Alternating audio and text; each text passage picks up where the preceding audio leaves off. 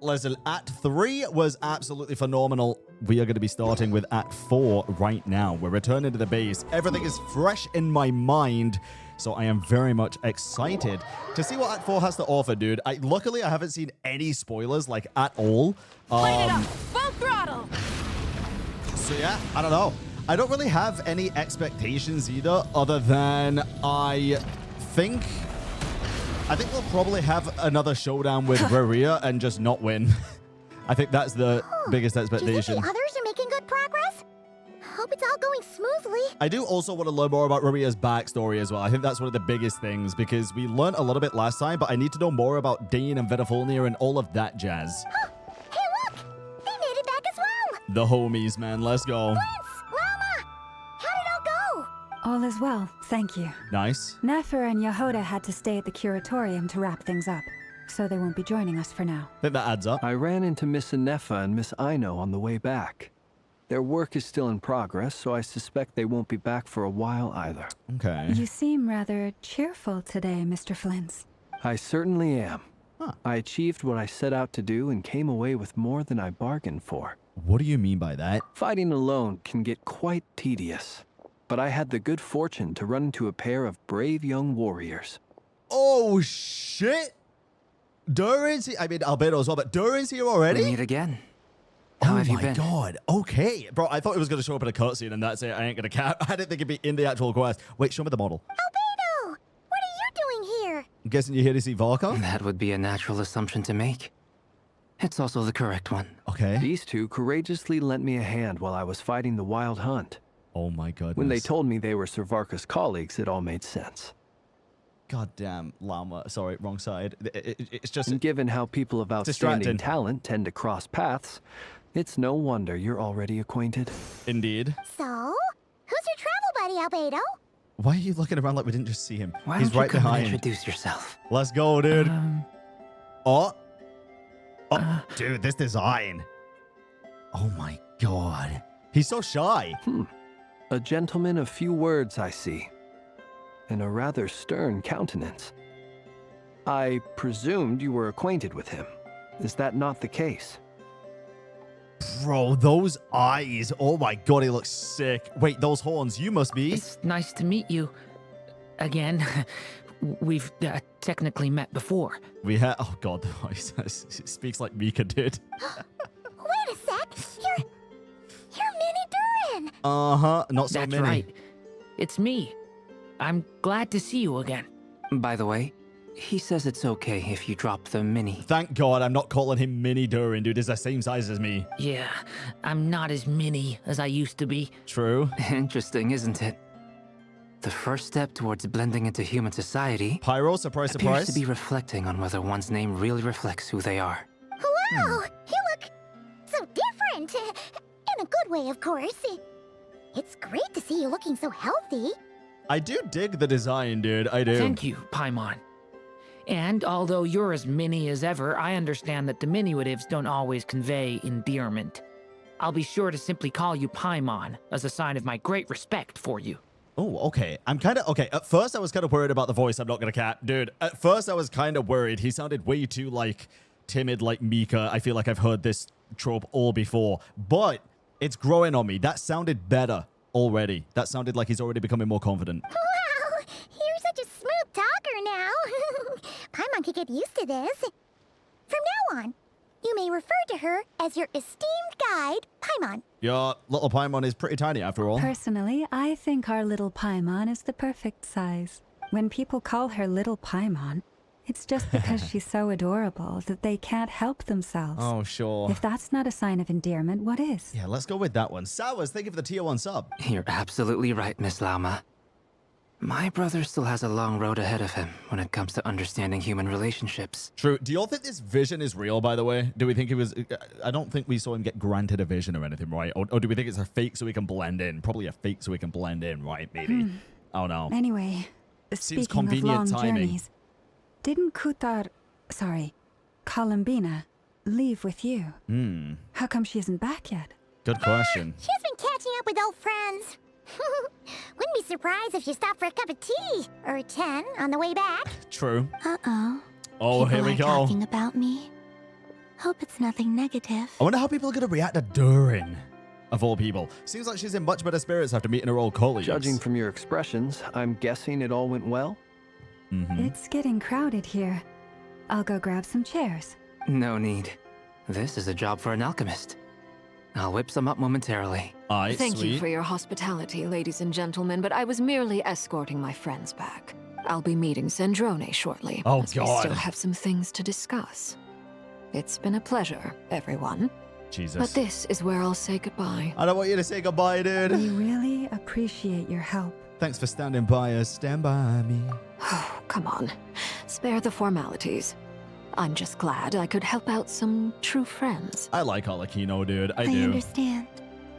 Well, bye for now, Harlequino. Goodbye, Damslet, who we will probably name in the future. This place is hopping. It's probably a good thing one of us left. Otherwise, we might not fit all these people in. Bro, he lives in a pineapple under the sea. What is Are you this? saying we're about to run out of chairs? As a matter of fact, I am. Come on in and see for yourself. Okay. Jesus. An elegy for faded moonlight. Ho, ho, ho. Bro is trying to be Santa so bad. It's embarrassing. All right, come on, let's go. I'm excited. I'm excited now that I see Durin here properly in the flesh. Oh, I'm even more excited now. Oh, my God. Jesus Christ, we're going off with a bang. I overheard your little chit-chat outside, by the way. With Miss Columbina's colleague gone, we should be back to the original crew plus the other Bro. colleagues I brought in. If you told me this time last year we would be having a quest where fucking Durin, Arlecchino, Columbina, Varka, and Dainsleeve were basically in the same scene, I would have called you a liar and slapped you across the face. Though, it looks like we have another new face. Someone else managed to rope in a colleague, too? He's probably here for us. Frankly, you and Paimon are the only people I know here. Well, pleasure to make your acquaintance with all of these fine you probably know Durin a little bit, though. Not gonna care. This here is Dainsleif, colleague of Tibet's greatest guide, Paimon, and greatest adventurer, the Traveler. Hell yeah. Well, not exactly colleagues, more sort of friends. A little bit of both. When someone else jumps in to do the announcing, you know you're speaking to someone important. Yes. Let's hear what he has to say. Note to self. Once Paimon knows your name, the rest of the world will soon follow. Yeah, Paimon's a yapper, When dude. he comes looking for us, it's usually something important. Paimon's guessing you've heard about the Wild Hunt, then. It's also usually only once a year and not this soon. From the looks of it, you're about to hold a meeting. If I were to say that the Wild Hunt is our mutual enemy, would that earn me a seat at the table? Yeah, I heard Minslee's reserving a seat just for you. As the saying goes, the enemy of my enemy is my friend. Hell yeah, Mr. Varka. Dainsleif, there's a seat with your name on it. Hell yeah. Though, I can't promise the same for everyone else. Hey, Albedo, think you can rustle up a couple more chairs? After all this time apart, Grandmaster Varka's first order is to rustle up a couple more chairs. Oh, God. I've missed this. Is he being sarcastic? I don't think so. Hey, he's your brother. Why are you asking us? I've still got a lot to learn about the nuances of human conversation. Fair. Trying to decipher Albedo's way of speaking has been like jumping in at the deep end. Oh, You good do be a point. bit awkward. I'ma get you now. Don't sweat it. There are people who go their whole lives without getting the hang of it. You're ahead of the game already. Look at you, Paimon, expert in the art of encouragement. Oh my God, we're crying. Jesus. I wonder what's taking Nefer so long. Perhaps you should go and check in with her. True. If anyone can hurry her along, it's you. Also true. I just got back from the curatorium. Besides, aren't you curious to see what's taking her so long? Miss Nefer doesn't strike me as the type to share secrets. And since gathering intel is her specialty, I'm guessing she'd prefer to keep her methods confidential. I would assume so too. Under such circumstances, would it not be tactless for me to impose? Yes. Oh, but it's fine for me to impose. Yes, Llama. Just go do it. What can I say? You have an unrivaled ability to garner people's affection, Miss Moonchanter. Besides, you have far more in common with her than I do. True. All right then. Nice. Enjoy. Enjoy. Damn, look at that walk, dude. She's got so much swagger. She barely fought back at all. Wonder why. I admire your powers of persuasion, my friend. I admire your nose that Flins does not have. As I'm sure Miss Lauma will realize soon enough, the trick in life is to always pitch in with other people's responsibilities so that you can be selective with your own. Another trick is to simply hide in the background. True. Spoken like a true sage. Anyway, looks like we've got some time to kill before the meeting. Let's take a little breather, folks. And feel free to chat amongst yourselves. Sweet. We'll get down to business once the other two arrive. All right, let's have a chat with... Jesus Christ, dude. Everybody, my God. You're both awfully quiet. Why don't I start us off with an icebreaker? Okay. Much obliged. Have either of you ever had your portrait painted? Ooh. If not, I'd be glad to help. That'd be kind of cool, That actually. sounds like a lovely idea. Yep. You know how to paint, then? I dabble occasionally. Bro, I wish he had his wings showing. He's an excellent painter. Tables, chairs, people, dragons, you name it. He'll paint it for you. I'm flattered. True. If I ever get the chance, I'd like to give it a try myself. I'll bear that in mind.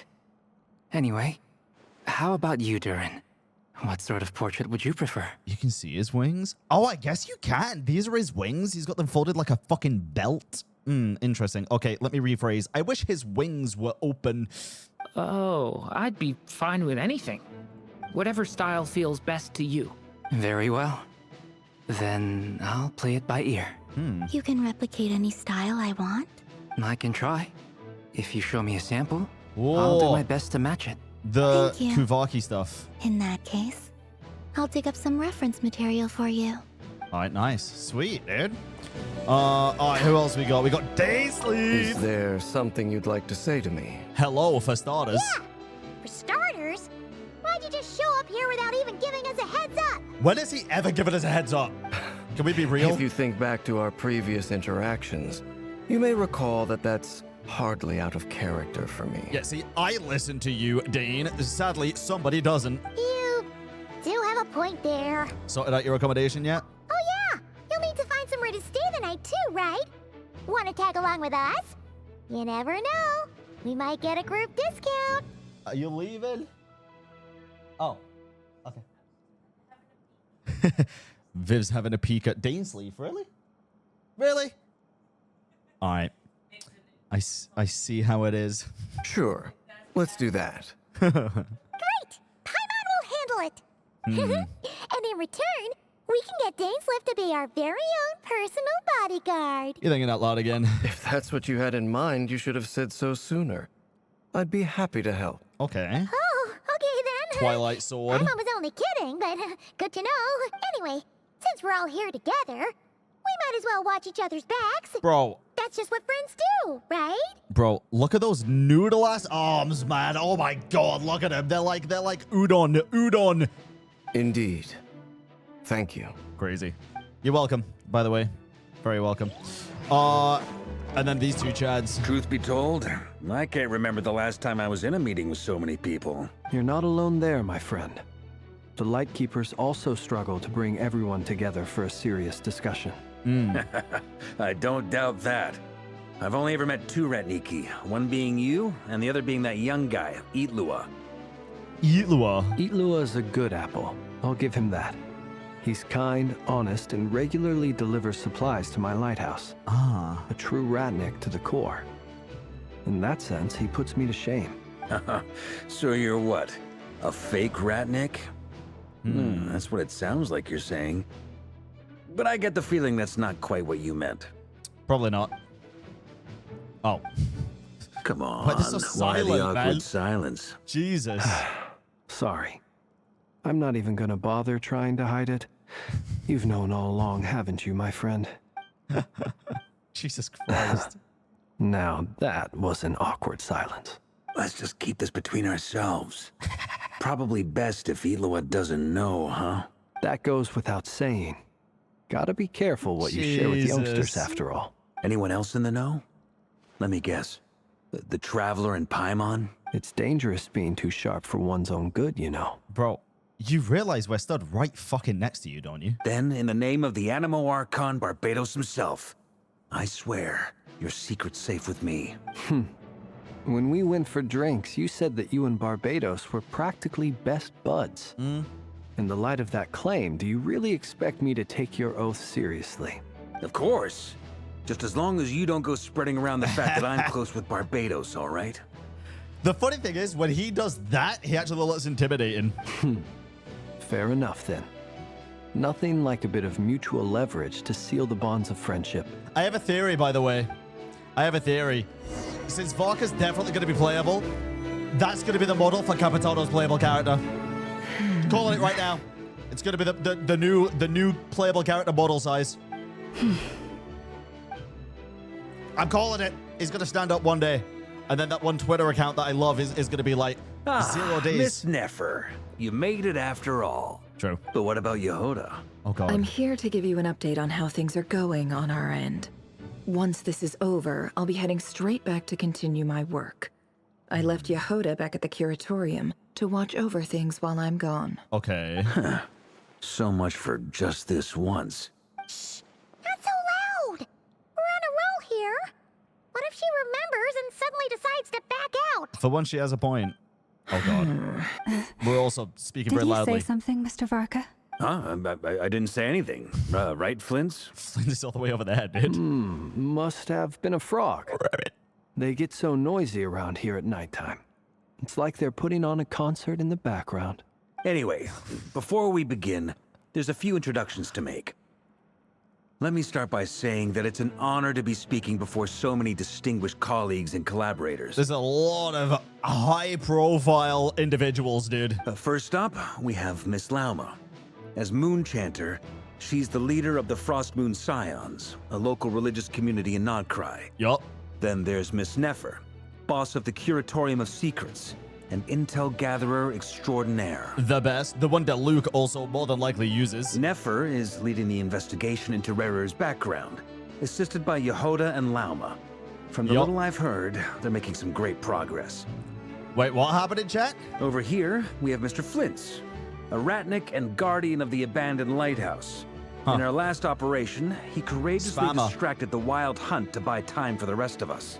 For those of you who've never met, this is Mr. Albedo, a renowned alchemist and captain of the Knights of Favonius investigation team. The Chad. By his side is a new face for us all, myself included. Well, everybody, Mr. Durin, pretty much. who has come to lend his aid. Next up, we have the Moon Maiden and former Fatui Harbinger, Miss Columbina. The Damslet. Then we have the Traveler, who's earned more titles than I could possibly hope to list out, so I'll spare you the rundown. Hell yeah. And Paimon, the ultimate travel companion and quite possibly the best guide in all of Tevat. Wow! That's a lot of people. Great turnout. True. Miss Nefer, it looks like you might have another job coming your way, so, congratulations on the booming business, I guess. You think I haven't got enough on my hands as it is? Oh, she does. Who's looking for me now? That would be me, Miss Nefer. I have a commission for you. Have these two met? I feel like these two have to have met before. And you are? Never mind. Who I am doesn't matter right now. What does matter is that I'd like you to gather more intelligence about the Rerir of Solnari. Oh, she's definitely met somebody that is close to this. She knows about probably the name Dainsleif then, right? But just not who he is, maybe? I don't know. That's weird. What? Why would you just tell her who you are? Well, it's not as if we never take on anonymous commissions. But in your case, I'll have to decline. I'm gonna take a wild guess and say your job's probably more hassle than it's worth. Something about you seems like bad news. It's my eyes, isn't it? Conrian, I assume. And what's with the mask? Are you trying to hide your identity? It's a pretty shit mask if that's the case. The fact that you're even still alive raises an awful lot of questions for me. There it is. My name is Dainsleif. Okay. And yes, I am from Conria. As I'm sure you're aware, the Rerir of Solnari's real name is Rerir. He was once an acquaintance of mine. Really? Then you must have been quite an influential figure yourself. The Twilight Sword. You flatter me, but none of that matters anymore. My point was simply to clarify why I have asked Miss Nefer to investigate Rerir's background. So you're both from Conria, and it sounds like you used to be friends. What am I missing here? Surely you already know how he became one of the 5 sinners. I'll tell you everything I know. The history of Conria, the names and identities of the 5 sinners. I remember it all like it was yesterday. I have never spoken openly of this before. But the truth was exactly as people say. The 5 sinners were each driven by their own desires, and it was by playing upon these that the Abyss tempted them to their fall, tearing Conria apart in the process. Okay. The visionary, Vedifenir, who wished to foretell the future. The wise, Haroptatir, who sought limitless knowledge. Gold, Rhindaughter, who desired to create life. Succeeded. The foul, Surtologi, who pursued supreme strength. Pretty much succeeded. And last, but not least, Rerir of Solnari, Rerir, Ravager of the Moon. Of the 5, Rerir is the only one who remains a mystery to me. He never harbored grand ambitions. So what changed in the space of a single night? How did he come to fall like the others? Probably his fiancée discovering that he was pretty much taking part in a genocide, right? In other words, you're saying that his change came as a shock to you, and you have no idea what actually happened? That's right. Huh. You mentioned how the Abyss tempted them, which led to their fall. But what did that look like in practice? And what other context can you give me about the events of that time? The more detail you can give me, the better. Strangely, now that it comes to it, I hardly know where to begin. Fair. The fateful night took place during the era of here we the go. Eclipse Dynasty. One day, my elder brother, the visionary, Vedifenir, was summoned to the palace by the Vinster King, only for the king to gouge out his eyes and cast him into the dungeons. Damn. Okay. When I came to hear of this, my fury knew no bounds. I gathered together every ally I thought I had, and together, we set a night to storm the palace and free Ved. Centuries on, the memories of that night still haunt me, like a never-ending nightmare. We broke through the palace gates, just like we had planned, each striking towards our separate targets. But then, I was betrayed. Even Vedifenir, the very person I had come to rescue, abandoned me and partook of the Abyss's power. So, it's personal after all. Then tell me, Mr. Dainsleif, what price are you willing to pay? You, of all people, must know that nothing comes for free. I cannot say what price would be worthy of such a commission. But know this. Rerir was not always a madman. Believe it or not, there was a time when he was just an ordinary man, working for the Conrian Intelligence Service. Okay, but the things that they had him doing weren't exactly ordinary, right? Uncovering the truth of Rerir's past is the only way to unravel this mystery. But before you decide if you will accept my commission, I will tell you more about him. Enough, I hope, to help you plan your next move. Okay. Sounds pretty good to me. Feels like we just flagged down a random passerby, only to discover he's actually a master strategist who has a score to settle with our enemy. Must be all that good karma I've been building. Who knew having a Conrian friend would come in this handy? True. Can I borrow your halo? It could be useful in the lighthouse. Hey, enough with the wisecracks. What the hell? Besides, isn't that lamp of yours bright enough already? Relax. It was meant to be a compliment. If that was a little over the top for your liking, I'll make sure to tone it down next time. Hell yeah, I'll man. give your proposal some serious thought, Mr. Dainsleif. Let's speak in private once the meeting is over. Before that, there's a few things I'd like to share. A voice. You recount meeting the... Oh, okay. Well, never mind. You recount meeting the Knave and how the iridescent moon's marrow was retrieved from the Crimson Moon's space. You make it clear that the Knave chose to help you out of her own accord, then conclude by reporting how the hearts of the three moons are finally in your hands. Now that we've united the hearts of the three moons, Never mind. your power should be greatly enhanced. But it seems like that hasn't happened yet. I believe it will take a little longer. Gotta bask in the moonlight. You've done so much for me, so I want to be completely honest with you all. Even though I'm doing a lot better now, the truth is, my recovery will likely be an ongoing process. From the moment I was born, my power has been slowly ebbing away. And that is because Teyvat has never accepted me. Even with the moons united as one, it seems my rejection cannot be undone. It is like magnetism at the end of the day. So far, I have yet to find a solution. It may turn out to be a problem that will plague me until the day I finally leave this place behind. Think of it logically, Columbina. If you're being repelled by Teyvat in the form of magnetism like the rest of the Kuvaki is, what is the opposite of Teyvat? It is the abyss. You must reside in the abyss. Succumb to it, and then you will be the attraction instead of the repellent. Even so, I will do everything in my power to help you drive out the Rerir of Solnari. As Arlecchino put it, this is not about chasing the spoils of victory.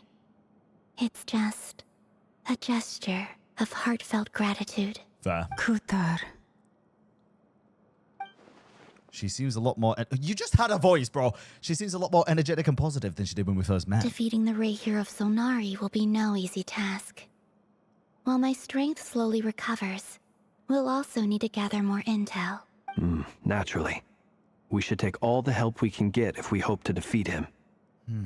We've considered several viable plans now, but our choice hinges on the answers to a few key questions. It's his thoughts, shit. I mean, in the first couple of Archon quests, we had our thoughts narrated by him as well, in all fairness. Is it even possible to kill Rerir? What experiences shaped the person or monster he became? And what's he really after? Given Albedo's expertise in alchemy, I think we should leave him to try and answer the first of these questions. Okay. I think that's fair. Understood. As for the other two, I'm afraid we'll have to count on you again, Miss Nefer. Believe me when I say it's not my wish to burden you. But right now, relying on your skills is our only option. So you're placing all your hopes on me, huh? A lot of them. We can't thank you enough for agreeing to help us. Honestly, I can hardly believe how lucky we are. You sure have a talent for changing your tune, Miss Moonchanter. Of course. Timid like Yehoda one moment, then Flintz's insincere flattery the next. Ladies, please. I must object to your portrayal of me. That's all. Feel free to keep bickering. Just pretend I'm not here. Fuck's sake. I almost don't want to leave this room. I'm curious to see how this plays out. Dude, I like this gang. I have faith in you, Miss Nefer. Something tells me you'll stand by us until the very end. Bro, Llama and Nefer just remind me of fucking Alhaitham and Cave. I'm gonna keep it about. Oh? And what makes you so sure of that? What if I suddenly decide that my compensation is insufficient? This isn't about the money. I can sense that you've got a deep-seated distaste for Rerir. And knowing you, that alone is motive enough. Look at them getting along so well. True. Like two peas in a pod. Yep. And I'm the one they accuse of insincere flattery. True. There is no justice. Miss Lauma, you have to understand something. Unlike you, I don't actually enjoy having everyone's hopes on my shoulders. Yeah, fuck all that, dude. That sounds stressful. Is that right? Well, maybe the fact that I'm willing to put my hopes in other people says more about me than you. But the fact is, I also trust you. And that's because I know that you're someone we can count on. It's true. Anyway, She do be good. we've got our plan, so let's get moving. Mr. Dainsleif, let's talk. And Traveler, once we're finished, if you've nothing else planned, I'd like you to come with me. Are we gonna have another deep dive into This Rerir's whole mind? experience is teaching me a lot. For instance, I now know that when other issues come up in the future, I'll have far more luck getting Lauma to convince Miss Nefer than trying to do it myself. Perceptive indeed. Hate to say it, friend, but that's one of the funniest things I've heard in a while. You should meet Sino. Why? You think I've got it wrong? Quite the opposite. But what makes it so hilarious is how long it's taken you to realize. True. Nefer and Dainsleif converse intently for quite some time. For the gravity of their expressions, you could tell how heavily the next stage of the plan weighs upon them both. After a short chat, Albedo and Durin head off with Volker on what they describe as sample-finding missions. Llama steps out for a while, then comes back loaded up with emergency medicine. She tells you that while people rarely expect to get hurt, it's a duty to be ready when they do. You and Paimon wait patiently for Nefer, content to see how well everyone is working together. Once Nefer's finished, you follow her and Llama back to the curatorium. Jeez, okay. Okay. I am here in the curatorium. Hi, Ashru. Let's go this way. Ooh, secret tunnel? Secret room? Thank you for waiting. It's not going to disappear. Why are you rushing? Bro, I just talk fast. That's okay. We actually used the time to help Dainsleif get a room at the hotel. Do you want me to talk at a snail's pace? That's very considerate of you. Now, I trust you share my curiosity about Rerir's past, and you seem fairly familiar with Mr. Dainsleif already. That's right, we've known each other for quite some time now. We spoke at some length after the meeting. He was the one who suggested I should invite you to join this operation. He feels confident that these secrets will be safe with you. Guys, if people are coming in and randomly spamming mods, we can put follower only on for 1 hour, so people have to be following for an hour before chatting. It's just a precaution we're going to have to take if people have been fucking annoying. It is what it is. Dane has a lot of faith in us, that's for sure. People have no life. Thank you for your trust too, Nefer. Likewise. I appreciate that you got right on board without interrogating me about why I invited you. It shows that you trust me to explain everything in due course. Indeed. That's because we know what you're capable of. We appreciate you too, Nefer. You might have been forced to help in the beginning, but this time, it was your choice. That's one way to put it. Another is this, that once a decision's been made, it's set in stone. Okay. After that, my only goal is to see it through. I get that. All right, so here's how it is. I'm going to access Rerir's thoughts again using my confidential method. Okay. Now, I'm sure you've seen things like this before on your travels, so you're surely well aware of how dangerous it can be. The reason I've gathered you all here is to ensure my safety during the proceedings. I plan for us to enter the fragment of his consciousness together, and once inside, I will focus on searching for information. Think of this as a diving expedition into someone's brain. If I'm the diver, you are my safety equipment, tasked with keeping me alive while I'm under the surface. Once the ceremony begins, we will all be spying on privileged information. But in the interests of safety, you must remain absolutely silent at all times. Oh god, can we leave Paimon here then? Observations after the ceremony has concluded. Bro, fuck that. Leave Paimon here. Do not let her. I'm telling you, I'm dead ass. I am so for real right now. I'm not even joking. Lastly, any individuals of a weaker constitution are advised not to partake in the ceremony. Thank God. In any case, Paimon has her own job to do, which requires staying in the room, but not joining the ceremony. This has to be a fucking excuse because she knows she just yaps too much. Nefer conspicuously left out the details of a confidential method. I guess her brain diving technique's a trade secret. Well, good luck, everyone. Sounds like all Paimon can do is cross her fingers and root for you guys. Interesting. You seem very okay with being separated from us. There's a little more to it Kind of than out that. of character. I was being serious when I said you have a job to do. While the rest of us are inside Rerir's mind, it's imperative that we have a team member on the outside. In the event that something goes wrong, you will be our first responder. I don't anticipate any issues, but the extra level of safety will be greatly appreciated. I second that. This is a dangerous operation here, and you're our whole rescue team. Damn. That's pretty much the most important job in the crew. I also am not a fan of that, to be honest. So, Paimon's like the lifeguard? Yeah, that makes sense. All right, got it. Good. I guess. Please, take a seat. Kinda? We'll get started momentarily. I wouldn't say lifeguard, since lifeguards typically dive in. That's not the... you know what? Fuck it. Yeah, sure, you're a lifeguard. It is what it is, man. Yeah, she also can't fucking swim, so... Did Mr. Dainsleif tell you anything else? He told me that he believes Rerir kept some big secrets in his life. He's not sure that they were the cause of his eventual downfall, but he's asked me to uncover what those secrets were all the same. He didn't know? Huh. But surely you're not planning to go through with this, no matter the cost. If you think that, you'd be overestimating me. Okay. I'm a businesswoman, not a mercenary. But I do have my own professional reasons for taking this job. You think I'd turn down the opportunity to get a first-hand glimpse into Conrian history? Yeah. No chance. It's pretty damn cool. Well, as long as you don't let morbid curiosity get in the way of safety concerns, we're good. We'll do whatever we can to help you. Yeah, that's fair. You're such a killjoy. She's got incense candles. Almost feels like a summoning ritual. Seems like Nefer still has no intention of sharing the trade secrets, but now's not exactly the moment to pry.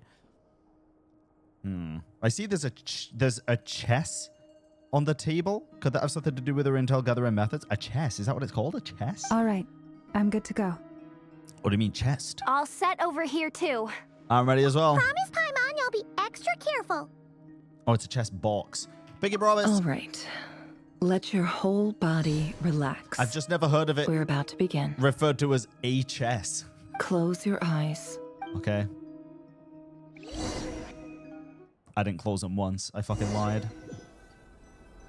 Oh my goodness. Wait, did it say chess set? Oh. Could this be his office? Pretty standard setup. Bookshelves, paperwork, files. According to Dainsleif, Rerir used to be an intelligence operative. Chances are there's plenty of top secret intel stashed away in this room.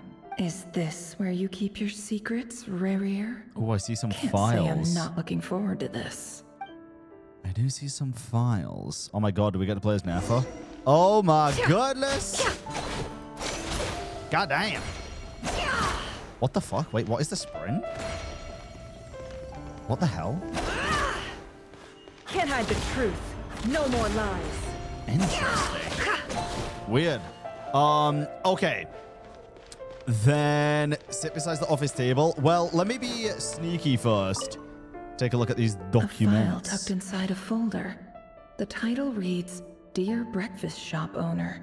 It's a list of names. But at this stage, I have no idea who any of them even are. Yeah, it seems a little unimportant, at least for right now. A device. Wonder what kind of encryption technique this is. Seems like it has to be inserted into that camouflage device nearby. Aha. It's an audio recording.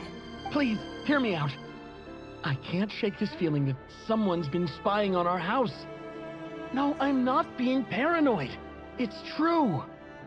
What the hell? I saw someone dressed in all black. It was a couple of days back, but that was on another street, not near my house. I swear, I know what I saw. There's a note in the margin. Surveillance of the Runforther residence has concluded. We apprehended the target and filed the mission report last night. Could the voice in the recording belong to one of Rerir's targets? Sounds like it. Interesting. Yeah, this music's fucking insane, dude. Jesus. Okay, what's this one? Bookshelves full of documents. Looks like these are all files. Packed with the personal details of individual Conrians. Oh, take it. The Crimson Moon Dynasty preceded the eclipse. Since Rerir worked as a secret agent during the latter, it stands to reason that he was tasked with purging remnants of the old dynasty. Yup. Yep. Lines up exactly with what Dainsleif told me. Indeed it does. Okay, so that's that. And I guess there's probably some more around here, right? Or is this going to be... Oh, these flowers are so fucking pretty, dude. Oh, there is another one here. A box. What is this? A box containing a ring inlaid with a precious gem. Wait. Must be for his girlfriend.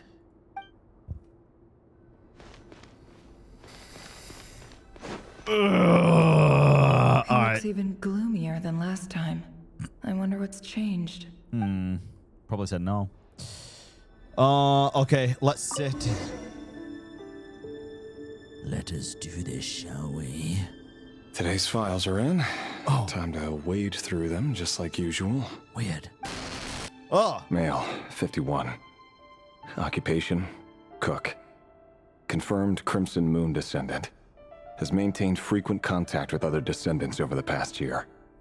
Poses a threat to the dynasty. Neutralized. Oh, I hate that noise, though. Goddamn. Oh. Oh, Jesus. This one should be archived under purged targets. Okay. Jeez Louise. Female, 23. Occupation, office clerk. Confirmed Crimson Moon descendant. Has maintained frequent contact with other descendants over the past year. Poses a threat to the dynasty. It's so fucked up, dude, because here's the thing. Like, I'm not going to be blindsided by the fact that, oh, this dude loved Tholindis. Oh my god. No, fuck this, dude. He's taking part in a literal fucking genocide. Just because he's got a love interest doesn't make him a god fucking person. God damn, this shit's fucked up. Neutralized. Christ. That, like, she didn't do fuck all Another wrong. one for purged targets. Well, she was literally what? Just keeping in contact with her descent. Come on. Like she was that other man's daughter. Never mind. What's it got to do with me? What it has to do with you is maybe it'll help you grow a conscience, bro. Christ. Oh.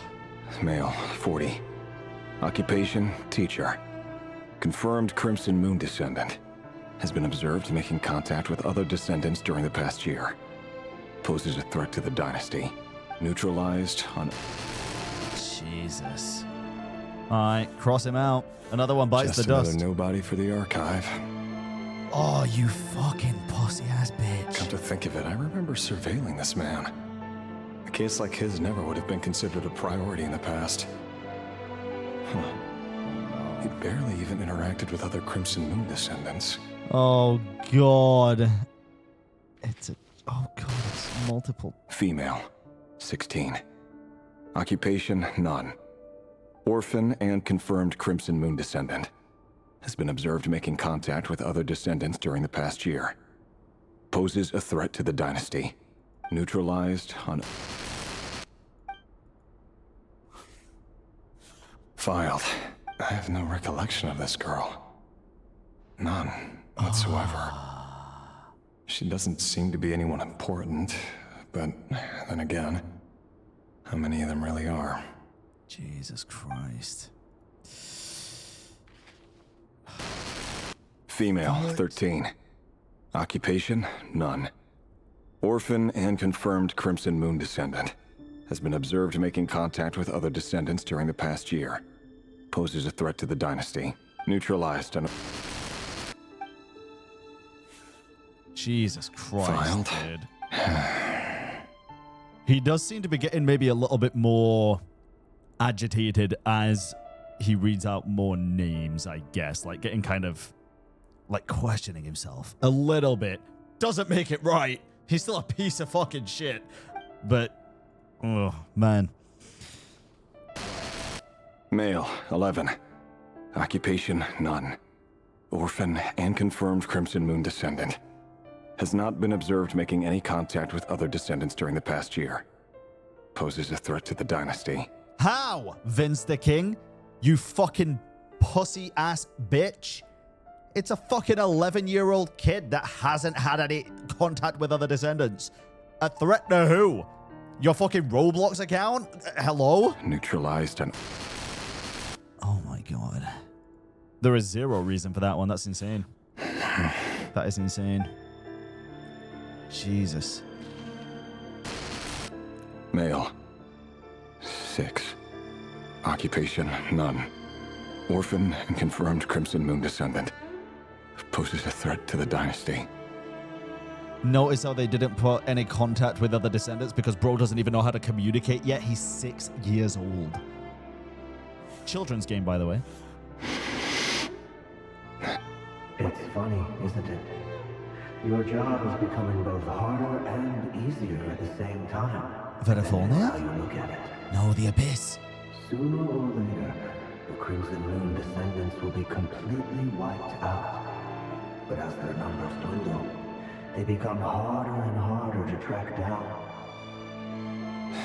That's not how it is. Fortunately, however, most of the able-bodied adults have already been taken care of.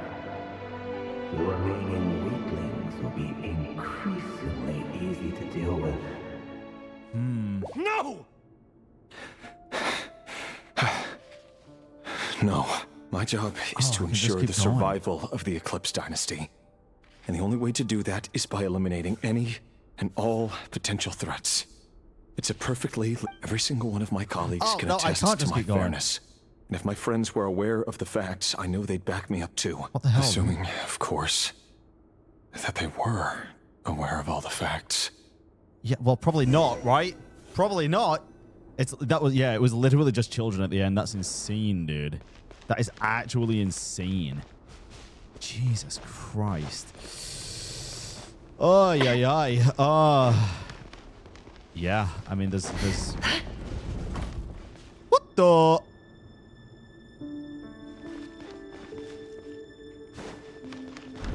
Ah! It's a door. Oh, interesting. Bro, oh my god. Ermine bathwater. Gross. Oh, let's go this way. Mr. Verafolnia? It's been quite some time since we last met. We're still not gonna get to see him, are we? Rerir, I trust you're here because you have something important to discuss. Forgive me.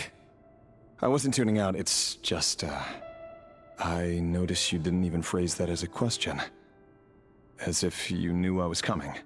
Tell me, does someone in your position ever feel the need to ask questions at all? It is indeed within my power to foresee certain things. He's a lamp? Things like your arrival. I was just thinking.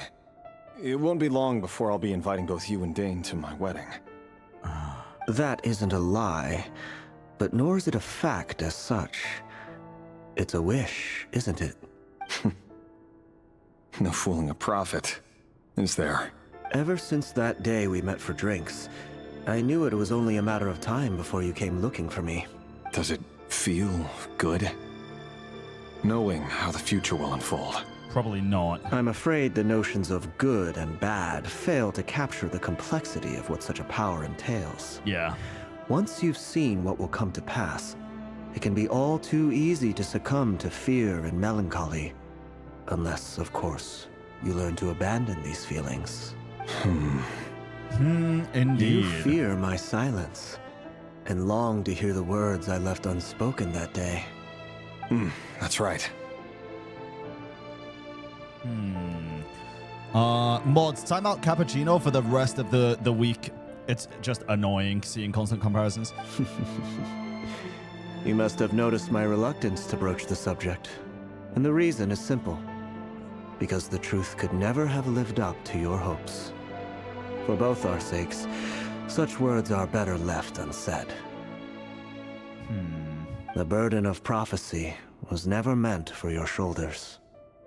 So who exactly do you deem worthy to hear your prophecies? None but our exalted king? He's definitely not worthy in the slightest. Our king as he once was. Okay. You're closer to his majesty than I am. Okay. You must know better than anyone how much he's changed. You say that as though it is to my benefit. Yet precisely because of that, I dare not speak rashly.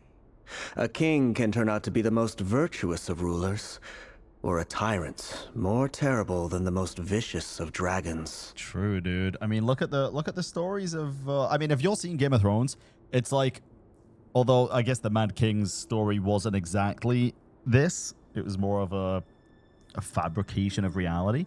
But then look at Daenerys, right? Look exactly what happened. It's the same thing. It's the same thing. Although this might be better written than Season 8, so... You are so wise and far-sighted, yet still you would have me live in fear of the unknown?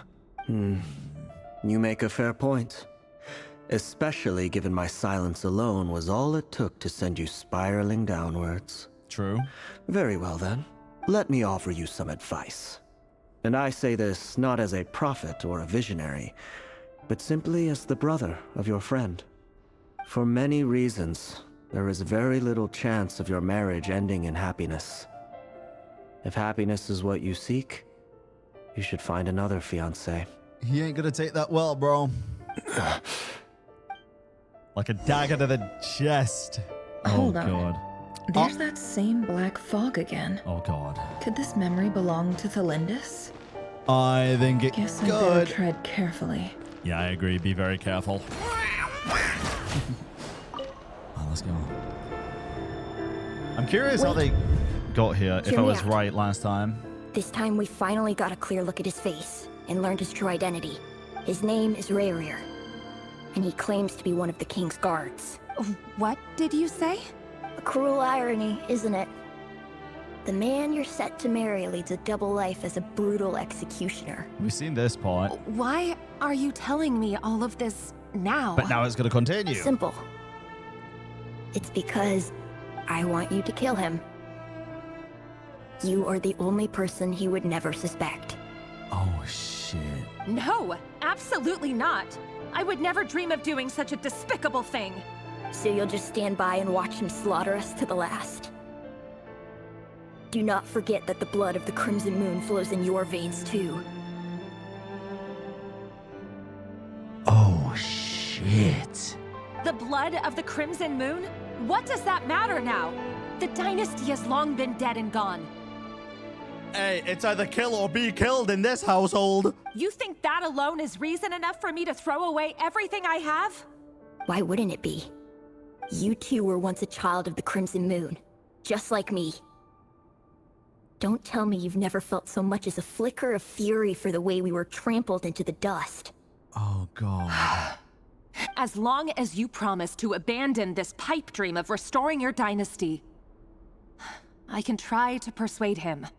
Or have him persuade the Vinster King. It's not going to go well, dude. It's really not. Persuade the Vinster King? Yeah. He's already gone mad. Already. Do you even know why he's so obsessed with hunting us down? Why he keeps trying to force us to hand over our secrets? Over and over again? Or why we refuse to give up on restoring the dynasty? The Vinster King. A blind fool. His eyes clouded by powers from beyond this world. A petty little man with a miser's heart. That's why he needs the visionary. And he dares to sit upon the throne? Mark my words. Sooner or later, Conria will fall. And it will be his doing. Damn, this kid's smart, man. If you can't bring yourself to do it, so be it. Just you watch. It won't be long before calamity descends upon us all. The Rerir of Solnari. Oh, God. That really is quite a secret you've been keeping from me, Rerir.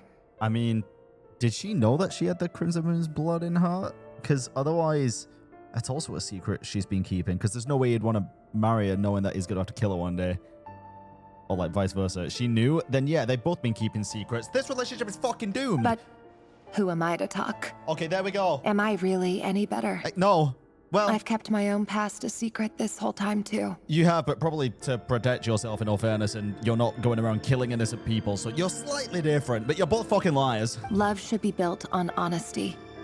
But ours was born from lies.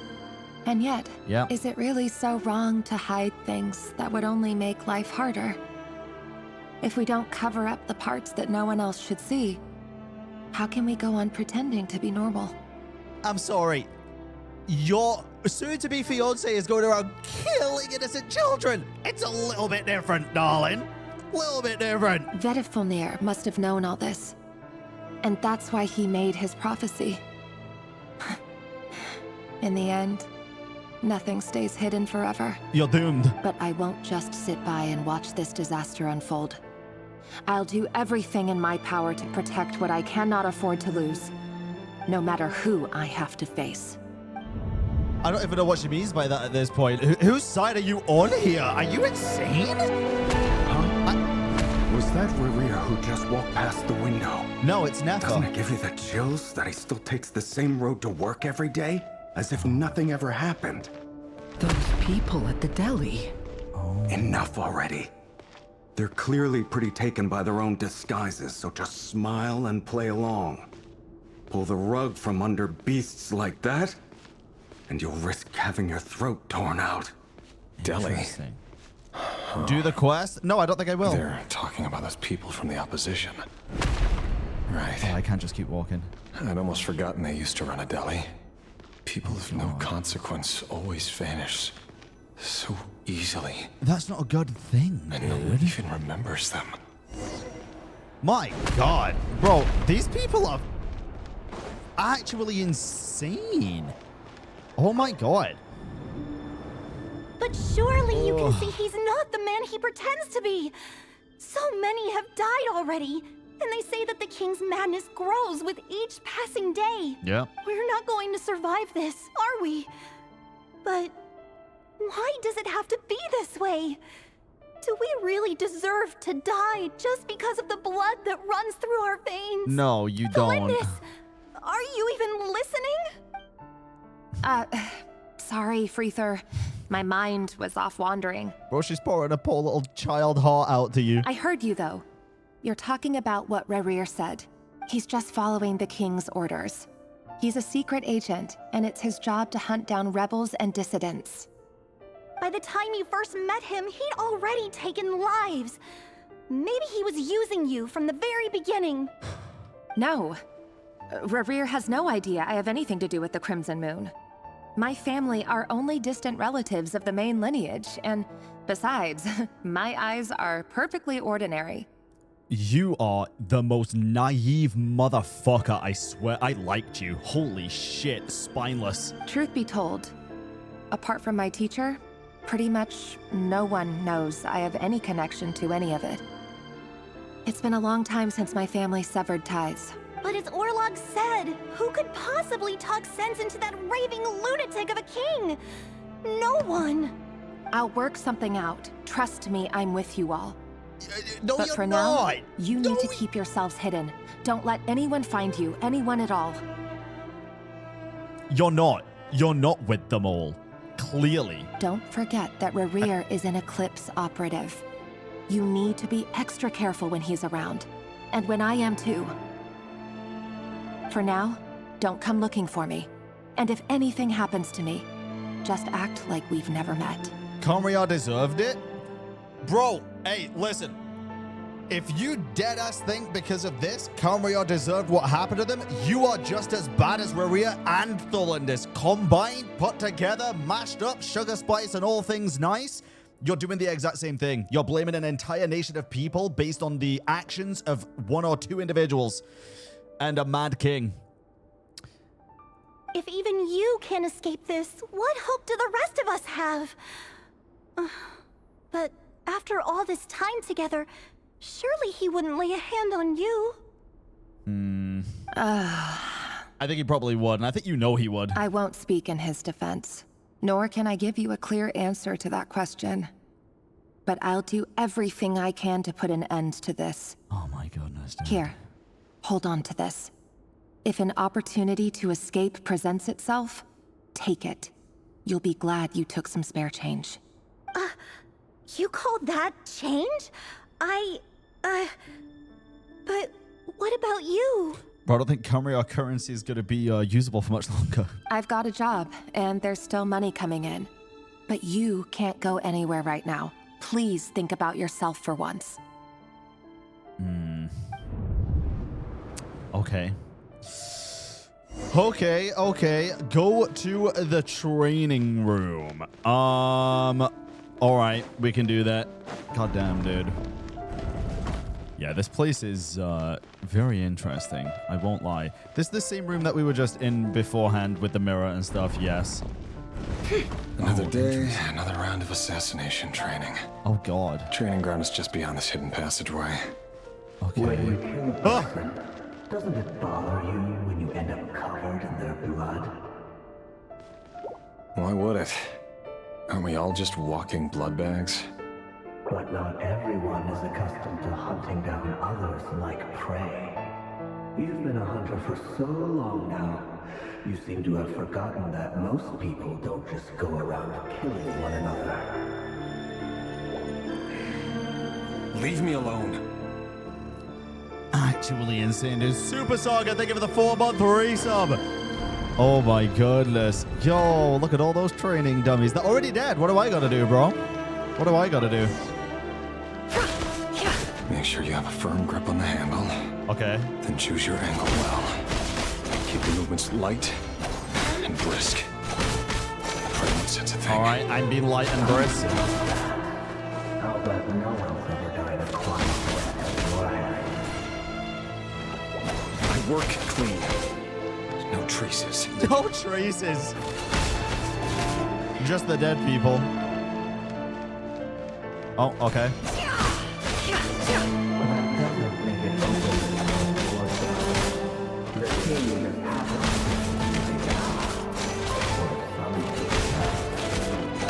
True. That won't happen. God, the music here is insane, dude.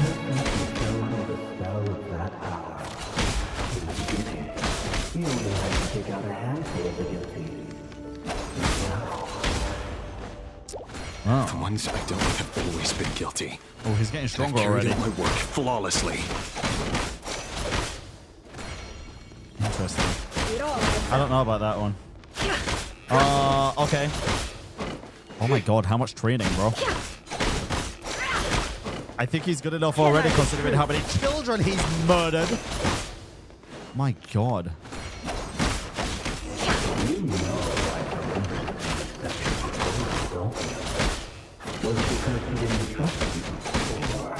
Oh, this is good. This is cool. Oh.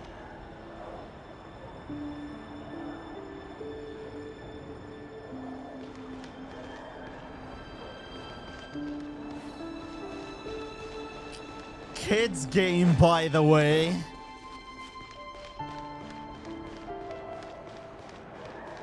Jesus Christ. Tholindis, do you still remember Orlog? Orlog? The boy who was pretending to sell flowers. Oh. You spoke for quite a while, didn't you? Yes, we did. Mm-hmm. What about him? He was arrested 2 days ago. Chances are he's already dead. He... I just don't get it! After everything he's done, why do you still stand by him? She's blinded by love, and it is fucking embarrassing. Or does it mean nothing to you that people keep dying? Wild, dude. No, that's not... Just hear me out. I need to go now, Tholindis. They're looking for us. You take care too. If you ever need a place to hide, Nah. come find us. I know you're a kid, but don't put yourself in danger over somebody who's this much of a massive pussy. Don't. Not worth it. Not worth it. Bro, Rerir and Tholindis fucking deserve each other. They're both dumb as balls. Christ. Author Tholindis. Over the course of this week, the research object was subjected to interference for a total of 47 hours for experimental purposes. The results are as follows. All subjects of observation that were sent inside have now... The situation within is proving more problematic than anticipated. No progress whatsoever. What now? Won't you give me even a glimmer of hope? Things are getting worse by the day. I have to find a way or we'll all be in danger. But you what? If all this research comes to nothing, what then? Sooner or later, it'll be my neck on the line. Exactly. But could he really bring himself to kill me? Why are we hating on them instead of the king, by the way? This might be a hot take here, but yes, the king is a piece of shit, but the people that are also following their orders are also pieces of shit. Like, I get it, dude. I get it. If Rerir was like, oh, I really don't want to do this. Like, this is fucking me up inside. And, oh, my God, if I don't do this, I'm going to die. That's one thing. But bro is like, yeah, so I killed this kid. And, yeah, this kid doesn't have any time. Yep, fucked up, dead. Is what it is. Like, there's no shame, remorse, or guilt there. They're all fucked in the head. All of them. It's not just one guy is bad and causing everybody else to be, so they're good. It's not that black and white. They're all fucking ridiculous. No. All of them. Surely he wouldn't have the heart. Oh, he's got the heart. Or lack thereof. But yeah, I'm not saying the king ain't the biggest piece of shit of them all. He definitely is. 1000% is. But oh! Why won't you just let us go? We don't even know each other. All we want is to live ordinary, peaceful lives. Yeah, my bad, Olog. You want to live? Are you surprised? Oh my god. Yes. I just want to go on living. Is that really such an unforgivable crime? No.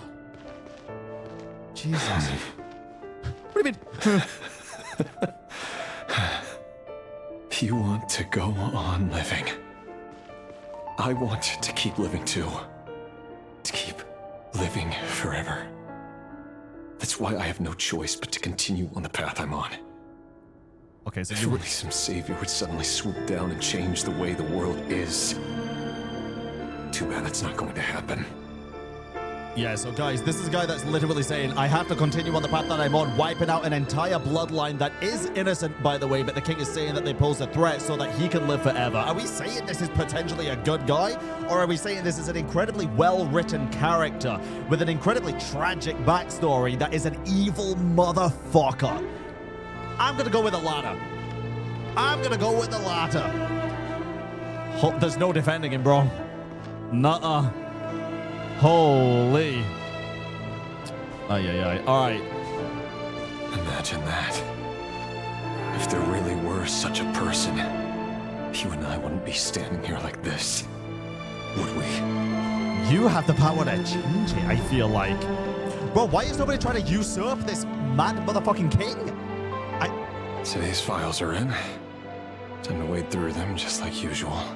No, I don't get tired of it. It's my job. And not only am I lucky to have it, I'm good at it too. Irredeemable, bro. Irredeemable. I don't care. Irredeemable. Wait. Is it Tholindis? Is it Tholindis? Please say yes. Oh yeah, then you're gonna feel real fucked up, aren't you? Then you're gonna feel real shitty about it because it's somebody that you actually like, but you don't care when it's countless innocent children. Tholindis? Deserved! For both of you! I can do that with my eyes. Yes. No. Yes. No! Yes! Why? But you bear no mark of the Crimson Moon. How could you possibly have anything to do with them? It cannot be! Oh, it can. And it is. Why you got the halo sword on your back? A diluted bloodline.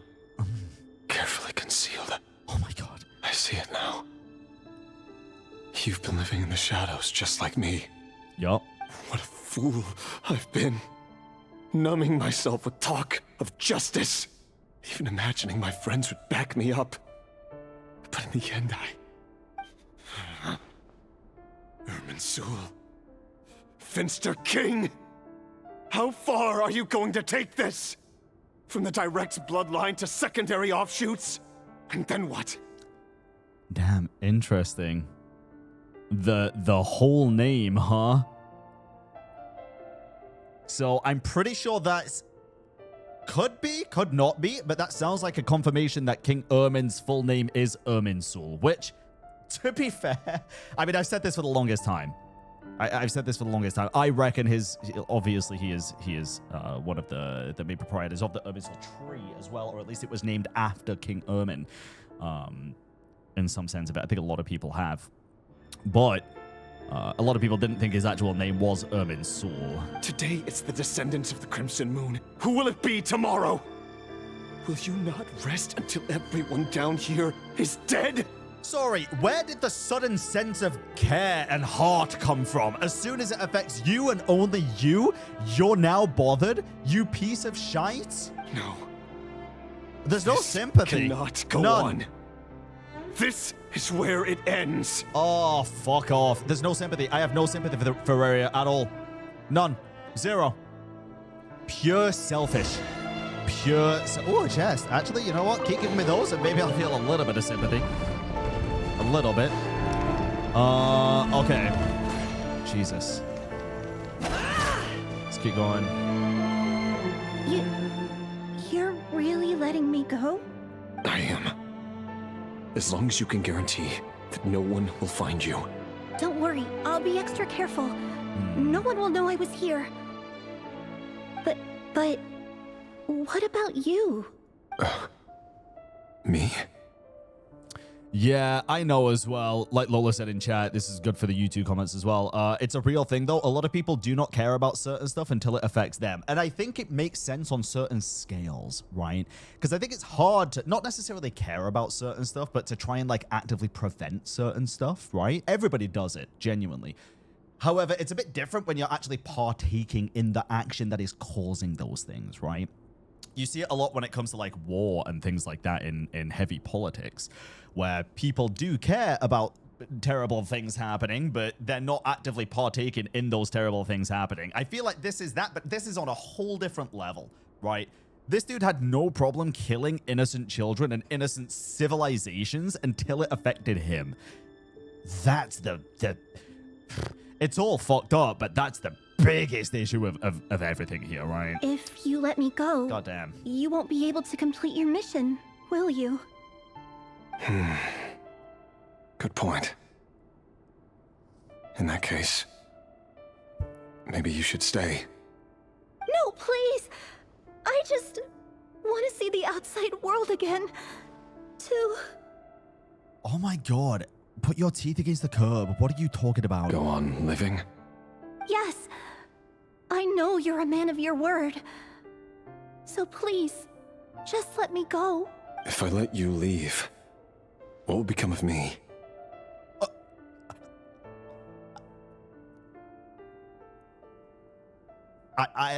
I'm actually speechless. Okay. Just kidding. Go, now. Terrible joke, good sir. Never become a court jester. But remember, don't let anyone know you were caught. We'll be seeing each other again very soon if you do. Christ. Oh my god. Even shadows in the dark must live by a code. But you can't save everyone. You've been whispering in my ear for days now, Vedifalnir. I don't think it's Vedifalnir. What are you trying to do? Break me down? I don't think this is Vedifalnir. I would assume it's not. I only say this because you long for an answer to your I think this is the Abyss, surely. Let her go, Rerir, or you risk losing everything. I will not abandon Tholindis. Then you'll need a little more vigilance and a lot more power. The world is changing, Rerir. I reckon. For your moment of opportunity. If this is... That voice used to be so unclear. But now I know exactly whose it is. It's either the Abyss... It's Vedifalnir. Mimicking Vedifalnir, or it's Vedifalnir from where we have currently seen him. Maybe not from that time, but when he was already kind of clearly corrupted by the Abyss after he became a sinner. But I doubt that. I don't think it is Vedifalnir in the slightest. It could be the purple crystal Vedifalnir. I think it's not Vedifalnir from now. It would make zero sense for it to be the Vedifalnir from this time that he has been interacting with. That makes literally nil sense. He won't tell me how to actually resolve any of this, but he keeps trying to manipulate me like a puppet. What's his game here? Tell me then. What will this moment of opportunity look like? The reason I feel like it's the Abyss is because Rerir has to succumb to the Abyss to become the sinner, and I feel like this is the way that it's getting him. And no answer. He's like a ghost. Always disturbing me when I'm on edge, but never answering when I need him most. So, the Eclipse dynasty was purging.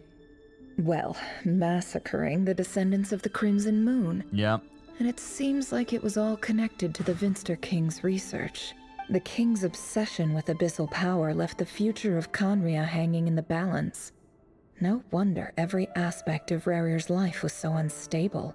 Do I like Rerir's writing? I think it's phenomenal. I think it is absolutely fantastic when a game or movie or anything causes you to despise a character so much.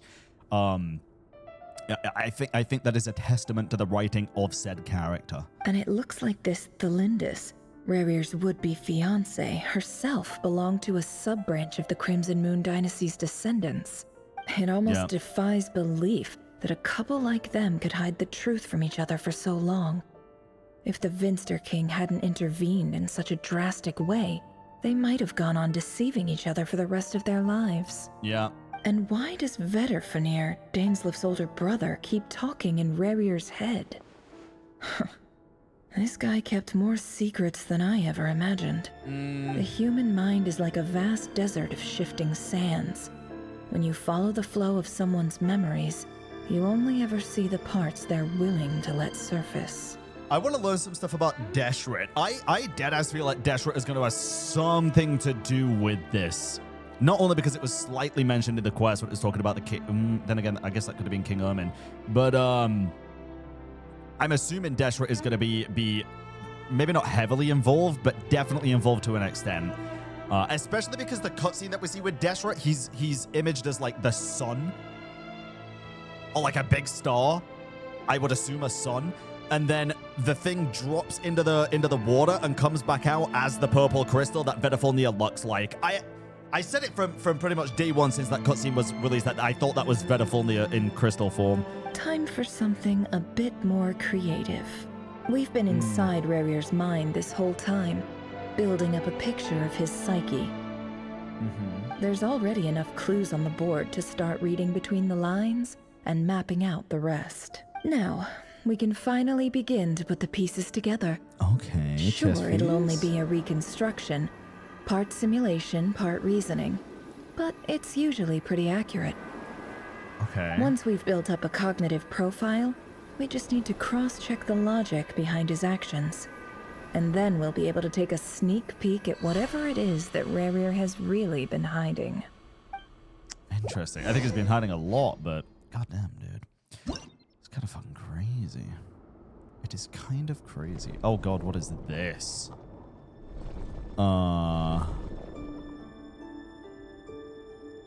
Jesus. Rerir, are you there? Okay, so that was Danesley's piece. Moving pieces consumes action points. When all your action points are used up, you'll be returned to the previous save point.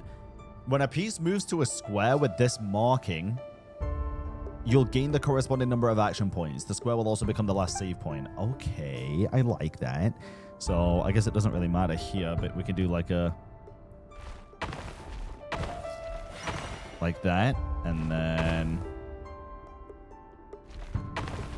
this. This. Okay. Hey, Rerir! Come out, it's urgent! Dane? What's wrong? Quick, come with me. I'll explain everything once we've met up with the others. Okay. Okay. I'll come. But Tholindis is still over at the Universitas. I'll need to leave her a note. All right then, but make it quick. I've never seen Dane so worked up before. Whatever this is, it must be big trouble. Huh. I'm so curious, dude. I mean, this could be so many different things is the issue. Make use of movement squares to move pieces in the marked directions. It doesn't consume action points. I can't see shit, dude. Oh, okay. Jesus. Okay. I'll do this just to be safe. There we go. Get another one. Ooh, gold! Rein de terre! Well, this is a nice change, meeting you all at this hour. When men and women of ambition can speak face to face in broad daylight. I say that's a big step forward for our dear Conria. Don't be ridiculous. Oh, damn. We do not fear the day. Why would we seek refuge in the night? You might ask your blade that same question. I'm told it prefers the cover of darkness. The word on the street is that Sir Delogi only strikes when he has an unfair advantage. But that is patently false. I see you're missing an arm and a leg. Surely only a fair fight could explain that. If this is your way of offering me replacement limbs, believe me, I'll take them. Oh, we can certainly discuss that. Oh, damn. With bioalchemy, anything is possible. Assuming I have your full support in my research. Holy shit, dude. Lunatic. You're all fucking lunatics. Let's keep it a buck. Roptiteer. Oh. What brings you here? This is Roptiteer's? Oh my goodness, dude. It's like a fucking laughing mask. Why, Dainsleif, of course. He invited me. Oh, that sounds like a smarmy-ass voice, dude. Oh, he sounds like a slime ball. Please, cast aside your apprehensions, Miss Rhine-daughter. Whatever the rumors may say, I am but a humble servant of the king, and I can assure you he affords me no greater convenience than he does you. Well, the Universitas Magistrorum won't stop fawning over you. So at least some of the rumors must be true. You're clearly doing well for yourself, so drop the humble servant act. It endears you to no one. You're president of the Universitas Magistrorum, the chief royal mage known as the Wise by royal appointment, and by far the most favored among the 4 pillars of Conria. Wait, interesting. Interesting. Chief Royal Mage. What was Piero known as? It wasn't a mage, right? It was, oh god, what was the actual terminology used? It was like, was it a oh no, it was a mage, wasn't it? No, not just, no, it was court mage. It was, because, at the time people were thinking sage, but it was mage. Interesting. Okay, so maybe either, I guess, could be the Wise, but I'd say more than likely was like an apprentice under him or something. Vice President Veit doesn't even try to hide his envy when he sees you. Huh. My success is the product of hard work and good luck. It's as simple as that. Were the king not such an extremist, I hardly think I would have received a senior post at my age. Of course, no job is without its gripes. Serving a king like ours can be a challenging task, as I'm sure you can imagine. And as for Efterveit, in missing out on the presidency, he's dodged a mountain of stress. Like everything else in life, it comes with pros and cons. Is Veit the same as Efterveit? You're all here. Oh, Jesus. I apologize for the short notice, but it was an emergency. Okay. Okay, when they're chess pieces, it doesn't really do anything. Zooming on them. Wait, Sertology doesn't even know. Oh, interesting. Okay. Wait, but Dane... Mr. Sertology. Yes, I handled your case file during your sentencing. Nothing personal, of course. I'm pleasantly surprised that you remember me. You're clearly a person of substance if you've been invited here. But Dainsleif, you'd better have a very good reason for convening this little gathering. Yeah. It's my brother, Vedofenir. After he spoke at the court this morning, the king was so infuriated by his words that he had him blinded in both eyes and thrown in prison. Yeah. Vedofenir in prison? Strange. I thought the king trusted him and Roptiteer more than anyone else in the world. Does this mean the king's circle of trust just got even smaller? I would argue, yes. It has nothing to do with trust. It's about what the king wants, which is as clear as day to anyone paying attention. I simply appease him, because it's in the best interests of the Universitas Magistrorum. And also because you're slimy. I do it! Vedofenir, fucking little slime perhaps ball. Less so. But still, a visionless visionary? It rather inclines me to think that qualifications are not what get you ahead in Conria. Good voice actor. I called him out for being slimy on the first word that he fucking said. Typically, I can tell a slimy Brit by the way that they speak, to be fair. Do you honestly think this is an important discussion to be having right now? Dane, what are you planning to do? Rescue Vedofenir, I assume. Probably kill the king. Correct. It will mean storming the palace by force. Tonight. I need all of you on my side. That's far too dangerous. And don't forget, Dainsleif, you're captain of the Royal Guard. You swore an oath to the throne. Oh, God. You've been planning this for a while, haven't you? I have no desire to commit treason. But whatever critique the king may have of Vetifanir, disfiguring your most loyal subject for putting the best interests of his court and nation first, this is not the conduct of a wise ruler. True. My blade will force the king to see the error of his ways. So, Vetifanir's prophecy enraged the king. I'm sure it wasn't what he wanted to hear, but if he won't take counsel even from the visionary, that is deeply troubling news. Yeah. The extent of His Majesty's madness is now all too clear. The question is, how does a man like me get out of this situation unscathed? You have noble ambitions, Dane. Only cares about himself, dude. I'm afraid they don't do much for a guy like me. I'm not interested in saving the world. All I want is a letter of pardon.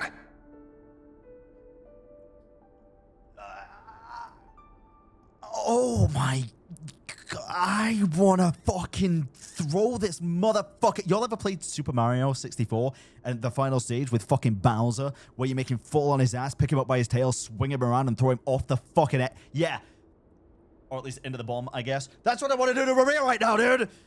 A letter of pardon? For whom? Tholindis? The chances of the Vinster King issuing a pardon for anyone connected to the Crimson Moon seem vanishingly slim. Damn, so fucking slimy. Oh god, what is this? Okay, that's fine. Oh god, enemies? Oh no.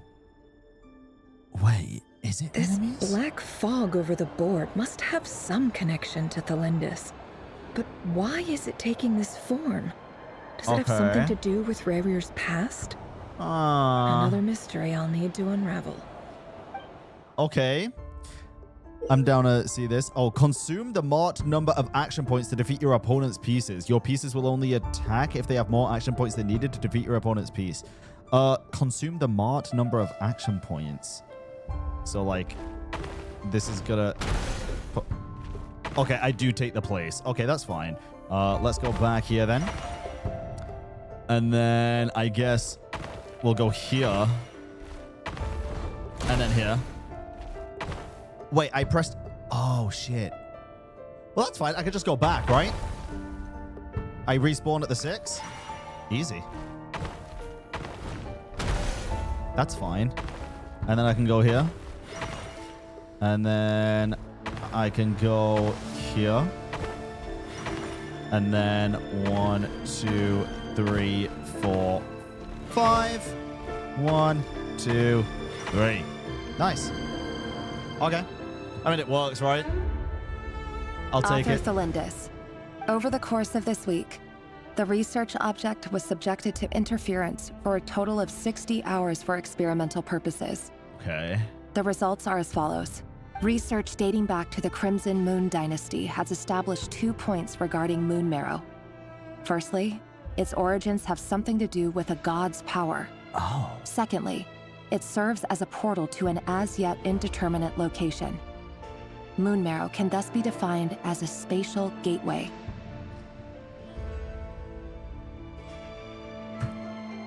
However, there are a number of hurdles to overcome before we can answer the question of where it leads to. To start with, opening the gateway requires a specific power source, which the relevant literature indicates. Come on, Tholindis, stop speaking in radio. An enormous amount of power is then required to keep the gate open. Currently, the total power output of our instruments remains in the single digits. To make matters worse, I am now the only staff member remaining in the Moon Marrow lab. The Universitas Magistrorum recently decided to move most of its personnel into abyssal energy research, which has stymied all Crimson Moon-related projects. I do. Usually, so we've only really heard the term gateway a couple of times in Genshin Impact, right? Typically, we call things portals or something like that. But gateway was, I think the first time we heard it was actually at the Venti statue in Mondstadt for open up the gateway to Celestia. I'm curious if collecting all of the Moon Marrow things will somehow become a key to somewhere at least like Celestia, or maybe just a key to the actual real versions of the moons, you know? And that's how we get Columbina back to her moon. Let's continue with this. This is not a wise move.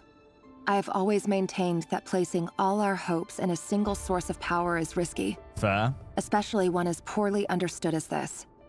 As well as making ourselves overly reliant on a single resource. We are neglecting other promising technologies. Sure. I apologize if this comes across as disrespectful. But as a Moon Marrow researcher, I desperately want to see the world beyond the gateway. If we really made it there one day, what would we find? And how would we go about taming the unknown? The Celestial Atlas. My imagination is endlessly fueled by questions such as these. Roosh Room, thank you for the 4-month resub. I see where she's coming from with that, to be fair, I do. I feel like she's going down the path of reconciliation with herself now, right? Like she's realizing that everything, that she's lied and that she's been harboring a liar. But I still think she's a piece of shit. I really do. Yeah, I guess imagine if the gateway is the door in Sumeru. Could be so many things, dude. That's the thing. Examine the other dark fog. Okay, where am I supposed to actually be going? God, this camera movement is dreadful in this mode. I'm not gonna lie. It's all the way down there. Jeez, dude. Okay. Then I guess let's do 1, 2, 3, 4. 1. Kill this one. Oh. Well. Ripperoo, and then this. Oh, this is just a cheat tactic, dude. I should have really gone to this one, I guess, but it is what it is. We made it anyway, so who cares? We made it. This is for you.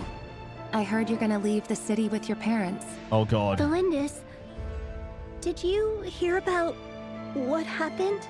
I've heard nothing. Rerir got back very late last Friday, and he was acting a little unusual, but he slept pretty well, so I'm guessing whatever he did was a good deed. You never saw him, and I don't know what he did. And this conversation never happened. You understand? What if he finds out that you pried into his secrets? Don't be silly. I don't know what secrets he does or doesn't have. All I know is he's just a normal guy who happens to run some errands for the king. Oh, I'll keep it 100, guys. I will keep it 100. I have never been more angry at characters in Genshin Impact in a single quest, and that is a testament to their writing. And I know she's probably saying it just to make the little girl feel better. But either way, she is just basically gaslighting herself at the same time. God, she's a piece of shit. Are you scared of him? I don't know. What do you mean you don't know? He's killing your entire bloodline. The Rerir I know doesn't match the person you all describe. That doesn't matter. That's because you don't know him because he's been lying to you. Oh my God. Get a grip, Tholindis. Logically, I should be scared of him. And yet, I don't want to lose him. You never had him! Oh my God. Enough about that. I'm going lightheaded. You should get going, and be careful with the package I gave you. I'm eating Keep a it snack. secret. I'm eating a snack. Keep it safe. I need some kind of something. What's in it? Oh. A piece of the moon. All you need to know is that as long as you keep it safe, then in the future, everyone will be able to see a red moon. Bro, is this Clovey? Did she give it to Alakina? What? What do you mean? A red moon? You mean our moon? Interesting. That's right. Our moon. Promise me you'll look after it. I promise, Tholindis. The Crimson Moon bloodline will never die out. Its light, the color of blood, will become like a fire that flows in our veins.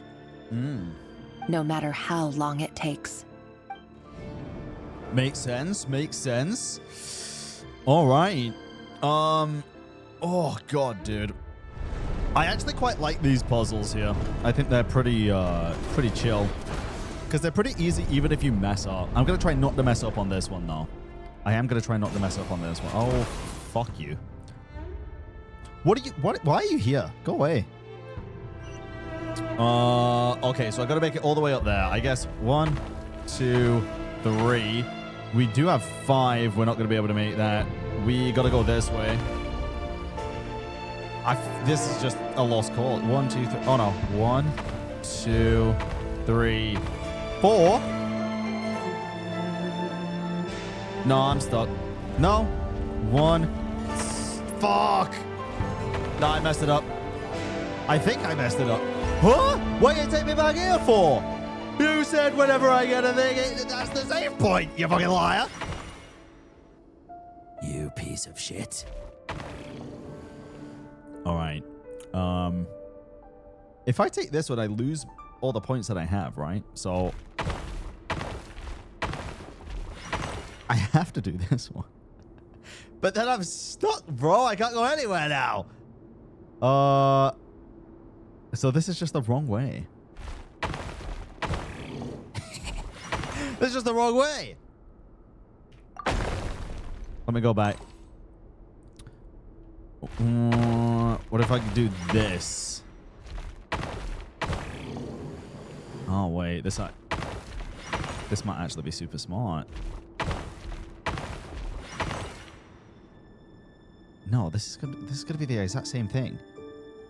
I guess. Unless I go here. And then you gotta go back and then there. And then you kinda suck though. Well, fuck it. Wait a minute, I know it's official. Oh fuck. Okay. Back to the previous point. 1, 2, 3, 4. Oh, we don't even need to do that. Okay, 1, 2, 3, 4, 5. 1, 2, 3, 4. And there we are. Hurry, everyone, and stick to the plan. Pretty fun, dude. Sir Dainsleif, what are you? Is this treason? What are you saying fuck me for? You know what happens to those who betray the throne. Please, don't do this. It is the king himself who has betrayed the throne. True. He has betrayed all of Conria. True. If you have any love left for justice in your heart, you should join me. It's showtime. Dane and his group will handle the troops in the palace. Then Hraptatyr and Rhindaughter will disarm the security measures. My job is to enter the prison and rescue Vedifalnir. That was Rerir's job. Stay safe. Wish me luck. No. I mean, good luck. Look after my brother. Oh, God. I feel like Dane should be the one. Oh, God. Draw your blade. It is time for justice to prevail. It's time for justice to travail. I mean, oh, shit. Spoilers. Okay. Wait, we have 2 chess pieces now? Oh, jeez, Louise. What is going on here, man? What the?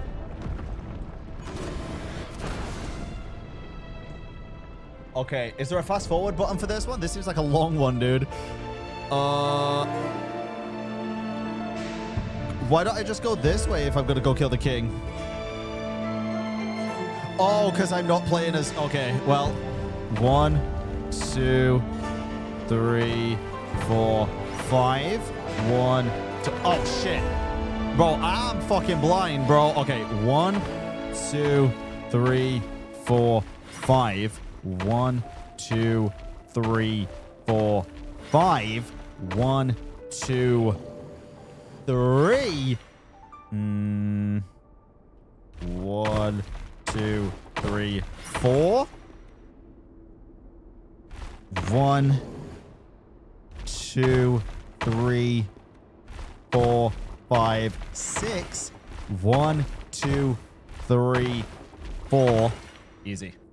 Easy. All right. This place is filthy.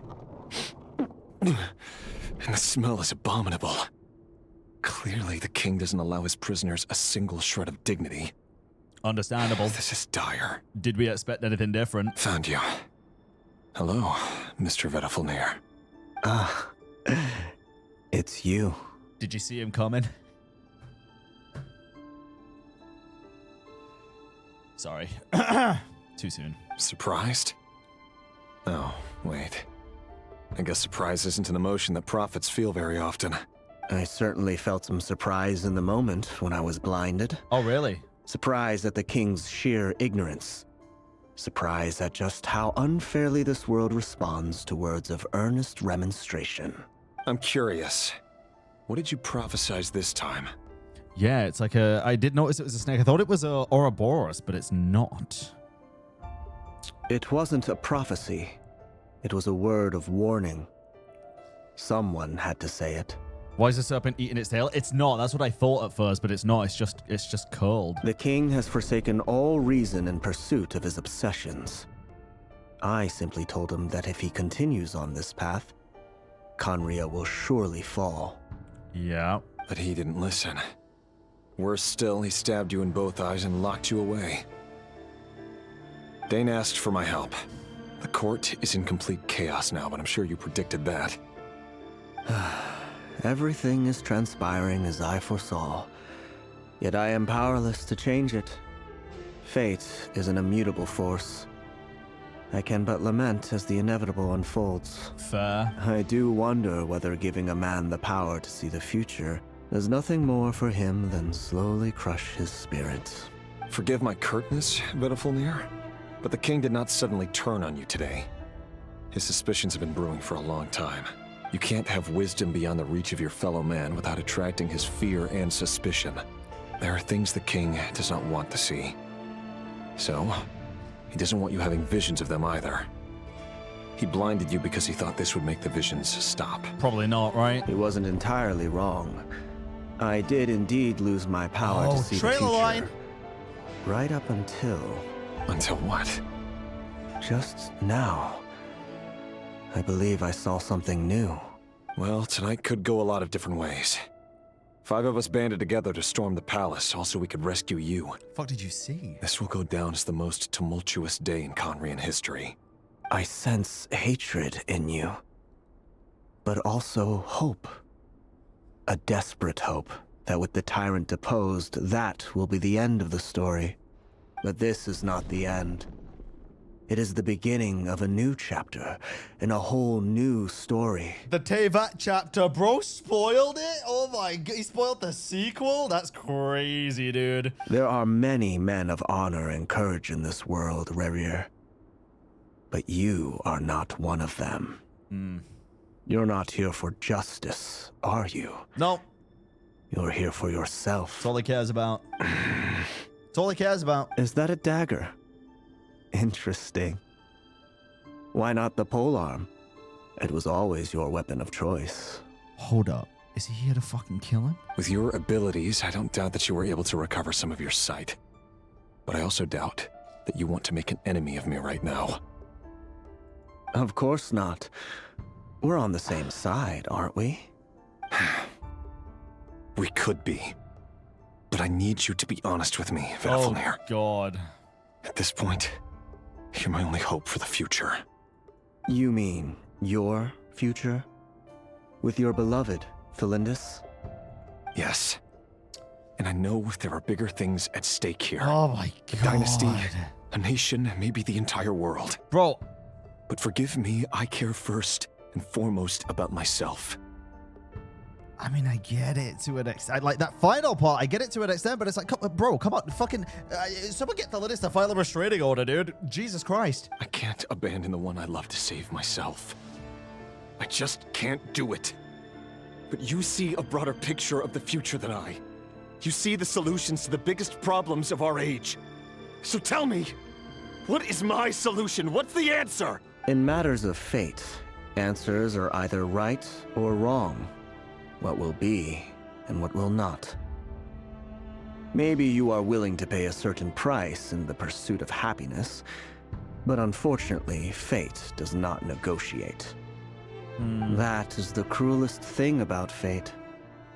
It is unmoved by your sacrifices. That can't be true. I know it's your voice that I keep hearing in my head, urging me to see how the world is changing, to seek more power, so I can protect the things I love. You show me disaster, but you won't show me how to avoid it? Why? Why are you doing all this? You're owed nothing, in all fairness. Literally nothing. My voice. In your head. Told you, bro, it's not him.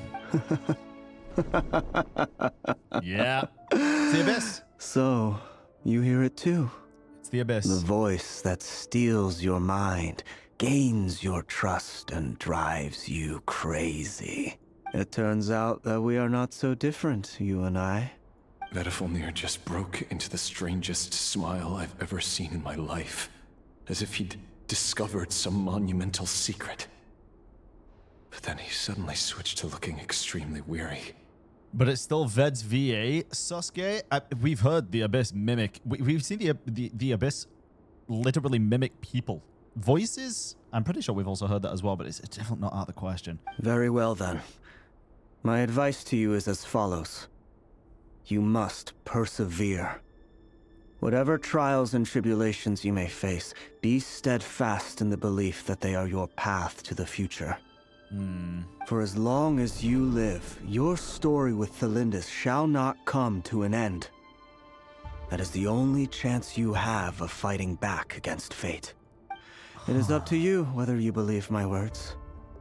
Regardless, that is all I will say on the matter.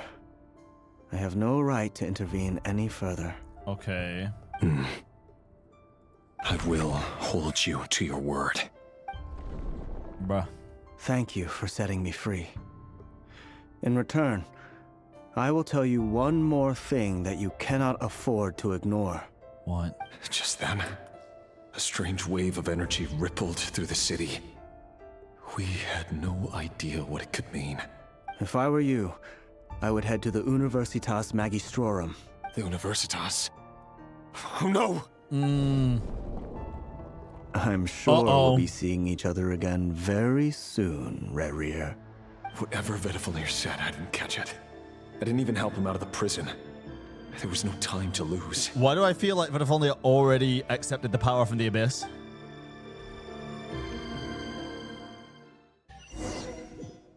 Oh, God, dude. Shit. Okay. Hurry to the Universitas Magistrorum. Or Magistrorum, I guess. Oh, shit. Monsters? I have my whole What's team. this Rhindaughter's doing? By the Universitas Magistrorum. Why do I have my whole team, bro? Oh, damn. My bad. The Universitas. That reminds me of a rumor I once heard. Allegedly, the king installed secret mechanisms in the palace and around the city. No one knows where they are or what kind of power they hold. Convenient. But if they were ever going to activate, it would probably be on a night like tonight. Help! Help!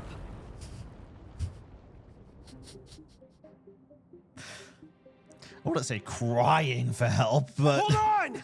Don't let them anywhere near you! Save me! I can't! Ah! That's better. That sounded like an explosion. So, the rumor is true? The king really went through with it. What other means does the king have at his disposal? They must run on power from the Abyss. And given it's a major center of Abyss research, anyone over at the Universitas will be in grave danger. I have to hurry! Okay, run then, bro. Oh, shit. Wrong way. My bad. My bad. Let me get on my bike. My Conrion bike. Oh, fuck. Oh, I see him. They're about to die today. Rev the engine! Everybody stand back! Can't hide the truth. It all adds up. The deception ends here. Okay. Full throttle! Light up the blazing sun! Got it. Regicide's blood money. Blood debt collector. What if I just don't bleed? Okay. Interesting. Let's go. Monsters at the Universitas Magistrorum? Why now? I don't know, bro. Well, I do know, because the king's Oh no. under threat. They're coming. Well, this is probably Rhindaughter then, right? It's no use. The table won't hold out much longer. The weapons. Where are the weapons? Or is it not the same monsters that we're currently seeing now? Because would it be able to be the Rift Hounds? Of course. All the lab equipment was upgraded after the inspection last week, but the new weapons haven't been allocated yet. I'm done for. Is anyone there? I need help! Roar! Oh god, Tholindis. Stay back! Please stay back! Please! Jesus. Wait, what is that blue-ass light, dude? Dane? Nah. Wouldn't make sense to be Dane, right? What is it? Flint? Imagine. Why are you taking so long? I'd be in a rush. A little bit more of a rush. Wait, a moon marrow portal! Maybe. Oh, damn. What's that? Rerir. So the rumors about your work are true. What? Wait, no, he's not here. No! Listen, something happened at the palace tonight. We have to leave! You don't need to lie to me anymore. What do you mean? I know why you're worried, and I will respect the decision you've made. But it's okay, because I found a solution. Where does the moon barrow lead? I know how to end all this. You can have it back. The normal life you so desire. But until then, I'm afraid our wedding will have to wait. Oh, God. Just... No, don't do it! Tholindis! Tholindis!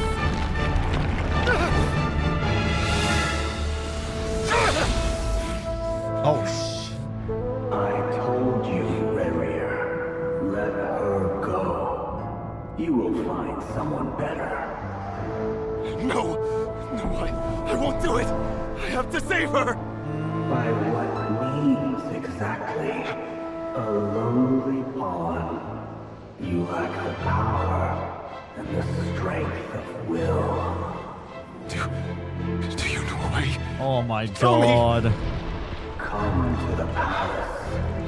Join us.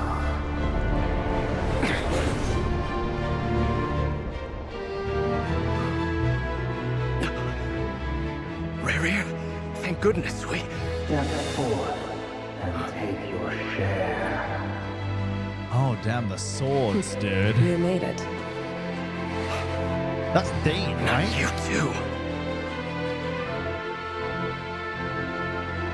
Oh, man. For grief, despair, desire. We all have our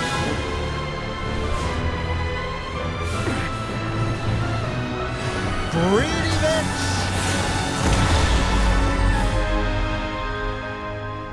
Rerir. Greedy bitch. Rerir. Tholindis. Were you daydreaming?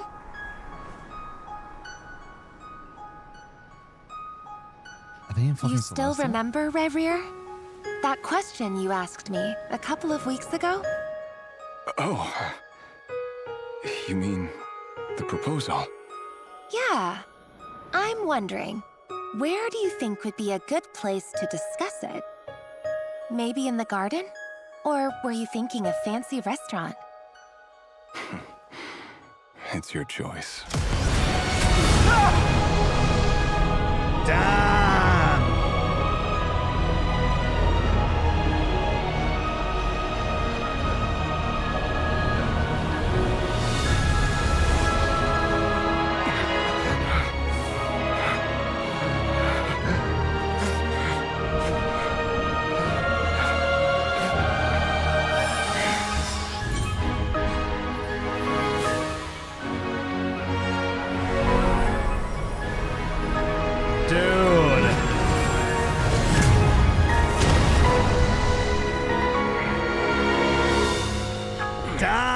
God, that's so sick, dude. Oh, shit. I will find you. And then... you can give me your answer. Fuck. Oh, my. Poor Dane, dude. You feel for him so bad? For Rerir? Fuck that guy. Fuck that. Nah, listen, I'm gonna keep it a buck here. Tholindis, stupid as fuck as well. Just gonna keep it a buck. Actually low IQ. Jesus Christ. And Rerir, just as bad. A little bit worse, actually. Yeah, I feel for Dane. So that's how the Raker of Solnari was born. Yeah, something like that. A monster created by circumstance is a monster all the same. True. Viewing other people's thoughts for too long can get uncomfortable. Right now, I'm feeling a strong sense of loathing. You are feeling bad, you just don't want to admit it? No, I'm not going to be gaslit into believing a terrible person is that I should feel bad for them. No, you got to understand things aren't black and white. I don't feel bad for Rerir at all. I feel terrible for Dane. Rerir is a piece of shit. In a nutshell, the story of Conria is what happens when the truth falls by the wayside. Everyone tells little white lies, and before long, you have a huge pack of lies that destroys everything. True. Time to get back. His past is filled with sorrow. Dude, this looks like the tale of any fallen civilization is one of endless tragedy. This looks like Enkarabia. Cruel as it may be, that was Conria's fate. Goddamn. Oh, that was all that one section. Oh my god. Yeah, Dane isn't innocent. Did Dane even know what he was doing? I feel like if Dane knew what he was doing, he would not be okay with it. That's why he asked us to look into it, right? Everyone, I don't know. I'm back. Can I get a standing ovation? I feel like it seems kind of obvious that he didn't know. Of course he knew. You say that, but it really feels like he doesn't. Maybe we'll get details about it. Never! How are you holding up? Feeling okay? She's fine. Boss is a pro. Yes, I'm fine. You will have seen the events of Rerir's life through my thoughts. It's now clear that he is just a regular nobody, driven by personal tragedy, as he said himself. I mostly agree. There's only so much we can know about him from his memories alone, but they did give us a clear glimpse into his life in Conria. Dane very well knew his job. Yeah, but Dane didn't know the entire situation is what I'm saying. Dane did not know that obviously they were all going to betray him. They didn't know... I don't think he knew the ins and outs of Rerir's like workings in general. Of course, he knew what the job was. They were talking about it at the dinner with Tholindis as well, right? That's obvious. But it's also like, I don't think it makes Dane bad because isn't that why Dane was planning the whole revolution to begin with? Because he knew how fucked up the Vince King was and what he was making people do. Like, it's not like a one-day thing, right? You can't just go up to the king and be like, yeah, by the way,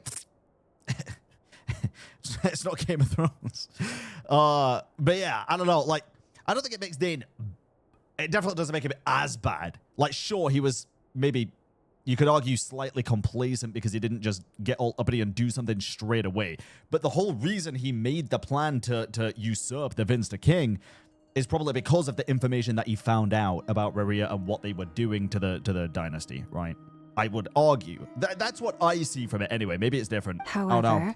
Maybe it is different. I would not consider Rerir to be a nobody. He was deeply involved in the events of that era. Yet, when the catastrophe of a generation strikes, nobody is safe. Dane didn't know his brother was whispering to Rerir's ear or mind. I mean, I feel like some people play the quest but don't actually like take in what's going on in the quest. We just learned that the voice wasn't actually Dane's brother. It's pretty obvious from the beginning because this whole thing was to learn how the sinners got tempted by the abyss. The voice was in all of the sinners' heads, tempting them to go to the abyss and take a portion of the abyssal power. That was the whole purpose of going into these memories right now. And then it was confirmed by Tholindis in the end that it was not him that was talking to Rerir in his head. It was the abyss. Sounds to me like you're speaking in riddles again. Is this you urging me not to abandon the people of Nodcry in their hour of need? That's not what I meant. Although I do hope you choose to remain a part of the plan. Without you, the mission ahead will be all but impossible. Then try to remember that I respond better to the carrot than the stick. And I don't appreciate being bossed around. Now, that is fair. As for you, Missy, you were excellent. You stuck to the rules of the ceremony and kept your mouth shut the entire time. Bravo. Yeah, guys, just to be clear, I don't think Dane's 100% innocent, but to say he's just as bad as the people that were literally causing a genocide and murdering children, I think is a bit of a stretch. But just by saying, like, he knew about the situation and didn't stop it right away, I don't think that makes him as bad. Yes, he's still complacent to an extent. I'm not saying he's this goody-two-shoes perfect character. He's not a Mary Sue. Not in the slightest. but he is not as bad as the people actively partaking in all of those situations and literally murdering children and bloodlines. I think that's just a bit of a stretch. Cool. A little bit. So, can you fill me in on the deets now? Most of what I saw went right over my head. Patience. You'll hear the whole story, don't you worry. But let's meet up with the others first. It will save me narrating it twice. Yehoda? Yes, boss. Let me get that door for ya. That's more like it. For a moment there, I was worried you'd forgotten about the first clause of your employment contract. Forgive my curiosity, but what does the first clause say? It says I gotta do the annoying stuff that boss is too lazy to do for herself. Like opening the door, pouring the tea, yada yada. True. Is that right? If something is in the contract, it's because she willingly agreed to it. Rest assured that the Curatorium abides by the very strictest of labor policies. You don't seriously think I'm cruel enough to treat her like my slave? Yes. In any case, I do. I've hardly shied away from my share of the work today. Hope I don't catch Flint's and Varka lounging about in their chairs, enjoying a leisurely cup of tea. There's nothing I dislike more than other people enjoying themselves while I'm hard at work. I mean, that's fair. I want to talk to Dane about this and see what he did know. If he knew literally every detail or just knew like the bare bones. Either way, even if he knew the bare bones, it's still fucked up. But I just want to know for my own kind of sanity. Oh no. What the hell? Did you just press start game? Jesus. Yeah, of course. The biggest big bad is the Mad King. You, but we seem to have run into some trouble. Are you in Sumeru? What? Evidently so. Don't worry, I'm not about to leave you to fend for yourselves. I'm not that kind of boss. And it would go against the Curatorium's labor policy. I'm sorry? How did you... What did you hear me say? I wasn't talking about labor policy. Wait, how long have I been standing here? Not long. You just appeared by the door a moment ago. Huh. Boss, what's wrong? You look like you've seen a ghost. How did someone explain this to me? What the hell? I've been tricked. We never left at all. Somehow I hallucinated that whole scene back inside the office. So you're... Wait. What? That doesn't make any sense. So you never left Rerir's... This is still Rerir's mind? Hallucinated? But how? How indeed. This place should heed my will alone. All thoughts and actions that occur in here are just a result of pawns moving across the chessboard in a carefully calculated manner. And nobody has access to this chess set but me. Clearly that's not the case. So you control everything in here? More or less. But yes, it's a special technique of mine. Has anything like this ever happened before? Only once. It was the first time I used the chess set. Maybe the whole game is just being inside Nefa's chess set, bro. Maybe that's all it is. Is there any similarity between what happened then and what's happening now? I suppose my thoughts are a little turbulent, which was also the case my first time. Is there anything I can do to help? You know, I hope the final chapter of the Teyvat chapter, I hope that, you know, like we have titles, I hope it's called Checkmate. The first clause of your contract clearly states that I only need your help with things that I'm too lazy to do myself. Feel like it could be. Meaning you're not feeling lazy right now? Meaning this is not something Yehoda can help with. The chess set is a personal treasure that I alone understand. I must be the one to find our way out of here. Boss, it's fine. Really. Let me do something useful. Oh, listen to you. Whatever would I do without you, Yehoda? Not much. What? Really? Oh, cute. Yes, really. Cute. Where would I ever find another employee as obedient and servile as you? God forbid anything ever happens to you. Jesus fucking Christ. Okay. Well, anyway. Aw, almost cute. I was thinking of fetching some water. There's gotta be a source around here somewhere. I suggest everyone finds someplace comfortable to take a rest. We gotta conserve our energy. Even though all this chess malarkey doesn't exist in a physical sense, mentally speaking, it's all real. And so is our tiredness and fatigue. You don't want to dismiss mental fatigue. Just because it isn't physical doesn't mean it's any less serious. But anyway, I got your backs, so don't worry about a thing. Don't I worry have the best about employees? You do. Jealous much? If we can find a suitable time, I'd love to borrow Yehoda for a day to help out at the Flood Moon Scions. Guys! Would you be amenable to that, Boss Nefer? We're stood in the middle of Sumeru inside a chess set. Why are we discussing this now? Oh, Lauma. Have I ever told you just how pretty you are? Beauty runs from the tips of your antlers to the depths of your imagination. I'm all for this. Listen, hey, I am all for this. Can somebody explain why we're here? What? Time to rally, everyone. Follow me. As we continue our journey, the same rules will apply. That means stay focused and no talking no matter what we encounter. Okay. And don't disturb the chess pieces. You have my word that I will get us all out of here. All right. So that looked like the pep hole. Moonless night. Okay. Jesus Christ, dude. Let me open the map. Where the heck? Okay, great. We're not on a map. Of course. Okay. This...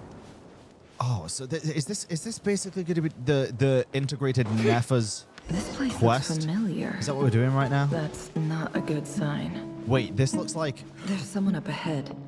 Wait. Time for a little chat. This kind of looks like the place where the other pretty much genocide happened, man, with Jet. I wasn't expecting visitors at this hour. Wait, is that? Oh, it's him. Who's him? There you are. Sinue's been looking for you all day. I think he has some news for you. Oh yeah? What were you doing just now, Uncle Retinue? Young Hiding Nefer. away some more loose change? I know I saw some Mora. Okay. You felt so exhausted when you got to this part? It felt drawn out. I don't know about drawn out because I just started it, but honestly, bro, the amount of lore that we've already had in a 2-hour time period, I am actually kind of tired, I'm not going to lie. Like, my brain's hurting a bit. What do you mean loose change? Oh, come on, I'm too old for this. I feel like pretend you saw nothing. I'm excited to see where this goes because I love Sumeru lore, but I'm like, we just went from such action-packed, fast-paced stuff to just randomly being in Sumeru with chill music. I'm like, oh, I'm still acclimatizing to Sumeru, I guess. God damn. It was definitely a weird experience to go from that to this straight away, but I'm open to seeing how it is. I'll keep going. Let's take a look. Hey, Yo. kid. Mind telling me what Sinuhe's been up to recently? No shot they... I'm trying to get in his good books and I need a way in. No shot they called you a Peppy. Get in his good books? Why? What do you want with my dad, Uncle Apepi? I've written a new song. I was hoping to showcase it at the next festival, but I'll need his approval. A new song, huh? I'd love to stay and listen, but unfortunately, Uncle Retinue says my dad's looking for me. Okay. Well, there's plenty of time and I'm not going anywhere. See that pile of stones? I'll be sitting there warming up my vocal cords. Come find me when you're done. Okay. Pile of stones. Got it. I mean, I'm down. Sure. And then let's go over this way, I guess. I don't really understand how no more lies. Her kit works, like, at all. I don't think I'm gonna pull for her though. I don't think. I'll have to wait and see. Hi, Dad. Uncle Retinue said you were looking for me.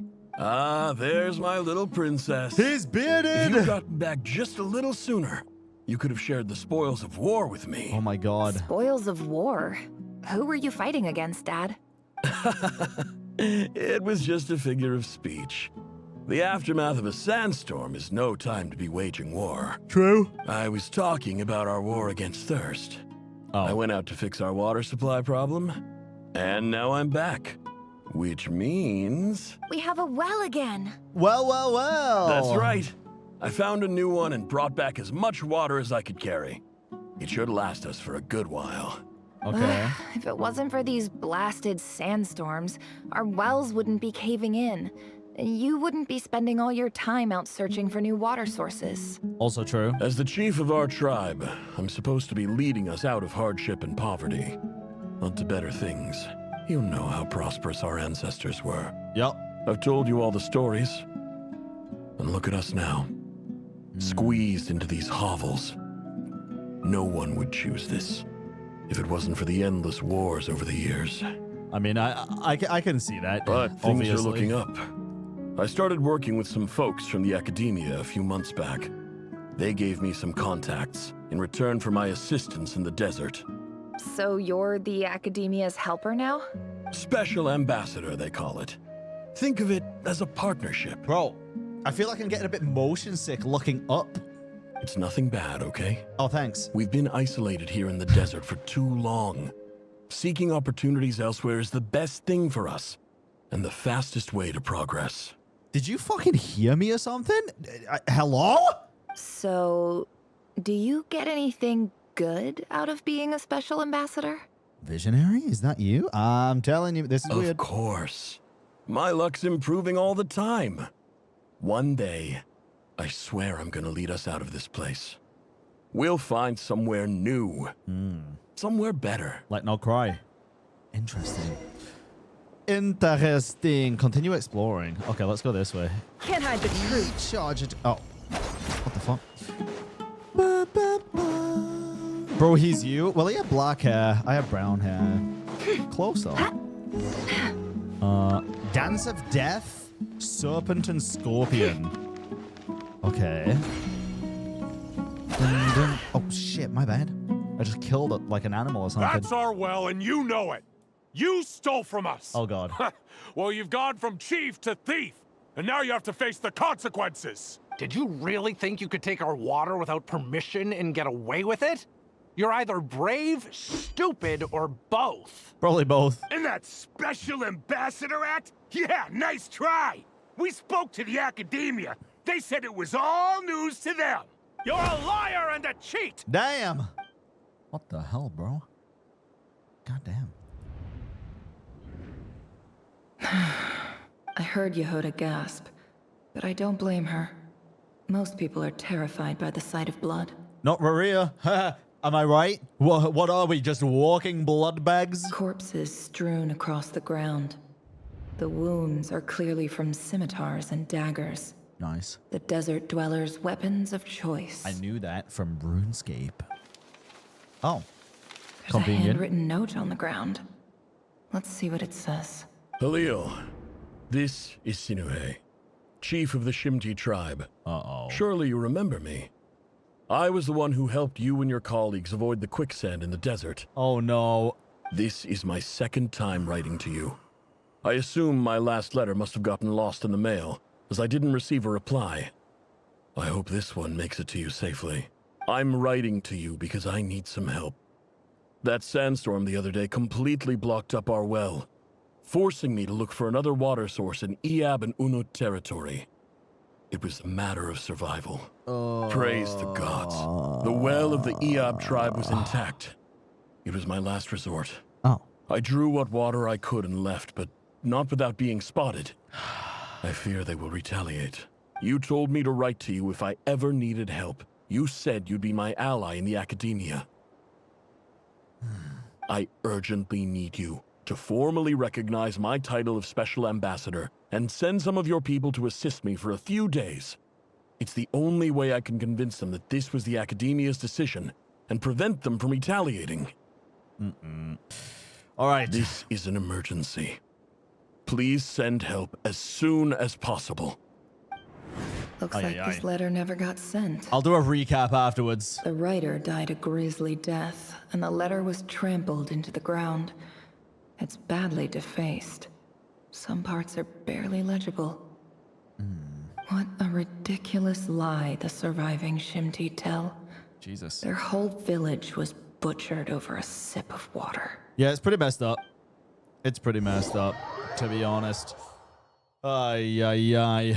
Glaive Keo writing his 20-page thesis on why Nefer's quest feels so. Welcome to our humble village. Hi, Amphu. I thought you would at least have the courtesy to provide some respectable libations. This is the finest wine our village has to offer. I promise. Nice Mahamatra. The General Mahamatra. Sorry. Nice earpiece. Nice AirPods. I'll do the sound effects. The Academia has agreed to reserve a single space for a candidate from your village. But I remain skeptical of this entire endeavor. I highly doubt anyone in this desert possesses serious academic potential. Wow, bitch, you're wrong. Please, have faith. If not in us, then in our god. The child we found shows great promise. I beg you, take her away from this place. Never? Give her a chance. Don't let her talent go to waste. Huh. I don't recognize her. Okay. New arrival?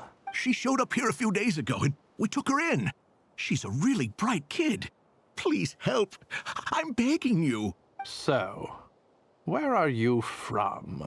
Are you from fucking Hogwarts? What is this voice, bro? Nowhere special. Just a sand dune. What about the rest of your family? How many of you are there? He sounds like if Harry Potter belonged in Minecraft, it would be this guy. Potter. Just the one. It's only you? I'm fucking telling you, bro. Correct. Villager sounding ass. So, no brothers, no sisters, no mother or father? Strange. Any who have slept on a bed of sand, I call my brothers and my sisters. Apart from that, I have no family. All right.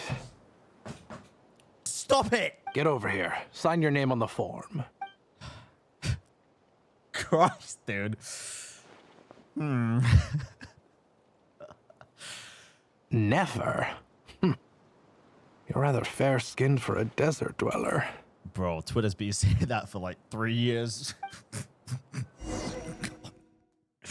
Oh god, they're gonna have a field day with that one. Oh yeah. Hey, we're at the Academia! Let's go! Jesus.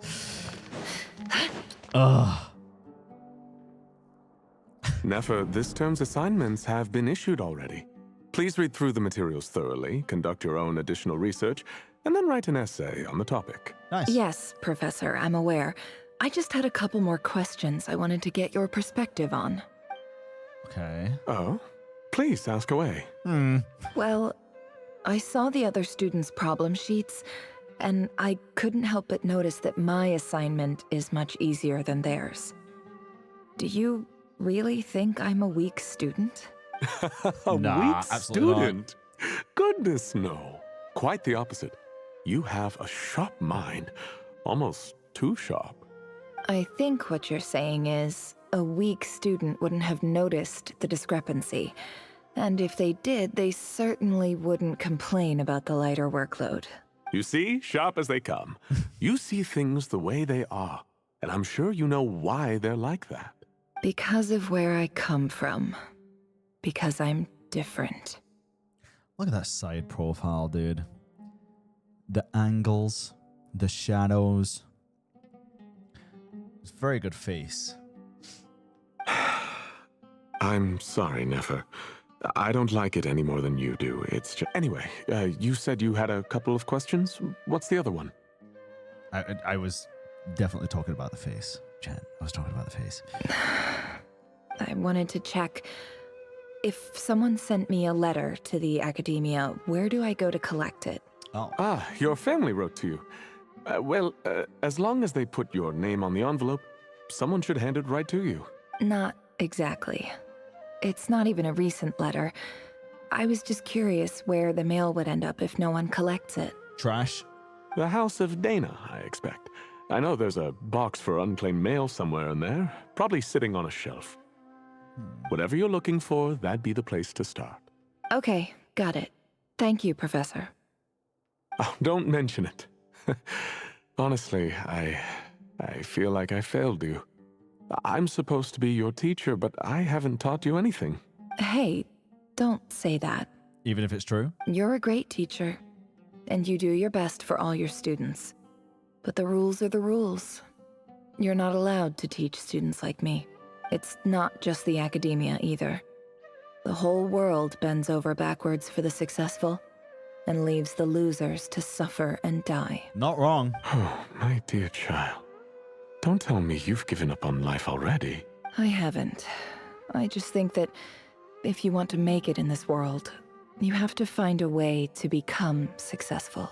Again, not wrong. Not wrong at all. Look for the box containing the letters in the House of Dana, right? So that is gonna be all the way over here. God damn, man. All right, let's climb the ladder and then fall. Oh, never mind. It's on the ground. Of course it's on the ground. Why wouldn't it be on the ground? This must be it. A big cardboard box full of unclaimed mail.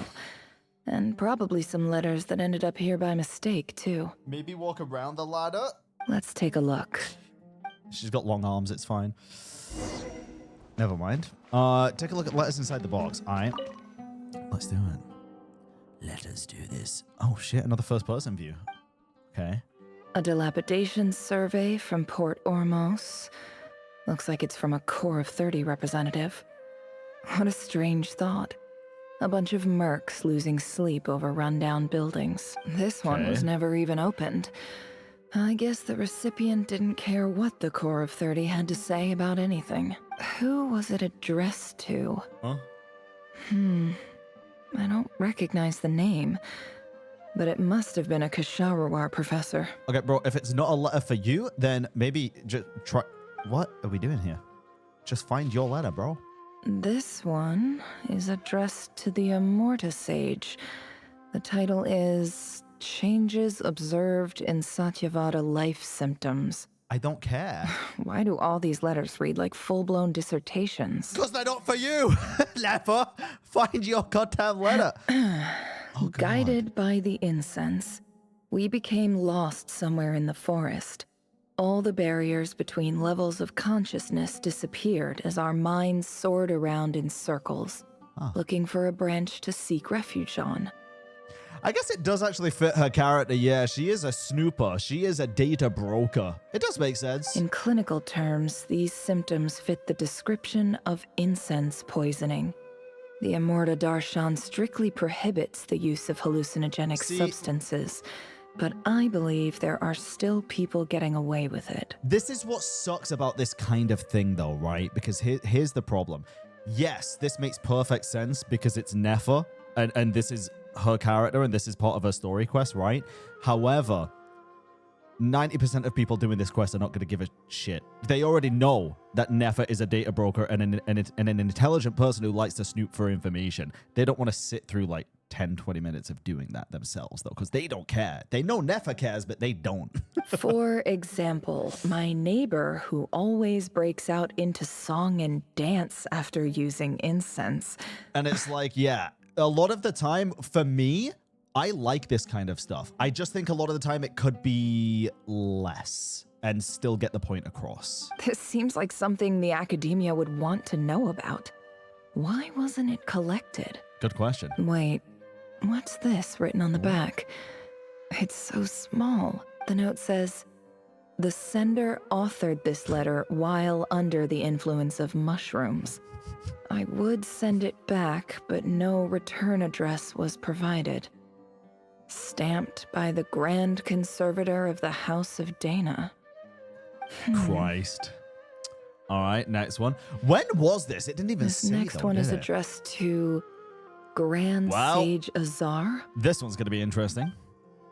A few words of protest regarding recent changes in Sumeru's educational policy. In recent years, the academia has taken on a small number of students from the desert region, as per the policy to this effect. Yep. However, it appears to me that these students have not, in fact, been provided with educational opportunities that are, in any meaningful sense, equal to those enjoyed by their peers. Yep.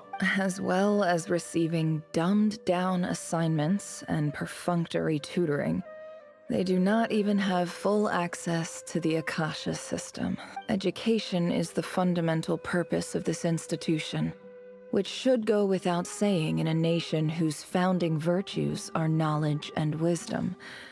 I ask you, is the lip service we pay to the policy of education for desert students truly the standard of pedagogy to which the academia aspires? As Grand Sage, policy decisions are your prerogative, but do not forget your roots. You and I were once students too, as was everyone else in this institution. I do hope you will give some serious attention to this matter.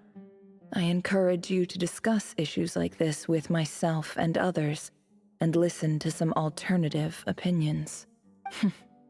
Great letter. Shame it didn't get to where it needed to go. Yeah, that is a shame. It is. And the sender is... Cyrus? Huh? Sage Cyrus of Spontamod. I didn't realize anyone else even knew how bad students like me have it in this place.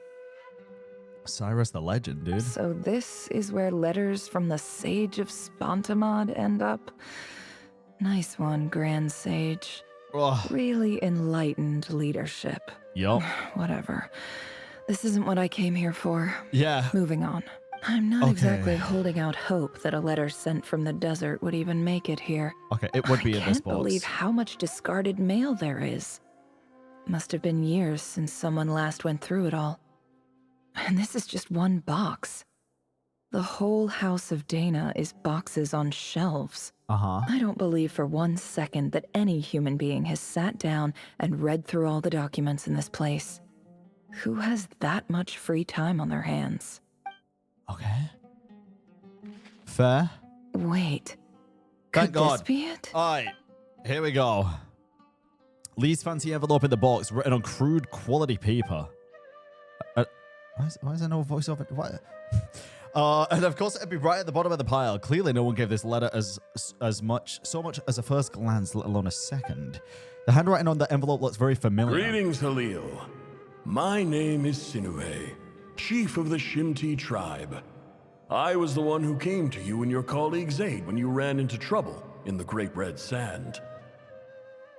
Okay. I don't know how well you remember it now, but I brought you to safety and gave you some water and other supplies.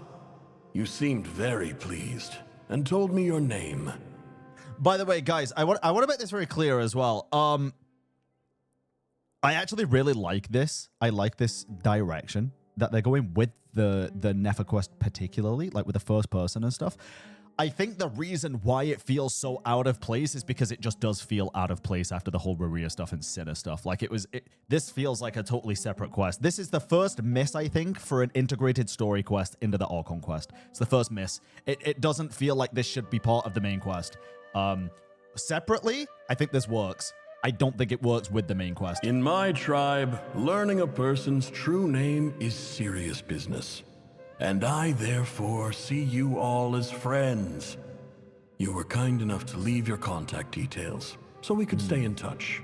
The Shimti tribe lives a harsh, nomadic existence in the desert. You were sympathetic towards my plight, promising to make me a special ambassador of the academia and help us find a way to make a better living. Okay. This brings me to my reason for writing. Our tribe has fallen on particularly hard times, and I would like to ask for your assistance. There was a terrible sandstorm a few days ago, which blocked up the well in our land. To ensure my people's survival, the We've heard this letter already. Are descended from the Thamudians. While we trace our ancestry to Tulatala, we worship the Lord of Flowers and have had relatively good relations with our fellow tribes up until now. I found a well belonging to the Eob tribe. They declined to help us, but I really had no other option. So I took some water to keep me and my tribe alive. My actions are certain to incur their wrath. When we met, you assured me that you would be my ally in the academia. I would like to take you up on that offer, because I really need your help. I wonder if you could send an academia representative to meet with me. That aside, the last time you were here, You mentioned that the academia had started accepting students from the desert. And I told you a little about my daughter. Yeah. I mean, it's obvious he was the one that orchestrated all We this, have right? next to no resources here in the desert. And my power and influence are limited. Oh. Would you consider enrolling my daughter at the academia? What is... go from She's a smart girl. I know she won't disappoint you. From the outset, the academia never took you seriously. Oh, yeah, true. They never even read the letter. That's crazy. Things they promised were just empty words. That's crazy, dude. I doubt they even remember the name Sinuhe. That's so sad. Jesus. And you were so emphatic that your luck had finally changed for the better. You swore you'd lead us to a better place one day. You spoke with such conviction, like you were the most powerful chief in the whole desert. You liar. Damn, dude. You lied about everything. You promised the world and delivered on none of it. And who fell for it? Oh. Just me, Man. by the looks of it. Which makes you a pathetic liar. Damn. You weren't even any good at it. Jesus Christ. Just me by the looks of it, despite your best efforts, she said. Okay. I think I'll take over from here. Let me show you how it's done. Oh, shit. Okay, bro. Okay. Bid farewell to Katayun. Yo, bitches, do not cry. I am leaving. Do not cry. Bitches. That's how I hope she announces the departure she's inevitably going to make. All right. Let's see. I just came to say goodbye. Thanks for everything you've done for me in my time here. Nefer? You packed your bags. Where are you going? I'm quitting. Damn. Something's come up in my hometown. Gonna head back and deal with it. Huh? But this was a hard-won opportunity for you. You damn, know that man. better than I do. It was. But it doesn't matter. I have more important things to deal with, and they can't wait. Oh, and I didn't want to overfill my bags, so I left some incense on your desk. What's wrong? Interesting. I thought you liked incense. Although, I did read somewhere in the House of Dana that it has hallucinogenic effects. Don't use it all at once. Yo, all right? I left you some drugs, man. Isn't this the stuff you brought from your hometown? You're just letting me have it? But you said it's a rare and valuable commodity. Yeah, about that. I lied. Oh. It's not rare at all. Jesus. There's this bunch of ruins near my hometown that are practically overgrown with this plant. It's not worth much. Keep it. It's fine. All right, fair enough. Never. All right, that's all from me. Fair enough. You take care. Goddamn.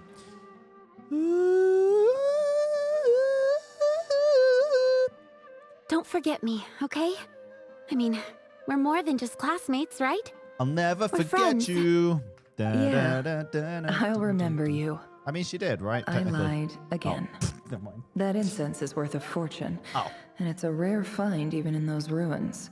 But why lie to her about that, though? I'm confused. Why not just say, yeah, no, it is a really rare and valuable commodity. I would like you to have it so she can decide whether to use it or sell it, right? Or something. Like, what was the purpose of that lie specifically? I'm so confused. And as for remembering her, I have far too much to do when I get back.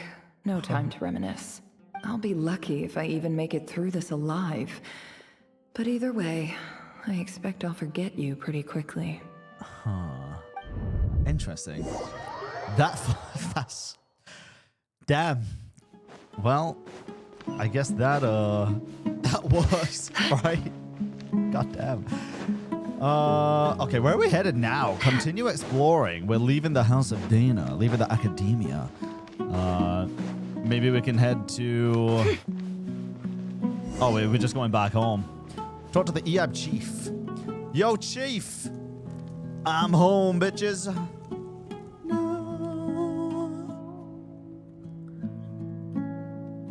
God, she looks so cool compared to like everybody else here. If Jet was here, Jet would definitely go boss all over Nefer, though. Not gonna cap. Not gonna cap. It's a pleasure to meet you, Mr. Arif. Oh, it's not home. So, What does the Academia want? Of course. Since they've sent their special ambassador, I assume there's a big business deal to be made. If not, I'd be very disappointed. Well, prepare for disappointment. Please, sir, lower your blade. You're lucky I'm the one they sent.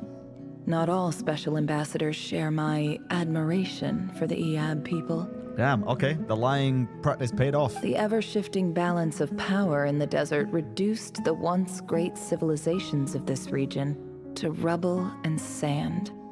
But the story of the Iab has a very different trajectory. Others grew weak, but you grew strong, beginning in obscurity and moving to prosperity. You're the only ones who defied the trend. Huh. So, you do know who you're dealing with? Yes. This well is the perfect symbol of your strength, is it not? Uh-oh. It used to belong to the Unut, but it looks like you have control over it now. Uh-oh. You're not wrong. But I'm sure you didn't come all this way just to flatter us. Change a letter and she did. Flatten. Of course not. I came to bring you some very good news. Some information that recently came to light, which might just be your ticket to freedom. Records uncovered by the Vahumana Darshan show that a certain well currently under Iab control is built on top of some ancient ruins. These ruins are of great archaeological interest to the Academia. Of course they are. I checked the map carefully on my way over here, and I'm confident that this is the well in question. The Academia is offering 50 million mora in return for excavation rights. Never, that was a box. 50 million? Jesus. No, wait. If these ruins are as important as you say, 50 million's a little low, don't you think? Don't get greedy, Iab. We know far more than you think. We know that you seized this well by force. Wasn't that the first step in your rise to power? To drive away the Unut and steal their water supply? Yep. So what if it was? Uh-oh. Be careful, Nefer. Goddamn. Don't worry. As unscrupulous as it was, it's something we're willing to overlook. The Academia is only interested in dealing with the de facto power holders in the region. Okay. I hope I am making myself clear. She's feeding the egos, dude. And I hope your words are the truth. If I find out the Academia is trying to play me, I'll hunt down every one of your people and make you watch as I cut their heads off one by one. Jesus. I assure you, Chief, that would not be in your long-term interests. You don't want to make an enemy of the Academia. True. You see how I'm dressed, don't you? I appreciate that you've never been to the rainforest, but surely even you recognize an ambassador's attire when you see it. And what does a barbarian like you have to lose anyway? You really think the Sumeru Academia would bother to come all this way just to lie to you? We have more important things to worry about. All right, I take your point. The Academia is the highest authority in the land. I'm sure you're trustworthy people. In that case, we have a deal. We will sell you the excavation rights. Okay. I'd like to thank you, Ambassador. This is good news indeed. Excellent news. In fact, it calls for a celebration. Would you do us the honor of staying a while and enjoying some Iab hospitality? Gladly. What is their hospitality? I'm partial to wine myself, and I trust you are as well. So let's indulge in a few drinks together, in celebration of this momentous occasion. She's getting them drunk? Elated, the Iab drink the night away. The prospect of the new wealth is almost as intoxicating as the wine. But when the new day dawns, it brings some shocking news. What is she doing? What is the plan? Chief! Chief, it's an emergency! The well's gone. It's the Unut. They've taken the well. Well. What? Well, don't just stand there. Take it back. Oh, God. Yes, Chief. I have every confidence in the Iab's military superiority, and yet... Well, what is it? The Unut's response was alarmingly fast. The day after we reach a deal, they seize the well. Shit. This can't be a coincidence. She's sowing the seeds Perhaps of doubt. there's a traitor in your midst. I don't think so. I am obliged to remind you, Chief, that the Academia will only deal with the de facto power holders. If you cannot regain control over the well, I'm afraid you won't see a single mora of that 50 million. No! Please, Ambassador, just give me some time. I swear the Unut will not get away with this. That well is ours. And so is the mora. Yeah. Glad to hear it. I will wait here for an update. If there is a traitor, I will find them. In the meantime, make yourself at home. Hell I'll report back yeah, as we're soon gonna as do I have an house out of update. it, bro. Holy shit. All right. Much obliged. Naturally. Now let us move. Wow. All it took was a few words and I've got him wrapped around my finger. And a few drinks. What an amazing feeling. Jesus. So, in summary, Ambassador, the Academia would rather negotiate with our tribe instead of the Eab, yes? The Eab are ruthless murderers who don't listen to reason. And now they have the gall to interfere in our research projects in the desert region. So let me ask you, Chief, if you were the Academia, what would you do? Kill them all. Damn. Of course. Jesus Christ. Precisely. The Academia does not tolerate those who stand in our way. The Eab have held back our academic pursuits for too long, and our patience is wearing thin. At the same time, there is simply no way that the Academia can be seen to be intervening in desert affairs. Also fair. I'm sure you understand where I'm coming from. Kill them for us. We have our own rules out here. If the rainforest dwellers raised arms against a desert tribe, it'd start a bloody war. Right. We can't confront them ourselves, but we can support their enemies. The Unut have always had strained relations with the Eab, which makes you our natural allies. Natural allies. Weren't the Eab your allies once? Yup. You were quick to send them after us to protect your interests back when we stole that water. And now look at you. She's You're at playing each other's both throats. sides, dude. Let me be clear. The Academia wishes to collaborate with the legally recognized rulers of the desert in this matter. We are asking for excavation rights to that well, and our offer is 50 million mora. Say no more. I believe we have an understanding. People do crazy fucking shit for money, dude. Good. Then I suggest you get to work. Get us access to that well, and the mora's yours. You see, Dad? Lying is easy when you know how. People will believe anything. Crazy, dude. Crazy. Jesus. All right, let us continue the exploration. I guess we're heading back again. Let's go. Continue exploring. God, the music here is so nice, dude. I miss Sumeru music. I won't lie. I do miss it. Ay, ay, ay. Is that a bird? Rerir bird. Kidding. Oh, God. Oh, God. Oh, Jesus.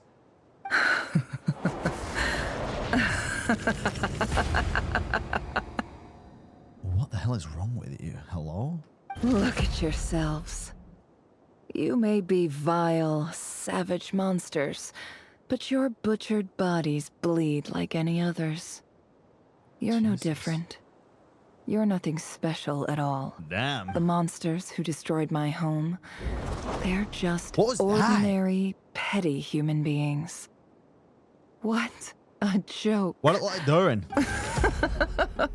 Jesus, dude. I think we're even now. Well, they're dead. Maybe I've even done the desert a favor. It's a better place without all these people around. Oh, Sinuhe. My gullible fool of a father. Perhaps if you'd been as ruthless as I was today, our tribespeople would still be alive.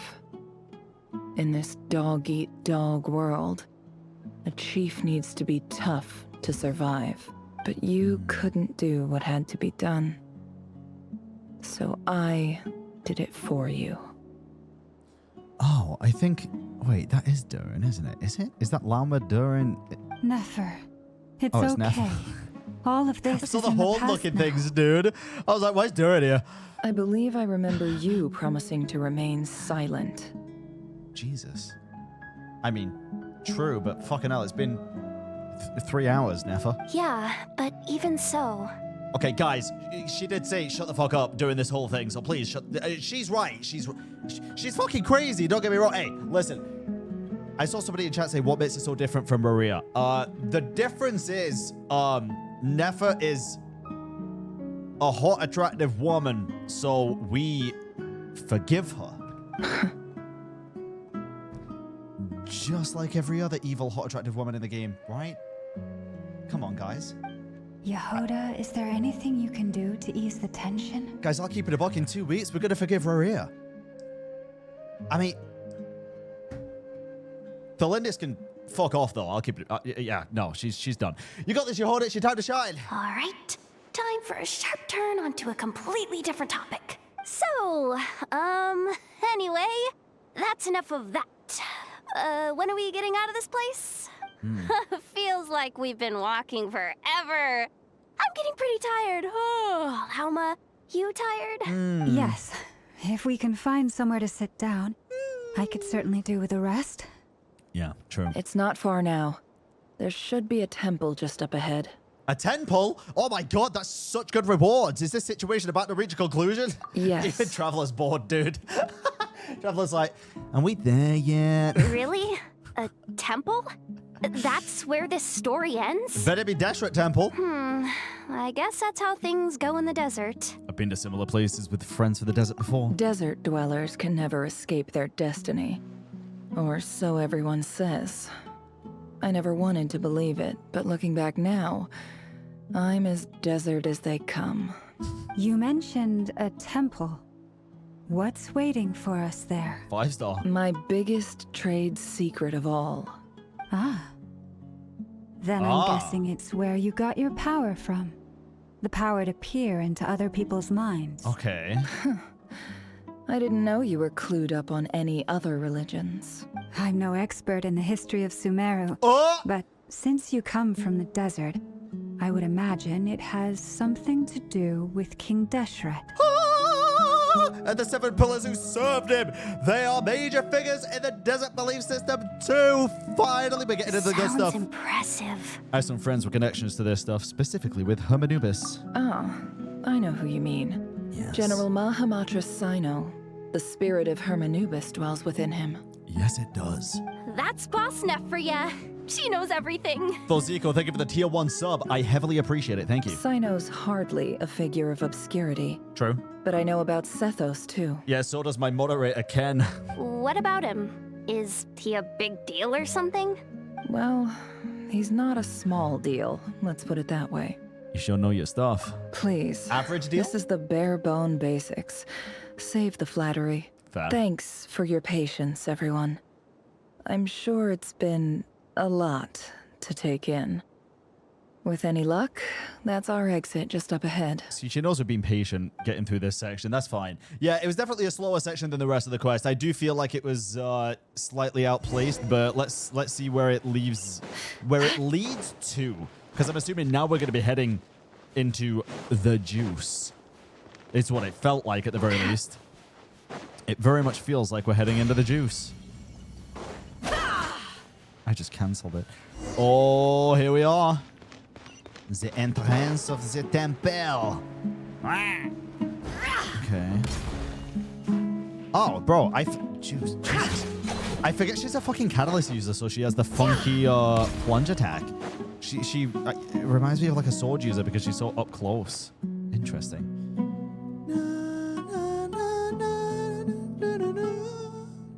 Uh-oh. Uh-oh. Uh-oh. What? I'm totally out of my depth here. I don't have anything to add about any of this stuff. Like, look at that statue, for instance. Why does it sound like she's speaking in her head, but she's actually speaking out loud? I want to do the whole name-dropping, this girl knows her stuff thing too, but I've never seen anything like it before. Then just let the other people do the talking, I guess. A statue with the head of a bird. Looks like something out of Deshret's mausoleum. That's Thoth, the Ibis King. one of the 7 pillars of King Deshret. The legends say that he, the Crocodile King, and the Goat King were the 3 retainers of King Deshret. Okay. Let's take a look. Happily. Let me in. Feet. Ooh, the music, dude. Oh. Huh? Oh, the cat. I was like, who the hell is that? It's just Ashru. Or is it? So, all is well? Well, Ashru? Or Asano and Seth was going to show up, I don't know. Are you not Ashru? No, you are. Typically speaking, good kitty. At this point, the world disintegrates. What? Then we find ourselves back in the outside world. Okay. Besides, these are my memories. There's nothing to fear. You're sure? Of course. It's almost over. Oh! Oh! This doesn't look like nothing to fear!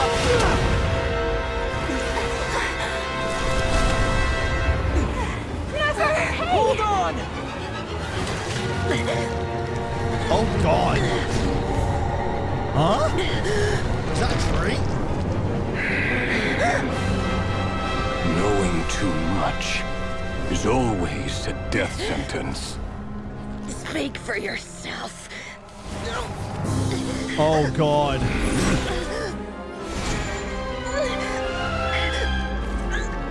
Oh! The Dory charm!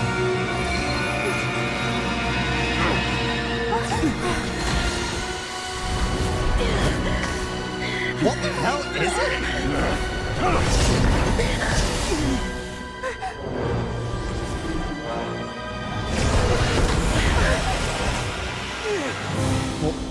Flames? How repulsive. Wait. Bina? Again? No! Don't zap us out!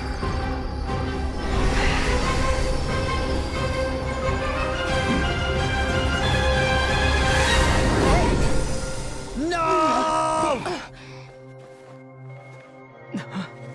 Oh, it was Dane! Bro. Oh my god, are you a Fae too?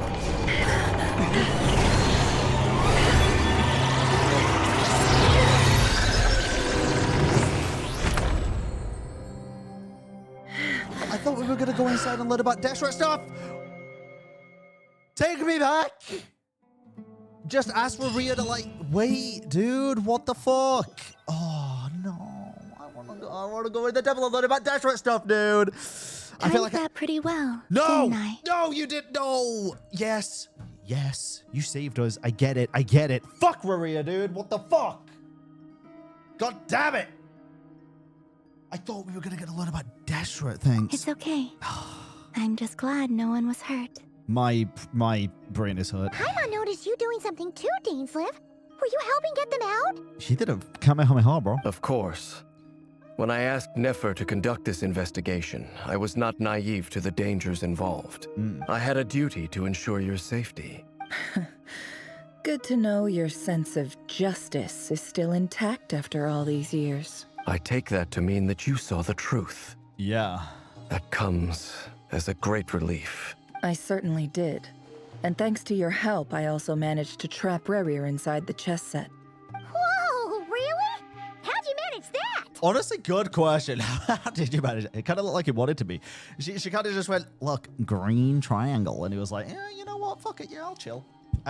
Well, to be honest, I sensed that something was wrong long before we made it to the temple. By using this fragment to probe into Rerir's past, well, the monster formerly known as Rerir, it seems I alerted him. I was tracking him, then he caught on and started tracking me too. Can't say I'm surprised.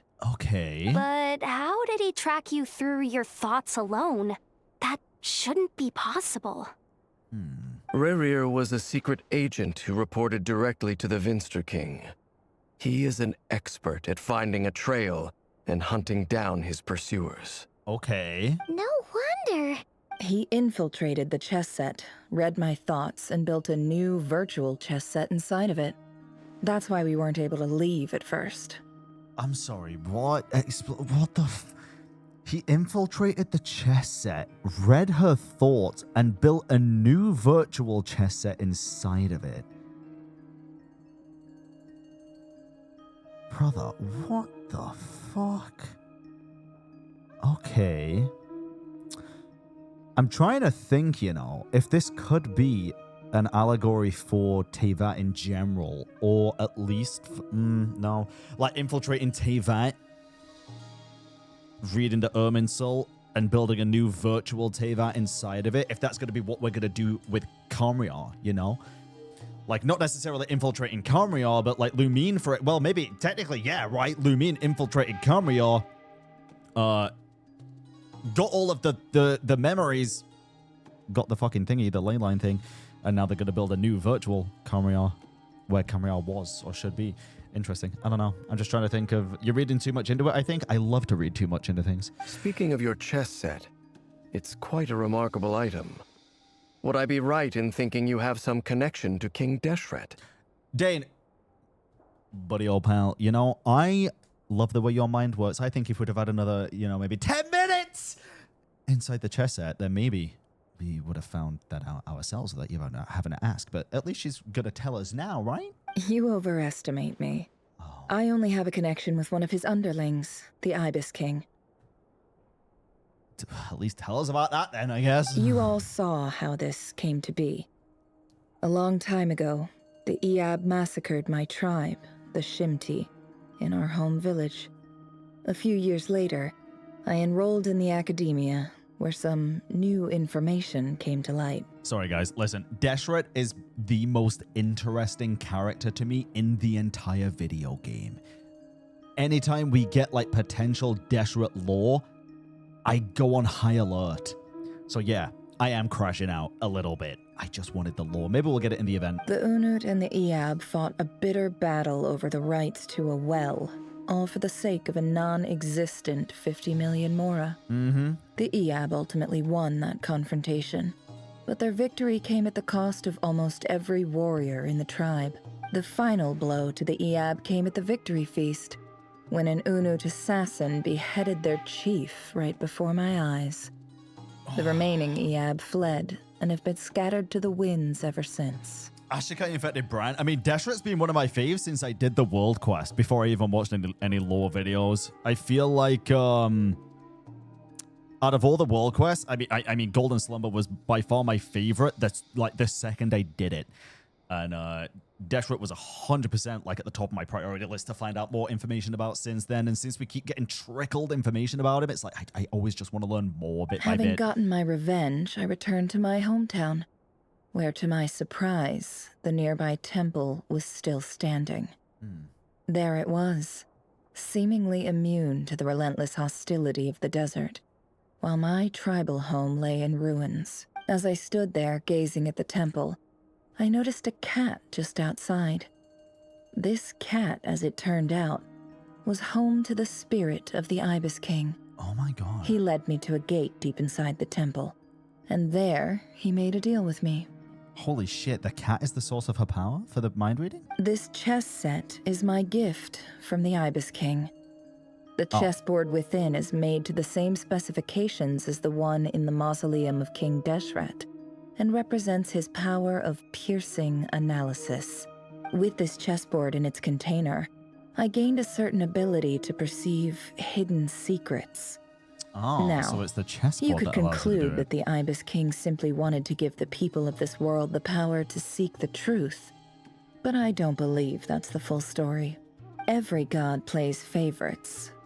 Their hearts are as fickle as any human's, full of secrets, perversions, egotistical tendencies.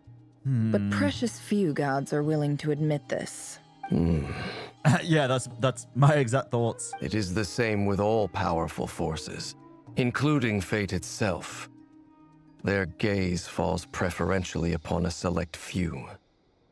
As you rightly point out, this is an act of favoritism. If you're alluding to the Abyss, then yes, I agree. Gather the others. It's time to share everything I've learned. Okay. Holy balls. Before all the group is gathered in the office. Okay. That's fine.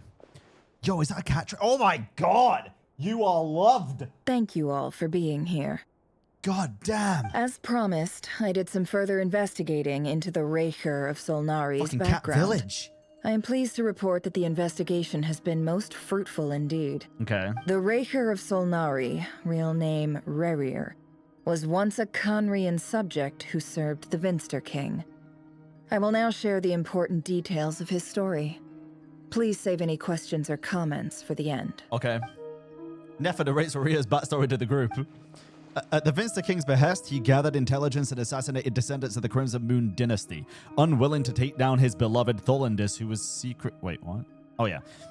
Who was secretly of Crimson Moon heritage. He then got dragged into court politics. Vadafolnia's voice, which spoke to him of his fate, was like a reflection of the moon. Though he could disturb the waters to gain some temporary relief, he was powerless to erase it entirely. In contrast, I prefer this. Hey, I'm okay with this over the fucking black screen white text any day of the week. I would rather it be narrated, but this is at least better than that. In contrast, Rerir's own life was like a reflection of a broken moon. Once the stormy winds of fate blew across the water's surface, it was utterly destroyed. Tholindis smuggled away a piece of the moon before disappearing through that mysterious portal. It was passed down through the ages, finally falling into the hands of the knave. But what lies on the other side of that portal? Is it really a whole other world? Tholindis never had the chance to share what she found there. Neither did Rerir, who followed her in. So that's why he's so obsessed with the moon. A tragic tale, to be sure. But it does not excuse his many transgressions. That's what I'm saying, Volker. At least you understand. No matter how much Rerir suffered in the past, the fact remains that he is what we know today as the Wild Hunt, wreaking havoc upon innocent lives in Nodcry. Yup. He becomes more dangerous with each passing day. Yup. If left unchecked, it is simply a matter of time before all of Teyvat suffers the consequences. Yup.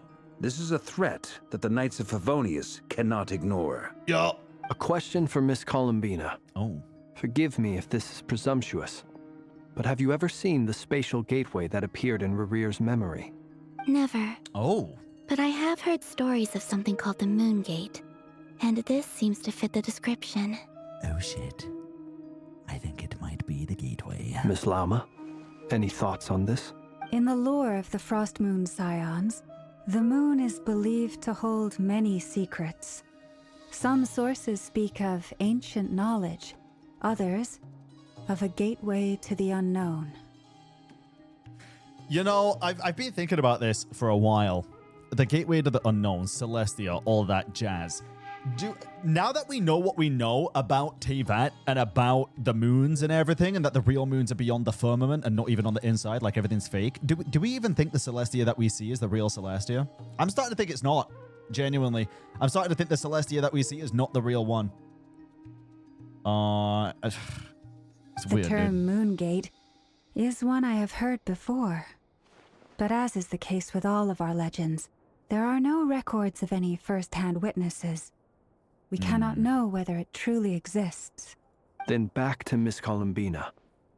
As a moon goddess yourself, do you have some idea of where the Moon Gate leads to?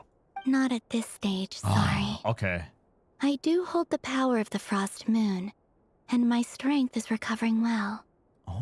I can sense that the gate would open at my command, but... But there's more to the power of the Frost Moon than that?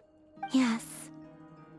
A moon goddess has the right to open the Moon Gate, since it is a path to the moon. But as Nefer mentioned, holding open a spatial gateway takes a huge amount of power. I still think on one of the moons is gonna be the Shades. I do. Deadass. I think Nibiria, I think they're all there, other than obviously the shit of reality, the frickin' space. Maybe the Frost Moon, I don't know, but as soon as they said, as soon as Columbina said the Frost unlikely, I actually don't think it is unlikely. The architecture of where they were was a very golden hue light in the middle with nothing else, right? Columbina was literally said, not many people's gaze can pierce the firmament to see what lies beyond the full sky and see the Frost Moon. That doesn't happen. Not many people can. And then in one of the trailers, when we saw them on that place, which I am assuming is the Frost Moon, Piero looks up beyond the firmament. You can literally see, by the way, if you slow it down in slow motion or just watch really closely, when it goes from where the shades are back down to Teyvat, it actually goes through the red real sky, through the false firmament to Piero's gaze. Piero's gaze is piercing directly through it to where the shades are. I think they're on the moon. Deadass. It's my biggest theory of this patch so far. I really do think that's where they are. And I really right do. now, We'll see. I need to conserve my energy to fight the Rerir of Solnari. We'll see. I'm afraid this is one mystery we may have to leave unsolved for now. I agree. Better to save your strength. But if you'll humor me for a moment, I have a bold conjecture of my own regarding the world beyond the gateway. Okay. I highly suspect that neither Tholindis nor Rerir made it through unscathed. The evidence pointing to this is the fact that the Rerir of Solnari exists in the form of countless fragments. With the abyssal power he wields, no ordinary foe can touch him, let alone tear him to shreds. And yet, the wild hunt proliferates wherever his scattered fragments lie, drawing hordes of monsters to many different locations across the land. Oh my god, I need to dissect this afterwards, but if going through a moon gate is what causes people's bodies to become scattered into different pieces, could that be what happened to the third descender? So your theory is that Rerir was physically torn to shreds by some powerful force? Hence, why the Wild Hunt is a distributed phenomenon, rather than a unified one? And then the Gnosis? Makes sense to me. Explains why the Wild Hunt is so pervasive, and why he's been trying to piece himself back together. He was whole to begin with, and he wants to be whole again. Okay. Without the power of the Abyss on his side, he almost certainly would have perished the moment he was torn apart. But the Abyss, much like a curse, has kept him alive. And you could say the same about if it was celestial power, right? I could not agree more. Yeah. The power of the Abyss is most surely a curse. It is a compelling explanation, and one that accords with my present understanding of Abyss creatures. Whether the life form in question is primitive or advanced, if a curse has extended its lifespan unnaturally, it will continue to survive in spite of everything. Yelos, welcome in. This raises some interesting questions. Oh, man. I will run some experiments and see if there is any validity to my suspicions. That being said, regardless of whether my research bears fruit, I would like to thank Miss Nefer for conducting such a thorough investigation. Already, it has greatly enriched my understanding of the entity we face. My pleasure, Mr. Albedo. I too hope that the information I have shared today proves useful as we look to formulate the next stage of our plan. Yep. Hey! What is it, Dainsleif? You look really upset. I mean, he's probably pretty pissed after everything he just saw, right? It's just, when I think of the man I once knew as Rerir, I struggle to understand why things had to turn out like this. Yeah, I don't think he knew everything, dude. The two of you used to be friends, didn't you? I don't know if these words will bring any comfort, but my heart goes out to you. Jesus. Mine too. Mine 3. We can never know all the hows and whys of the way things are. The moon and stars are full of untold secrets and lies. And the skies are host to many more mysteries than these alone. Yet, none of that can begin to compare with the complexity of human life. Those are the first comforting words I've heard in a long time.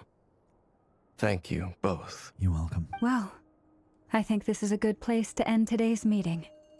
I'm sure Nefer needs some time to recover. She's been through an awful lot today. That's very thoughtful of you, Lama. Of course. Yehoda, make her a cup of tea. Sounds good to me. Take some time to rest and digest before we reconvene to nail down a plan. Jesus Christ. Why'd she come in at the end there? That was kind of funny, actually. Back at the hotel, you sit with Paimon for a while and discuss what lies ahead.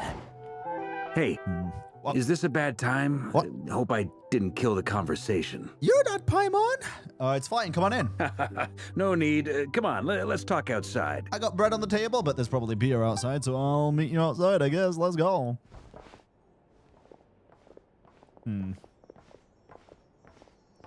What do you want? Anyway, Nefer went back to the curatorium to get some rest. But before she left, she shared some things with me that I thought you should be aware of. Firstly, although she managed to trap the Rerir of Solnari inside her chess set, there's no guarantee that the power of the Ibis King is any match for one of the 5 sinners. Okay. Their powers are beyond our comprehension. It's only a matter of time before he finds a way to break out. We have to come up with a plan and take care of him before that happens. Have we tried absorbing the abyssal power from the sinners and, you know, becoming a sinner ourselves? I'm just saying, like, we can do that. Like, we could try. I'd be, like, out of all the sinners, Rerir's the one that I don't really like the most, I think. So we could take his place, maybe. And then, you know, then we got Ryandotter and we could hang out and do, like, create life together since she's the shit. I'm just a couple of ideas, you know? Honestly, my mom figured that might be the case. So, how long have we got? Sorry. Well, I asked her that same question. She talked for a long time, but for the most part, it seemed like she was trying to convince me how precious her chess set is. What a long and storied history it has. It felt like some kind of sales pitch, you know? The kind where you end up handing over Mora against your will. Anyway, after all that, she finally answered the question. 2 days, at most. Okay. 2 days? Holy moly! Can we even recruit enough help in that time? Okay, I feel like this is where the quest is going to end, and then in 6 weeks, we're going to start the next Archon quest, and it's going to say, wait 2 days. But I don't, it hasn't been long enough for it to end yet. There's still going to be like another hour or two. Which brings me to the second issue. Dainsleif is obviously conflicted about this whole thing. Yep. But given how little time we have, there's no way we can pull this off without his help. Yeah, of course. You have some history with him, right? Do you think maybe you could talk to him for us? Oh, absolutely. Great. Absolutely, I appreciate it. I can. All right, on to item 3. Okay. So, Albedo, Durin, and I put our heads together and came up with a plan. Can't promise it's gonna work yet, but at least it's a start. We figured we'd bounce the idea off you first. We'll explore it further once everyone's recovered. Okay, ask away. Oh, Paimon's dying to hear this. All right, so here's what we're thinking. Okay. In a hushed voice, Vorka lays out the current plan. It's a shocking plan, but nothing can faze the greatest traveler and trustiest travel guide in Teyvat. It doesn't take you long to get behind it. We felt a little uneasy about roping you into this. I mean, firstly, you're not locals, and secondly, none of us are your boss. True. You're well within your rights to refuse if you so choose. Roping us in? Why would you even say that? We know the stakes here. It's all of us against the Rerir of Solnari, or none of us stand a chance. I choose my words very intentionally, I'll have you know. I like to think there's an art to striking a down-to-earth tone even when the stakes are through the roof. For Sir Varka, I Jesus. have a few thoughts about this plan. I'm all ears. I think we can be more flexible with how the roles are allocated. In my view, the most sensible lineup would be like this. Okay. Like what, Ether? Did you go mute again? I see your point, yeah. Damn it. But if that's how we're going to approach this, you'd better make sure you're ready. To be clear, I don't doubt your abilities. Far from it. I just want to make sure. Are you really willing to take all this on? I want to do everything within my power. The Rerir of Solnari is a truly fearsome opponent, and if I do my part, it'll greatly reduce the risk for everyone else involved. He's right. Well, that tracks with what I've heard. Jean's mentioned in her letters that you're so diligent it's almost abnormal. Yup. As in, most people weigh up the risks and rewards in situations like this. But you seem to just march towards danger without a moment's hesitation. Yeah, and I kind of hope it bites me in the ass at some point. It sounds horrible, but I keep saying it. I want a loss. Of course, everyone appreciates a fearless pioneer. But all that aside, I'm the Grand Master of the Knights of Favonius, and you're our honorary knight. True. I want to make sure your courage doesn't come at the expense of your safety. Thank you, Sir Varka. I should be the one thanking you. It means a lot to have you on board. I'll give some serious thought to your suggestions. At this point, chat's more happy about Zach getting paid than he is. True. Vodka gives a knightly bow and says he'll see you at the hotel again later. Okay. In an effort to lighten the mood, he booked out the hotel for this meeting so you could all chat over a drink. As the moon rises in the sky, you and Paimon leave your room, discussing whether Paimon has any other options than fruit juice. Everyone's already there waiting for you. They're chatting and smiling. Clearly the rest has done them good. As well as the existing crew, some unexpected help has arrived. Still, you remain conscious of the fact that the future of Nodcry rests on what is decided tonight. So many lives at stake, you may never meet most of them, but whether they know it or not, all of them are counting on you. Okay, well, hold up, bro. Who's the freaking unexpected help? Let me see. Oh, Dory. Oh. This is a thorough plan, but I do have one last question before we take action. How can we be sure that our enemy won't leave the designated area? Great question. Albedo's been hard at work analyzing Rerir and the Wild Hunt's behavioral patterns. His conclusions are as follows. Firstly, from the earliest known confrontation until now, Rerir has never displayed any ability to manipulate the dimension of space. So it's unlikely he has any power in that domain. He hasn't merged with the Shade. Secondly, he seems to have a particularly strong vendetta against our group. If we put him in a fight-or-flight situation, he'll choose to fight every time. Probably. Thirdly, finally, and most importantly, he is consumed by hatred, both for the moon and for his enemies. Turns out, we tick both of those boxes. We have a reincarnated moon in our ranks, and a spy who accessed his private memories without permission. He'll be baying for blood, not looking to escape. As someone who's had their fair share of interactions with the Wild Hunt, those all seem like valid observations to me. Understood. Then I will defer to the verdict of the group. Well, everyone, that's the plan in full detail. Albedo and Durin are carrying out their part as we speak. They got a head start, bro? Plan approved. Scheduling. Okay, any firepower you need, I got you covered. Let's light this baby up. The Frost Moon Scions are behind you as well. And the rest of you? Obviously. We would never deny. No objections? All right, then it's settled. This is the plan we're going with. Next up, an old tradition of mine. Anyone who wants to back out, now's your chance. Never! Wait, we can still back out of this? Fuck off then, Paimon. Everyone says things they regret, right? I don't want anyone feeling trapped because their mouth said yes before their brain had time to think things through. A very people-first approach. I hear that's common practice in the Knights of Favonius. Yeah. Who'd you hear it from? D-Luke? Confirmation? Shh. We don't use people's real names at work. This contact will be known only as Owl. There it is. And thank you. That's as good as confirmation that the Curatorium of Secrets is the secret, like, data brokerage organization that DeLuke has been conversing with since the game began. This plan can only work if everyone does their part. Flint and I will absolutely support it. Crazy, dude. We shall indeed. You'll be glad you accepted our help. Also, you are the last person I expected to see here, Miss Dory. It's not often I get called Dory in a work context. My peers usually call me Lord Sangamabe. Of course they do. So, the longer your name, the higher your net worth. Is that the idea here? I don't think that's how it works. In that case, Mr. Flint's here must be worth a fortune. That's right, I know your full name. It's... Oh god, Flint Chadomovich... No, Kirill Chadomovich... something. The walls are thin here. I'd appreciate you keeping that a secret. Okay, fine. I'm actually only here as a favor for someone else. Do you have any idea how much it would cost to hire me otherwise? Oh! God damn it. Does this mean someone out there actually has the power to boss Dory around? Yeah. Most certainly does not. Probably a few people. A long-standing Alice especially. and mutually beneficial business partnership. She's actually the mom of a friend of yours. Said mom supplied me with a great little trinket, but now that lady's ruined everything. If I don't start building a little goodwill now, my whole business in Nodcry is gonna go down the drain. Oh no. Okay. So what exactly is so special about this pendant? It's a lucky charm that a great mage made for me. We have a business relationship, and she was worried that something bad might happen to me.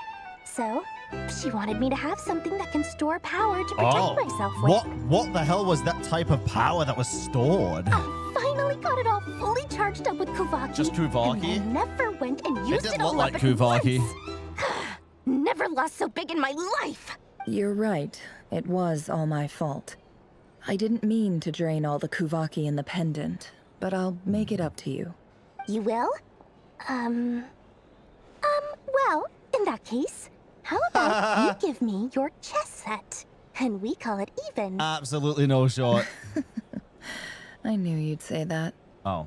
Well, it's yours if you want it. In fact, take it now, and I'll even throw in a free Rerir of Solnari. Oh, God. Deal?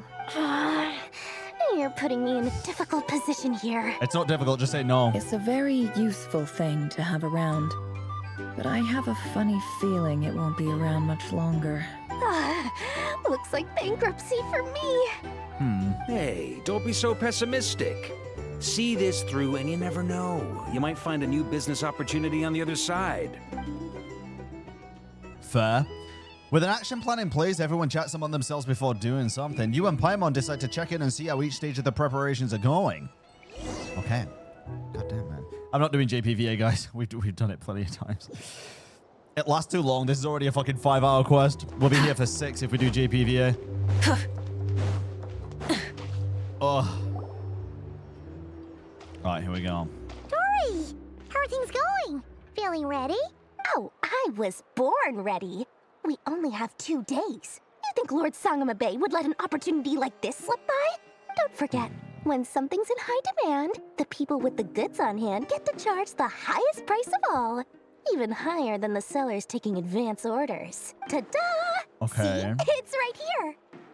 Ah, it's so pretty. Did you make it? What is that? I had no idea you were so skilled with your hands. No, I have a supplier. We go way back, so he made me a very attractive offer. Aha! No wonder you were talking about lucky charms at the meeting. You've been getting Kave to make them for you. That's not the full story.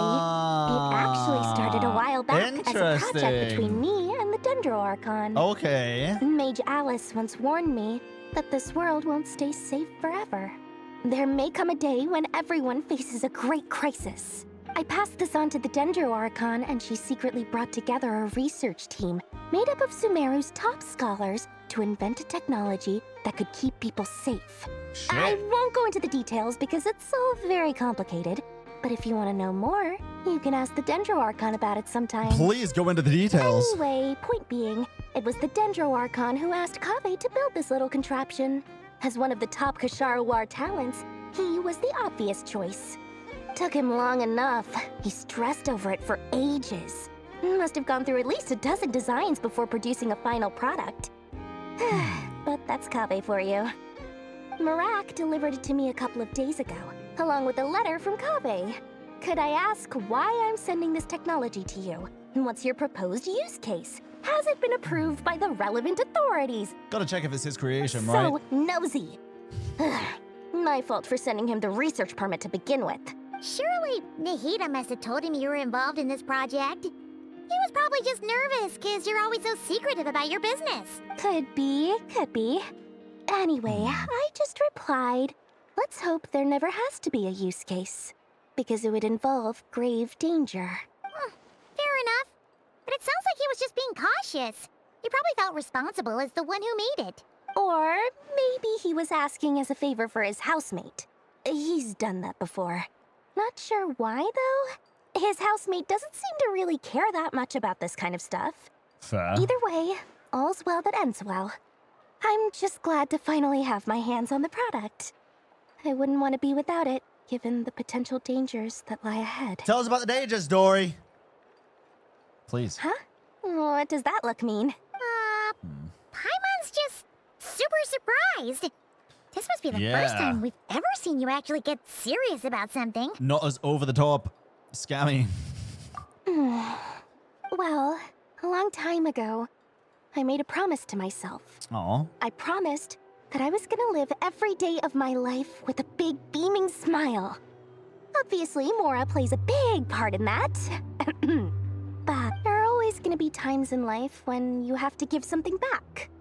That could mean paying back a debt, True. returning a favor, or showing some kindness. True. Alice has been a huge help to me over the years. She was the first investor I ever had. And I want my investors to know that Lord Sangamabe is the best in the business. And more than that, no one knows what the future will bring. Whatever happens, I want to make sure the Dendro Archon and all of Sumeru is prepared to face whatever comes. Yeah, she never wanted the... Well, she never intended to ask for the pendant, mate. Why am I getting Dory death flags? Yeah, they'll never kill a playable at this. I feel like if they were going to kill a playable character, they would have already done it. Oh, that? Sadly. I was just making sure Nefer and I are square. Don't be thinking it was some sort of benevolent act. I'm no saint, so don't treat me like something I'm not. Oh, we know. My priority is doing the business that I want to do. So long as my conscience lets me, but it usually does. That's the Lord Sangamabe business model. All right, if you say so. I do say so, and that's the whole point. I'm a businesswoman. Don't go trying to figure out what kind of person I am. You'll exhaust yourself. Much easier for everyone involved if you just take my word for it. I'm down. Oh, and could you two help me get this stuff where it needs to be? Sure. Thanks so much. You're my favorite assistants. We're not your assistants, motherfucker. But yeah, we'll help. We'll help. Hisi Island with Durin and Albedo. Oh my goodness. But Aloy died. No, Aloy's never fucking been in this story one time. Starsmith, thank you for the 100 biddies. Love how all the characters like Albedo and Dory are story relevant in Okai. I hope it continues. I'm sure it will. I am sure it will. Hey gamers. How you doing? How you doing? With the band Traveler, music. Paimon. It's good to see you. Everything going smoothly over here? Sort of. As you're probably aware, Varka, Durin, and I captured some abyssal creatures from the Wild Hunt. Per the plan, we dissected and analyzed some samples of these creatures. The process went very smoothly. The findings, however, come with some troubling implications. What? You can actually dissect the Wild Hunt? That depends on your definition of Wild Hunt and dissection. Not what he meant. Harmless, lifeless. These words are accurate descriptions. The Wild Hunt is an interesting phenomenon. In and of itself, it doesn't seem to possess anything akin to a human personality. But taken as a collective, the medium through which the Wild Hunt is summoned does appear to have a soul. Master griped a lot about the wise Horoptatyr, and seemed somewhat fascinated with the foul Certology. But she barely mentioned Rerir at all. I don't think that was because of his lower social standing, though. Anyway, it's a pity. I should like to hear her thoughts on the nature of the lifeform he has become today. Interesting. It's a strange mix. The furious energy of an abyssal being channeled through a fractured physical existence. A consequence of being torn apart by an unknown power. Perhaps the only explanation for his survival in this state is that he sacrificed a degree of individuality in exchange for a continued existence. Oh, sorry. Once I get talking about interesting research, I have a tendency to go on indefinitely. Yeah. Back to our research findings. Essentially, they confirm my hypothesis. Rerir's corpse is completely contaminated by the Abyss. Okay. And the effects are irreversible.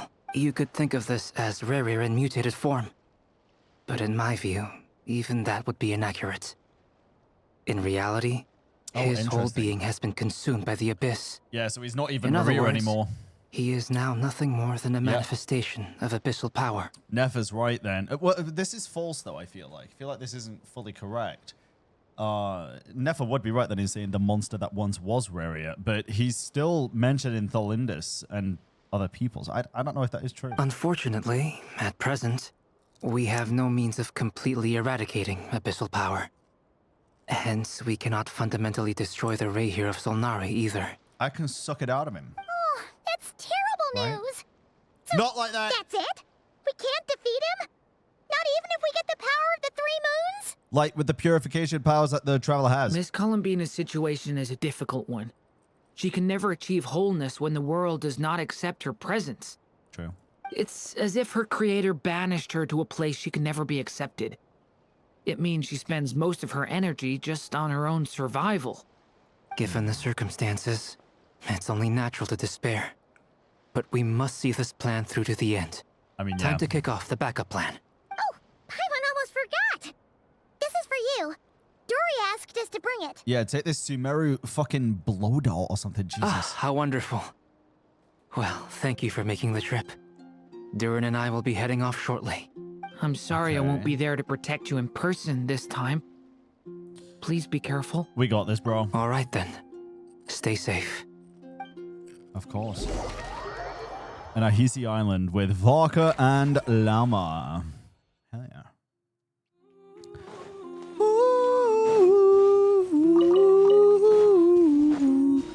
Let me check real quick as well, actually, while we're doing this. How long until ads? Oh, literally right now. Okay. All right. Let's go. Frost Moon Enclave. Enclave? Enclave? Surely it's not English. Miss Lauma, is everyone here? Yes. The fate of my flock is in your hands, Grandmaster Varka. Please keep them safe. My lady. I'm sure he will. What are you saying? Within the next 24 hours, we will face the biggest crisis the world has ever seen. I cannot focus right now. This is not a burden that we deserve to bear. But I believe that we reap what we sow in this life. So I intend to act. I must do what I think is right. True. For me, that means fighting for the future of Nodcry. For Nodcry! This gentleman is the Grand Master of the Knights of Favonius, Varka, Knight of Boreas. Yeah. In my absence, bro, please follow his lead. Can you imagine if they had to address us, the Traveler, by all of our titles? Hey, everyone. Yo! Guess I should introduce myself. Well, she just introduced you. Well, to start with, I know my way around a battlefield. Jesus Christ. Biggest strengths are honesty and hard workingness. Anyway, point is, bro, get this man a I beer. don't intend to let Lauma down. I'm gonna do everything in my power to keep every last one of you safe and sound. Get this man a beer. A keg. Yeah. Oh. Beasley and Albedo. Oh, I love these drawings here. That's cool. Well, oh! Okay, this is weird though. This is weird. What's going on here? This wouldn't work economically. I've seen it. This works for like Rule 34, but not. Sorry, okay. Light it up. It didn't happen. Listen, the chest didn't belong to them. It was just chilling. It didn't belong to me either, but it didn't belong to them. That wasn't my fault. I opened it and they go hostile. That wasn't me. That wasn't my fault. I don't want to hear it. Me too, bro. Me Something on your mind? That poor Hilla child. Miss Columbina, was it? I believe that's how the others addressed you. That's right. Names are funny things. Have you always been called Dainslev? Yes. Oh. I take it your own name has a more complicated history. Yeah, I think we're going to get to name her next quest. Bro, if we get to name her, I'm going to call her placeholder. I'm kidding.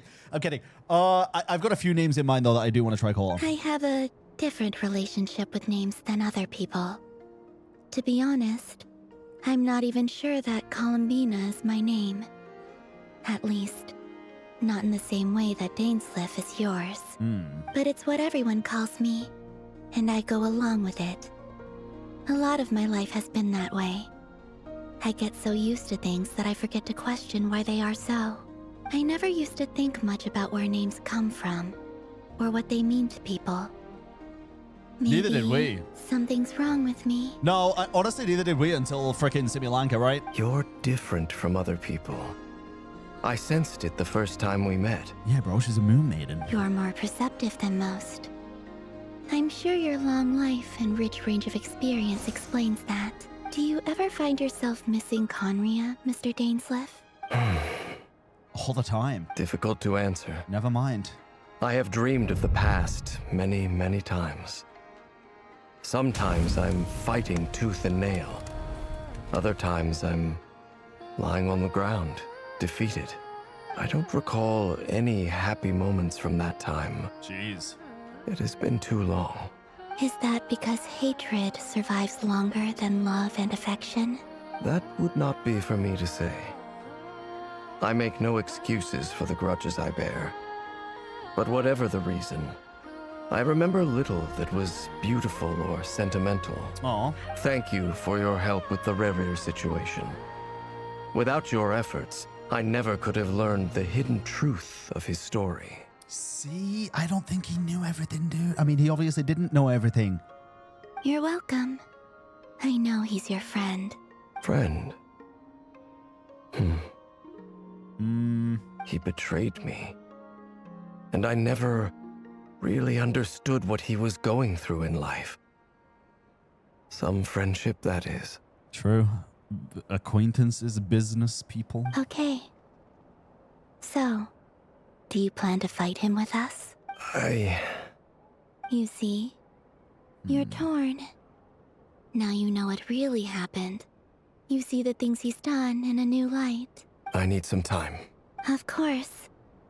I completely understand. Anyone else in your position would feel conflicted too. Actually, I went through something similar myself recently. Something happened that changed my perspective on a situation. Oh? A situation I took for granted at the time, but now I feel very grateful for it. You mean the Harbingers who still support you, even though you've left the Fatui? Ah. Yes. I always thought they were only helping me because Harbingers are forced to work together. Nah. But then I abandoned them. A warrant was even put out for my arrest. And even now, they still support me. Which means I was wrong about them all along. Clearly, they view you as a friend. I feel a little guilty now. Yeah.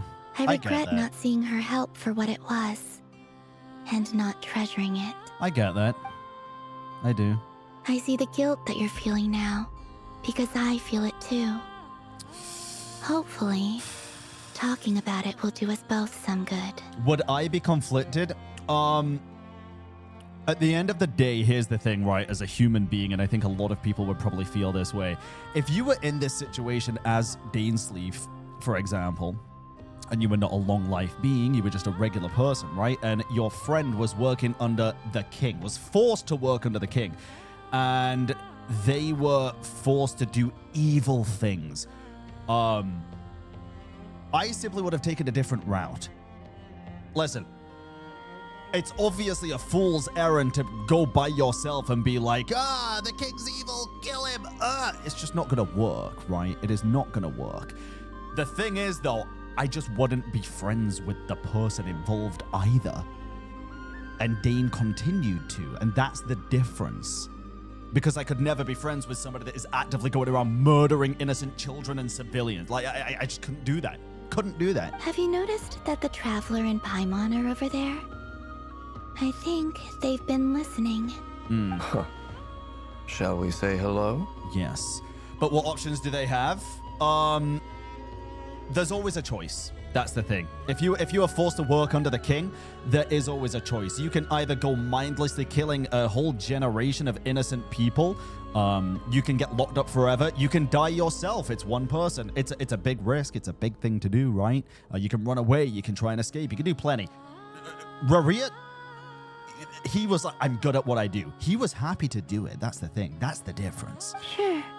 Even if he was raised on propaganda, I don't forget that he's an orphan raised on propaganda. That doesn't make what he's doing correct or right. That's what I'm saying. That's why he's such a massively written character, guys. He's a great character, but he's still fucking evil. He's still evil. It doesn't just his tragedy, his tragic backstory does not justify his terrible actions. They caught us! That's what makes him such a great character. Sorry, we were just concerned about you. My bad, guys. I apologize for making you worry. It's all good. No doubt you wish to know where I stand on the plan to take down the Rerir of Solnari. I'm afraid I need a little time, but I will seriously consider joining you. I get it. You will? Oh, thank you so much! For Everyone me, will be so grateful to hear that. It's like right now, I'm like, listen, Dane, you know the whole fucking story. Just join us. Like, what are you even considering at this point? It should be an obvious choice to join us now. They needn't be. This was something that I was going to have to face up to eventually. That doesn't matter to them. They're grateful to you regardless. You can't control their gratitude, so just accept it. True. And then, have a think about whether you're willing to join us. Oh, goddamn, dude. Goddamn. Sanctum of the Oathkeeper. It's nearly showtime. Let's go rendezvous with the others. You know the place. Hell yeah, man.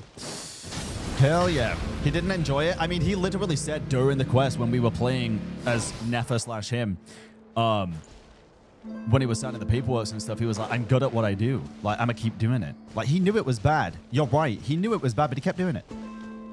That's the end of the story, right? There's not really much else to say. I'm not going to justify his actions just because he felt bad about doing it. Ah, you're earlier than I expected. Hey, Flint! Been waiting here long? Not too long. I came a little early so I'd have some time to think. Are you nervous about the battle? Quite the opposite. I'm reminiscing on my past battles. When I was awakened by the Ratniki, I had not touched a weapon in many years. I felt like the battlefield was not where I belonged. But after waging war against the Wild Hunt for so long, I came to realize something. A life of absolute peace is simply not a possibility for me. True. That was his coping with it. Okay, guys, listen. This is where I'm going to end off this conversation so we can actually do the rest of the quest without being distracted by it. Listen, if y'all think that, if y'all think, yes, Rerir was just coping the entire time and he wasn't actually happy with what he was doing, that's fine. That's what you took from this quest and the character. It's not what I took from it, and it is what it is. We see different things. It's not black and white, and that's a good thing. Again, it means it is a very well-written character that has nuance, and you can come to your own conclusions. We can disagree. That is a good thing. It should be like that. My restless flame indicates that somewhere inside of me, there is a deep yearning to root out the evil in this world. Oh, that doesn't sound like such a bad thing. I kind of agree. Well, in the past, when I was a Fae whose primary concern was hibernation, it was hardly ideal. But it certainly serves me well here in the present. And I am delighted to be able to join forces with you in this endeavor. Me too, man. Looks like I'm not the first to arrive. Ah, Miss Lauma. Did you sleep okay last night? I struggled to settle down at first because of the nerves. But don't worry. I got enough sleep in the end. I'll be just fine. Thank you for everything. Please. I'm just doing my part. You're doing a lot of people's parts, to be honest. Oh, the whole gang's getting together now, bro. The goods have been delivered and the backup plan is underway. Ino asked me to relay a message. She said Anefa will be on high alert and keep a close watch over all secondary districts where defense is required, providing support as necessary. Okay. Meanwhile, Ino herself will provide range support to us directly, using her latest invention. Oh, God. Excellent. My thanks to all involved. Oh, Jesus. The chess set's looking a little unstable. It's got the most unstable individual we've ever met inside. Are you surprised? It won't hold him much longer. Oh, God. We should be prepared to engage at a moment's notice. Oh, God. No sense sitting around waiting. Let's make the first move while we still have the option. I agree. Paimon, find a safe hiding place. Got it. Be careful, traveler. I know the best hiding place. Go inside the chest. I will. All right, let's do this. Everyone, take your positions as soon as the battle starts. Every ounce of strength we have in our bones, let us bring to this fight. I'm actually nervous, dude. Ready? No. Let's go. I've seen all your futile ploys before. You have become the authors of your own demise. I wouldn't be so sure about that. Oh, God. You are merely a moment of sport before I tear down the moon. Damn. Oh, my God. Oh, my God. This is a freaking loading screen, dude.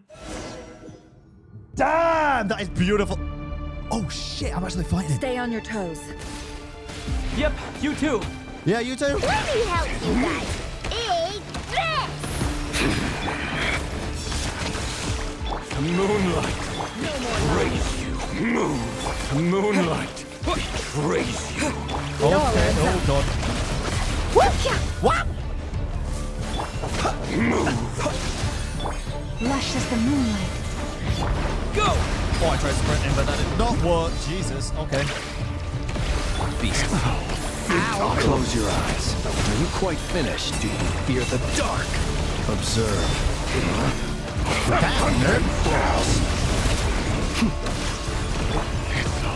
Futile. Poor lost land. This guy's By fast, the dude. Frostmourne of old. No more lies. The mystery unravels. Moonlight. Praise. Wipe out! Be silent. Close your eyes. Move. Be silent. Do you fear the dark? Can't hide the truth. No more lies.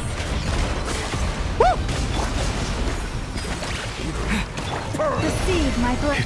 Began with the moon, and so shall it end. What do you mean by that? The moon will protect you. What the hell? What do you mean follow the hem of hunting? What is that? This? I can't go do that. What do you mean follow that? Okay. Oh, I can just follow the attacks, right? What the hell, bro? What is this? A grave transgression. Huh? Do you see now?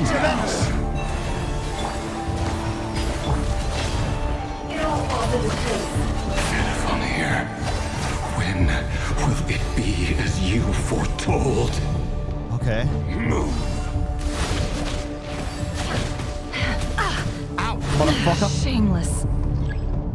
Your foul spirit is not welcome here.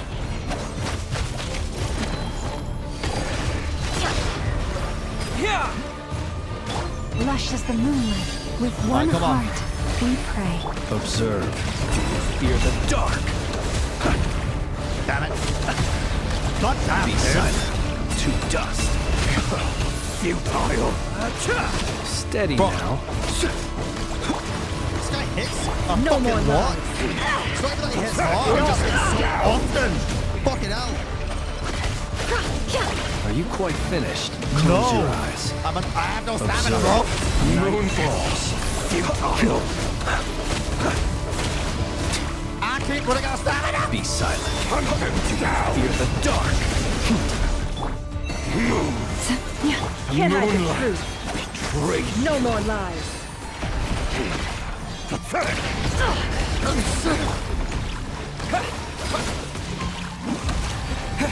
The deception ends here. Can't hide the truth. By the Frostmourne of old.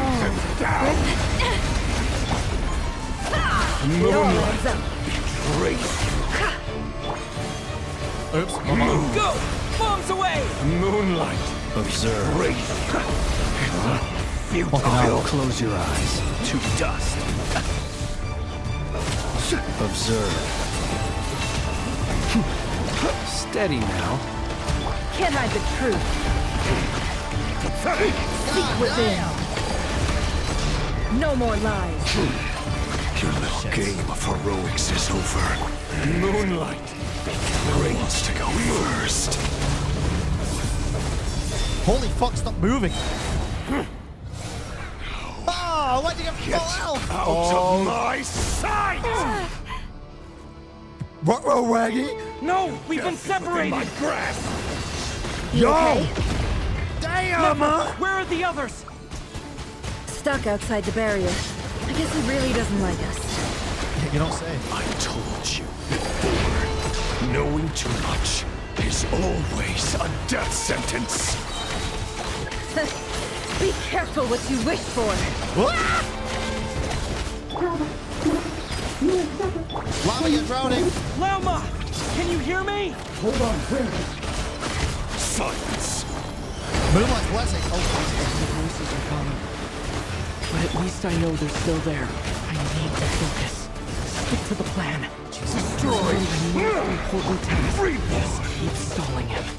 If I can stall him for long enough, the moment will come. okay, then let's keep stalling then, bro. Run. Nowhere to hide. Can't hide the truth. It all falls into place. Bombs away! Bombs away! It's a fucking hydro bomb, bro. It's terrible. Ouch. The deception ends here. It all adds up.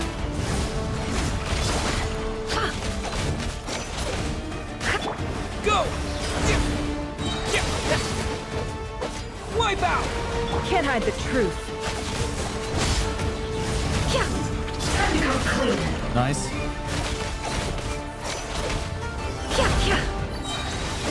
No more lies. Seek within. Got that, dude. Bombs away! It all adds up. Oh, you can dodge after doing the heavy. Interesting. Didn't know that. That helps, actually. It's actually pretty cool. Feels good. Uh-oh. What are you doing? Whoa! I've got this! I got this! I got this! What do I got?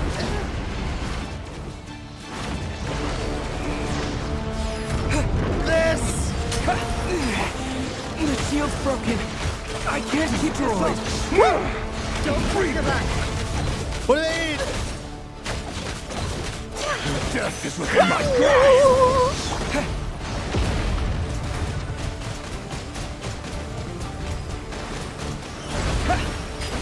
Chill, bro. I don't see it. It all adds up. Hide! No more lies. The mystery unravels. Yeah! Go! Can't hide the truth.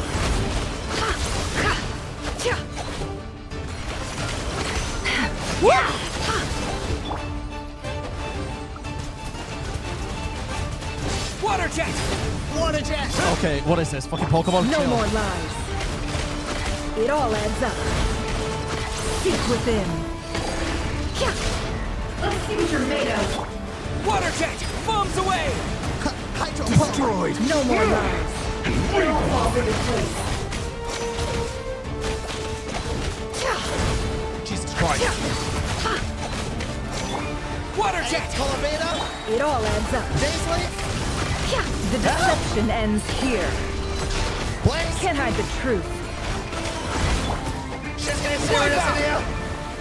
Go! Let's see what you're made of.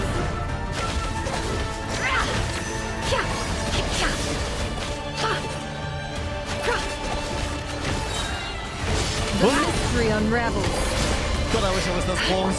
Go! Yeah! Water jet! It all adds up. It all falls into place. What the fuck are you at? Oh! Oh! Oh no! Not again! Woo! Got it. There's no other way. Wait, what? I have the thing though! Ah! What is this? What are you doing? That ain't gonna work. Oh dear God, that ain't gonna work.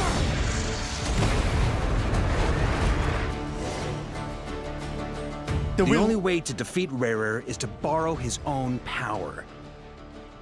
That means Columbina will have to disappear while you two bear the brunt of his attacks. You have to hold on. Find a way to keep him focused on killing the two of you. So we have to die. Great. Okay, what? Oh God. Never. Jesus. Your eyes are bleeding. What the fuck, bro? Soon you will be powerless to resist. And then, I will reduce you to dust. But that dust will plague your memories. Huh. Come on. Keep holding on. Any other tricks up your sleeve? Let's see them. As entertaining as they are. You've backed yourself into a corner. Actually, the definition of a corner is quite clearly not where we are currently stood. You don't fool me.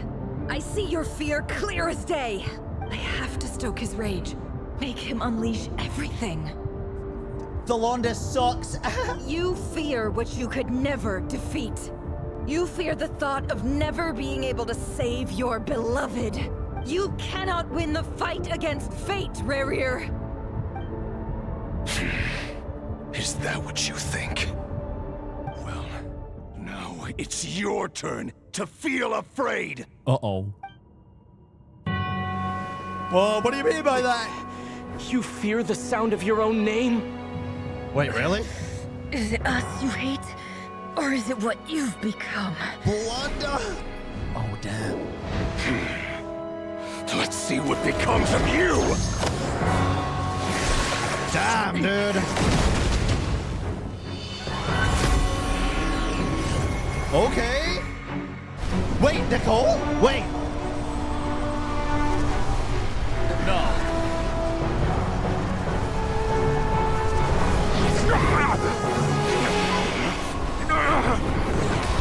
What's happening? That power. Oh, it's I've seen it before. Oh. Oh, of course he's seen it before, dude. His power is on another level. Yup. We'll need to use an alchemical array to convert his power into a usable form. Okay. Then quickly channel it into Columbina, Kamehameha, rendering her powerful enough to compete with him. She just don't even care, dude. I'll join you. I can help. If I release enough abyssal energy into a confined space, it'll create a potential difference. Ooh. Allowing us to extract a huge amount of elemental energy. Next, I'll synchronize with everyone's minds using Pyro, then give you temporary access to their abilities and fields of view. You can do that? But it won't last long. What do you mean? Can you see? Well enough. So, we have a student of Gold Rheindotter in our midst. How about that? How about that? Oh god. Oh, he.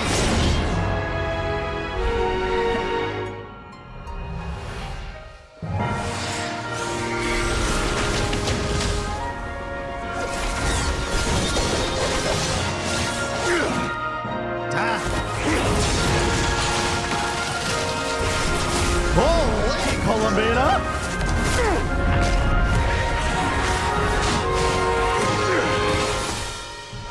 You use my own power against me?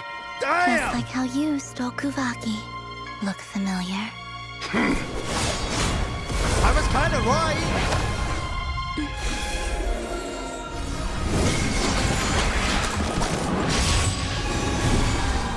Holy shit.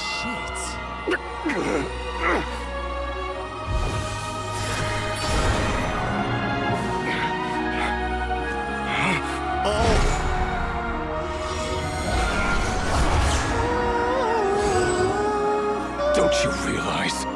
You don't have the power to hold that gate open. I don't, but someone else does. Dead! Goodbye, Rerir.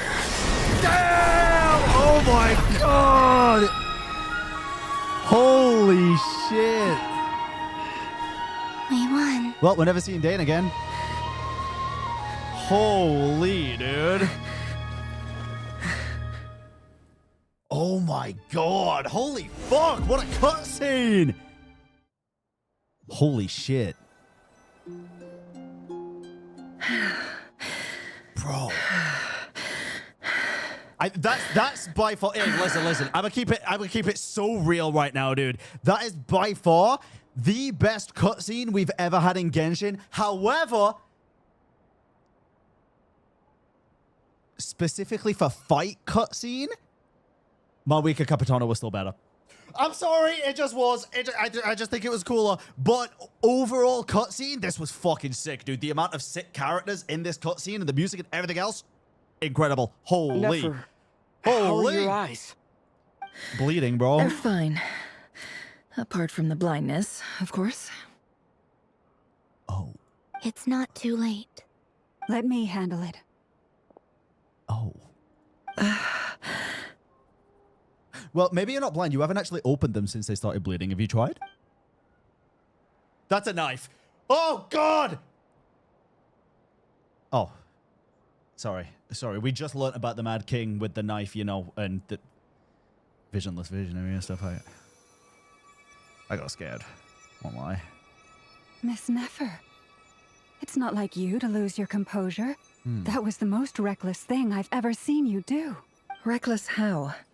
The situation was critical. Our lives were at stake. True. We had to do something. Exactly. It's basically do something or die anyway, right? So you might as well die trying. Even so. Well, what about it? Okay. I guess you're right. Under the circumstances, it was a wise decision. You traded your eyes for an incredible victory. Exactly. In business terms, I suppose that's a huge return on investment. Yeah. I'd be hard-pressed to argue otherwise. She basically just put all the stocks in Nvidia back in, you know, like 2012 or something. Still, I don't like this outcome, and I don't want you to lose your sight for good. People suffer when they make sacrifices they shouldn't have to make. Whether that means faith, strength, or in this case, your ability to even see. I had hoped you could win without sacrificing so much as a single hair on your head. Bro, how funny would it be if where she just sent him was to the real Frost Moon, and that is where the shades are, including Rhine-Daughter, and he just lands there in the middle of the golden abode, and Rhine-Daughter's just like, oh, fuck. Jesus Christ. I do wonder where he got sent, though. That is interesting. It was definitely through a moon gate, but where? Thank you. Really. You're welcome. All done. Damn, Don't dude. try and open your eyes just yet. We'll see how you're doing in a couple of days. Until then, please follow your recovery plan to the letter. Hey guys, if you're watching this and you enjoy what you see, please feel free to drop, I don't even want a sub, drop a follow so you don't miss any future content, and drop a subscribe on YouTube. Hell yeah. I'll send full details through Yehoda.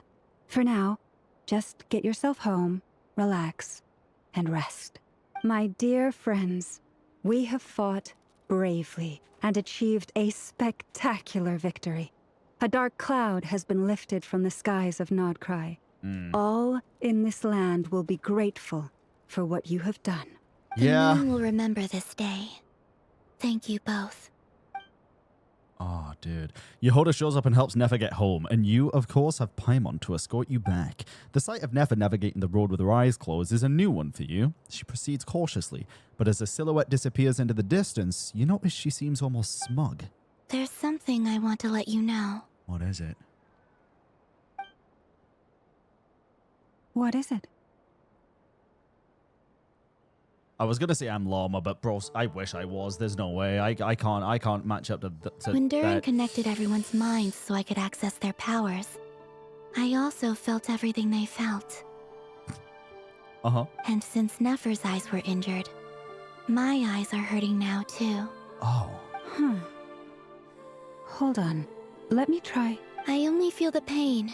There's no actual damage. I just thought I should tell you.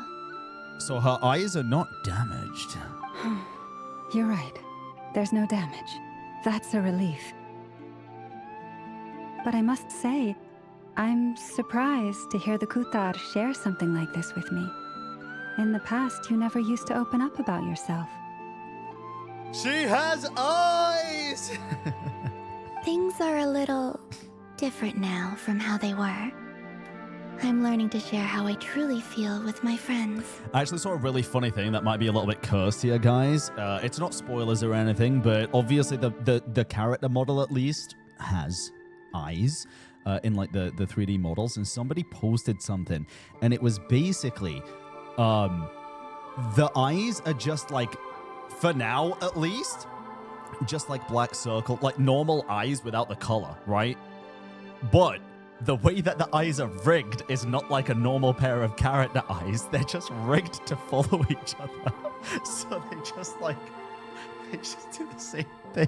Friends.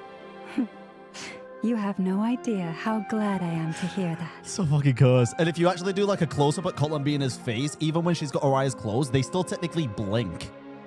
So funny. You can't help but break into a smile at the word friends as a warm and fuzzy feeling fills your chest. One by one, your fellow teammates report to inform that everything is under control. At Llama's insistence, you lie down. You fought on the front line against Rerir, and you now need rest.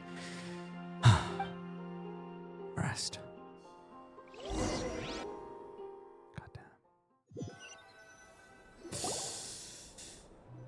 Honk shoe.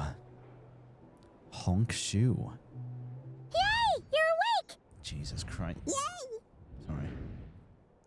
Sorry, I just got my inner... How are you feeling? Any aches and pains? Did you sleep well? Pretty good. I'm doing all right, Paimon. Oh my god. No need to worry about me. Phew. Well, that's good. Paimon's been sitting on the edge of the bed worrying about you for ages. You slept a whole day and night. Poor Paimon had to eat all by her lonesome. Bro, it was a rough day. What do you expect from me? I slept longer. Glad to hear you didn't starve. I think. How was the food? Well, it wasn't the same without you there to share it. It'd be better, right? You get more. Honestly, Paimon just can't relax when you're not your usual self. Fair. She couldn't enjoy the food and settle down to sleep. Okay, fair enough. Well, I'm back to normal now. Oh yeah, and Albedo swung by earlier. He said to tell you to head to the tavern when you woke up. Oh. Varker and the others are organizing a victory feast, and they want to celebrate with you. It's not even a victory, though. Like, he's not dead. He also dropped off some medical supplies. It's a partial but victory. You seem fit as a fiddle, so guess you won't be needing those. If you're feeling up to it, let's head over now. Wouldn't want to keep them waiting. I'm down. Yeah, it's a partial victory before the... I'm sorry. Did that achievement just say before the moons fell? Great. All right. See you in that 5, I guess. Let's go to the flagship. Here we go. Victory feast time. Traveler and Paimon! Hell yeah, brother! Perfect timing! We were literally just saying how there's no way we're holding this victory feast without you any longer, and we would have postponed it till tomorrow. Hell yeah! How are you feeling today? Pretty beat. Much better. Thanks. Don't worry about me. Relieved to hear it. If that changes, just let me know. Happy to check you over at any time. Thanks. Yep. We're here for you. Thanks, Anything buddy. you need, just let us know. Oh wait, where's Nefer? How are her eyes doing? Nefer's right over there. I'm sure she'd love to catch up with you. That didn't explain how her eyes are doing. Talk to everyone before Nefer? Okay, I will. I gotcha. Oh, fuck. Does this just repeat the same... God damn it. We're here. Skip button where, skip button where, skip button where, skip button where. Okay, come on. At least let me space How bar are through you it. feeling today? Much better. I thought there might be an extra thing. I thought there might be an extra thing. How are her eyes? Nefer's Oh, right let me over. out I'm of sure this she'd love madness. Thank you. Jesus Christ. Let's explore the area ahead of us later. All right, Varka, what do you got for us? I thought of 1,000 ways to congratulate you, but now you're here, words are failing me. Congratulations, it'd be a good start. The honorary knight stuns them speechless once again. Well said. The honorary knight showed us all how it's done. I mean, it was Varka's doing as well, the right? other It was knights told everybody's me doing. that Mondstadt was the first stop on your journey. All of us are truly delighted to count you as our friend. I'd like to thank you for supporting the Knights of Favonius, and also for helping us save Nodcry. Don't mention it, Grandma. We haven't saved Nodcry. It's at 4, bro. There's gonna be so many more. Nonsense. Of course I'm gonna mention it. This is more than just business. It's a relationship. And there can be no relationship without showing gratitude where it's due. That's fair. I'll take a beer. All right, we'll speak to Nefer last. We got Dory here. Hello, you. Recovered from the battle? Mostly, I'm touched that you'd ask. Come on, what do you mean? Of course I'm gonna ask. I care about my friend's well-being. And we are friends, aren't we? Yeah. Get yourself a drink. You've more than earned it. In fact, today, your drinks are on me. Lord Sangama Base got you covered. Thanks. Wow, really? What about Paimon? Has she earned it too? Has she? Please? Well, you haven't been through quite as much as the Traveler, but... Not as much, but still. What the heck, sure. Hell yeah, man. Wow! Good shit. Drinks on Dory! What a historic day. Hey, keep your voice down, or everyone else is gonna want in too. She's becoming sweeter, I've been saying recently? Doing business in Nodcry has been an absolute nightmare. If I'm buying for everyone, I'll... Okay, She'll be poor. She'll go bankrupt, dude. We'll speak more quietly. Jeez. Yeah. That's more like it. Probably a good idea, Don't to you be fair. forget, Lord Songama Bay doesn't just go around buying drinks for anyone and everyone. True. Okay. Who else we got here? We got the gang. We got nobody here. Nobody here. Dane! Hey, buddy-o. I see you've recovered? Yeah. You bet. Snooze his way to a full recovery. I'm doing much better. Thanks for checking on me. Glad to hear it. Are you just this nonchalant while simultaneously using your power to keep the fucking moon gate closed? A healthy body is paramount.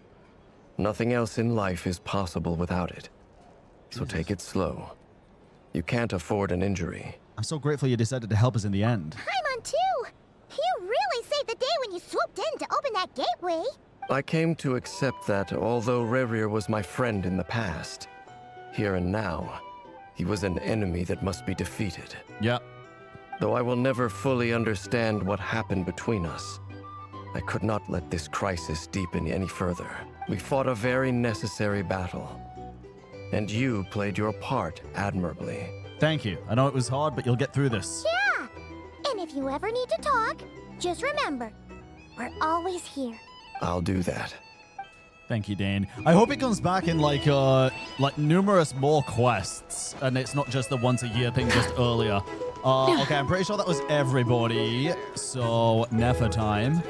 I think it was everyone. Nefer! Traveler, Yo. Paimon, are you recovering well? I can see you can see again. Turns out that moon chanter has some real talent after all. My eyes were mostly recovered after just a couple days rest. Nice. I can actually open them again now. Good. Yeah, but you gotta be careful. Lauma says not to strain your eyes while they're still healing. Yes, thank you. I'm well aware. Yehoda, could I borrow you for a moment?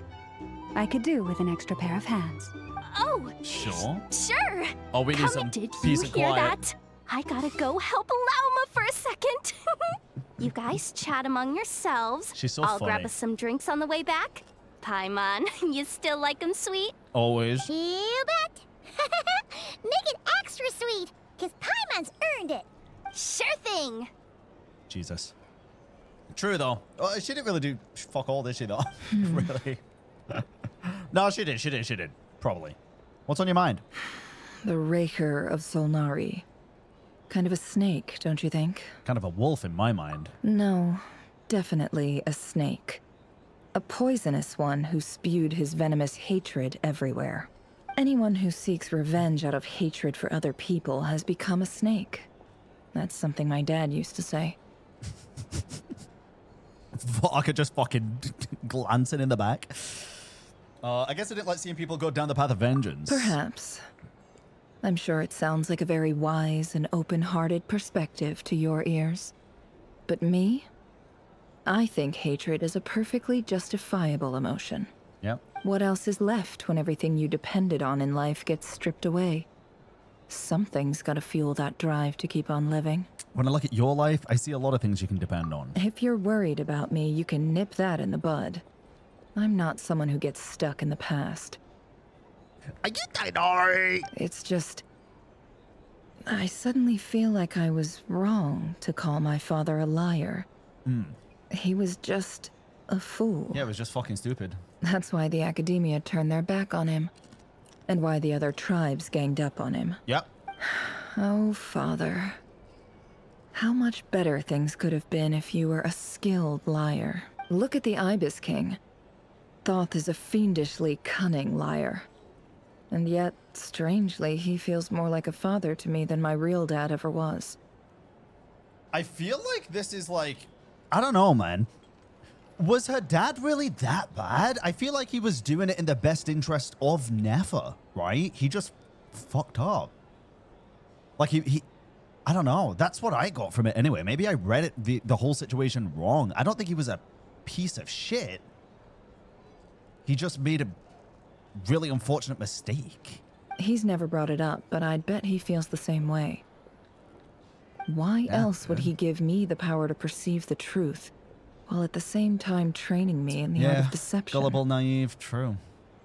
Sadly, I've never heard the Ibis King's voice. What's he actually like? Well, King Deshret banished him to Aru, which is essentially a prison, and posed 3 questions to him. He promised that he'd have his freedom if he could find the answers. His response was to take on a physical form and approach me, hoping that I could become his envoy and search for one of the answers on his behalf. Okay. Did he really think I'd fall for that? He's stuck there. He can't make me return what he gave to me. Damn, okay. Jesus. Seems like it was nice enough to you, and you sound like father and daughter. So that's enough for you to decide he's nice, is it? I never fucking said that, bro. He's a prisoner, and he was scared. So he decided to perform some good deeds to win people's approval. When did I say it was nice? He lives in fear because he's a deceiver. How is Rerir any different? You can't work as a spy your whole life and expect a happy ending. It's preposterous. Yet I can't say I don't understand it. Liars live in the darkness of their own making. But it's still human nature to want to go on living. True, it is. They say that a liar's soul is the most worthless thing in the world. What do you think? I think there's far worse, to be fair. Oh, really? Well, it takes a very kind person to find compassion, even for liars. Bro, if I come across a kid in the street and they're like, I don't like vegetables, but they actually do, I don't think it's the worst thing in the world, you know? You could find someone that's like, I want to kill people, and they kill people, and they're not lying. I think that soul's worse. If you ask me, the soul of a liar really is worth nothing. Because all they care about is themselves. I don't think necessarily. For example, when something good falls into my lap, I don't go sharing the news around. Stops other people trying to steal it from me. But I feel like, let's say something, let's say like the god of a nation, right? Or the Archon of a nation. They're not, if they perceive something bad is going to happen, but the chance of like let's just use an example here, right? Let's use the beginning of the game. If Venti, the Archon of Mondstadt, perceives that that Dvalin is going to be a threat, but not enough of a threat to like kill anyone or cause damage, and telling them about it would just cause fear, which would end up in more death or damage, right? So you have to lie to the nation to protect them. I feel like that's not Venti just caring about himself. And for Rena, yeah, true. It's not that black and white. She's seeing souls as a black and white entity when it's just not the case. I have a feeling some people overheard. So be it. They have sharp ears. I can't keep anything from them. Is that your way of saying you've warmed up to them now? Oh, is that what it looks like? A little bit. It looks like you're starting to see us as your friends. Well, you all know my past now. And I can't simply eliminate everyone who knows too much. So I guess I just have to put up with you. For the foreseeable future, at least. I feel like there's a big difference between lying and being a liar. That's fair as well. Is it really that bad to be selfish? Majority of people are selfish even though they don't want to show it. No, I don't think it is. I think again, it just depends on the scale, right? It depends on the scale. I think some selfish acts are worse than others. Again, there's not many things in this world that I think are that black and white, guys, if I can keep it entirely real. Again, it depends on the severity, the act, who's affected. It's never that black and white. When you find yourself in a situation you can't control, the safest play is to keep calm and start monitoring everyone involved like a hawk. In the intelligence world, you need to have a sense of perspective and play your hand accordingly. True. If you understand what's at stake, please ensure my secret is safe with you. That's okay. I trust you'll respect my wishes as a friend. But don't forget, I will also be watching you like a hawk. You got it. Very good. Oh, wait. Now that the panic's over and we've all calmed down, Paimon suddenly remembered something. What? After all that build-up, our mystery ally never showed up even once. Nicole, true. A noise is coming from indoors. Wait, what the fuck is this? The quest ended. Imagining things? What? Wait, what? Did we get... Is there more? So, that close colleague who stayed behind with you? Tea party? What's he been up to recently? Oh my god. Oh my god, wait. Was that a throwback? Wait. Was that a vase falling off of a... Holy shit!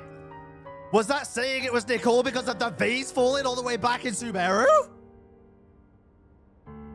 Holy fucking shit, they are geniuses. Wow! That just clicked in my head as I replayed the sound in my head. That is genius. Don't know, don't care. I get more normal human interaction from hanging out with Bosco 2 than him. Okay. So that close colleague who stayed behind with you, what's he been up? That's got to be Dory, right? Although, now you mention it, he hasn't bothered me in a while. I wonder if... If he's disappeared without a trace, it's the biggest gift he ever gave to the world. But I somehow doubt that's what's going on. I'm going to assume this is Dory. He won't lie low forever. There's no one else so it could really be. Stay on guard. There's no one else this could really be because it's either Dory or Scaramouche, and they're not going to remember Scaramouche, so it's got to be Dory. And it's showing the music, dude. It's come on. I mean, everything points to Dory, I think. Okay, listen to what everyone's talking about. Wait, is it not over? Is there more? Is this more, or is this an event? I'm confused. Much more. A lot more. Oh my god. Let's continue then, I guess. I didn't think there'd be more, to be honest. Jeez. How have you been holding up? Any adverse reactions? If you start to take a turn for the worse, make sure you tell me right away. You don't need to worry about me, Grandmaster. Bro. I'm fine. I mean, I barely did anything, so... Honestly, dude, like, the fact that he has pyro and, like, abyssal energy as well is pretty fucking cool, to be honest. What? You're too humble, young man.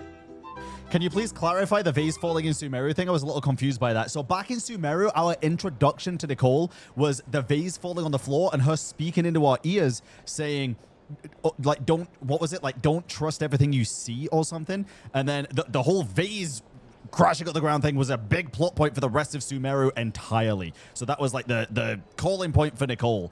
That has to be a callback to that, right? Has to be. You played an indispensable role in the battle for Nodcry. We can't thank you enough for your support. Sometimes, when people praise you, it's because you deserve it. The best thing is to accept it calmly and with grace. It's important to learn how to respond to words of admiration. Let's do a quick demonstration. Okay. Albedo, that was an incredible feat of alchemy. The pressure was on, but you worked flawlessly at lightning speed to get the job done. Yeah, it was at the end of Sumeru. Yeah, sorry, but it made a lot of things in Sumeru more clear and also set up for Fontaine, then, yes. Thank you. I can't take all the credit, though. A long time ago. Durin played a big part in forming the alchemical array. Oh, damn. See? Did you catch that? A masterclass in how to take a compliment. Okay, yeah. I did work pretty hard to help prepare for the battle. No point denying that. You did great, buddy. You did great. Hey, you guys! Yo. Seriously, great work, everyone. You all outdid yourselves. Hey, look who's bounced back. Looking good, traveler. Thank you, bro. Seems like you've recovered. I feel like I can call him bro now. Medication. Can I get you a drink? Huh? You know how to order at a bar now? You've sure learned a lot recently. Handling a drinks order is ridiculously simple compared to alchemy. Oh. Don't worry, I'll blend into society yet. Did they forget to give us elemental, like, accents? Paimon believes it. You're clearly a fast learner, just like your brother. I think they just forgot. To be totally honest, though, Paimon didn't quite follow all the details when you first explained the plan to us. Don't worry, that's completely understandable. Unless you're a student of alchemy, it's hard to grasp the principle and how the process works. That's fair. To put it in the simplest terms, we saw how our enemy stole the power of Kuvaki. And that gave us the idea of stealing his power to turn it against him. I'm pretty sure I said something along those lines earlier in the quest as well, right? When facing an enemy you have no hope of defeating, it's best not to engage them in battle. So, instead of looking for a way to overpower him, we decided to help Columbina get strong enough to at least stand up to him in a fight. For this to work, we had to analyze his modes of attack, confirm who his main target was, and make sure that he wouldn't go beyond the range of the alchemical array. Okay. For added security, we prepared a total of 4 arrays. Damn! But to mitigate the impact of the battle, we identified one location in particular as the ideal spot, which is where the confrontation took place. The alchemical array absorbed his abyssal power. Then Durin processed it to render it usable by Columbina. Okay, so Durin doesn't harness abyssal power in general anymore. Okay, that makes more sense. Okay. That power enabled her to do what would otherwise have been nigh on impossible. Yeah, I mean, that was awesome. That was very cool. What surprised me was that Dainsleif actually agreed to join us. It doesn't really surprise me. It's just in the way in which he joined us. Given his history with Rerir, he had every right to sit this one out. But we're extremely grateful for the decision he made. Confronting a former friend in battle, that can't have been easy. Why do I feel like this is going to be foreshadowing for us? It must have been a painful choice to make. But I'm sure that making a decision was far better for him than staying in limbo. Absolutely. He was torn between 2 paths, but in the end, he made his choice and stuck to it resolutely. He doesn't strike me as the sort of person who'd stay trapped in limbo for long. Anyway, however you cut it, everyone gave a stellar performance. And now, it's time to kick back and celebrate. Hell yeah, brother. Hell yeah. I am curious to know what power level Rerir and Columbina were both at during that fight. I kind of wish it went into a bit more detail of that, since it said like the 10% or 20% in the previous quests. I do wish it went into more information on it. Ah, Lord Sangama Bay. How lovely to see you. I must thank you for the device you provided. It was an enormous help. Would I be right in thinking that it was developed by the academia? Why come and ask me when you clearly know already? I mostly came to thank you. That's more like it. A little gratitude goes a long way with Lord Sangama Bay. Play your cards right, and you might even stand a chance of becoming my long-term supplier. The chance to work with such a kind and charitable investor as yourself would be a great honor for the Curatorium. Huh? God. Charitable? Who said anything about charity? First time hearing about it. Jesus Christ. Let's see. The first plot of land you purchased in Nodcry, your desert interests, and... Stop! What do you think you're doing? Exposing my investment history! It's nothing to hide from. Oh, God. They're all perfectly legitimate investments. And some of the land you purchased was with the intent of building a sanctuary? Yes, I heard about that too. Uh-oh. How did you... She hears everything, dude. You're a curious case, Lord Sangama Bay. You don't like people finding out about your good deeds, do you?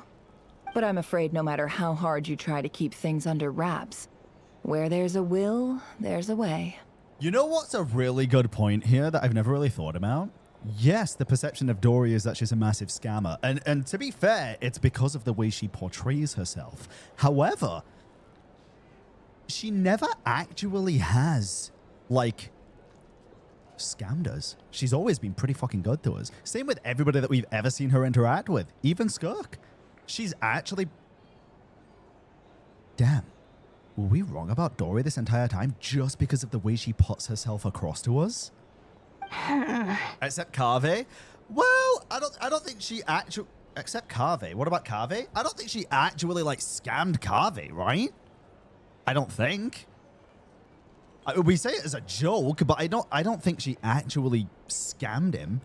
Yeah, it was Kaveh's fault. But I don't think I'd consider it a scam. It was a bad investment.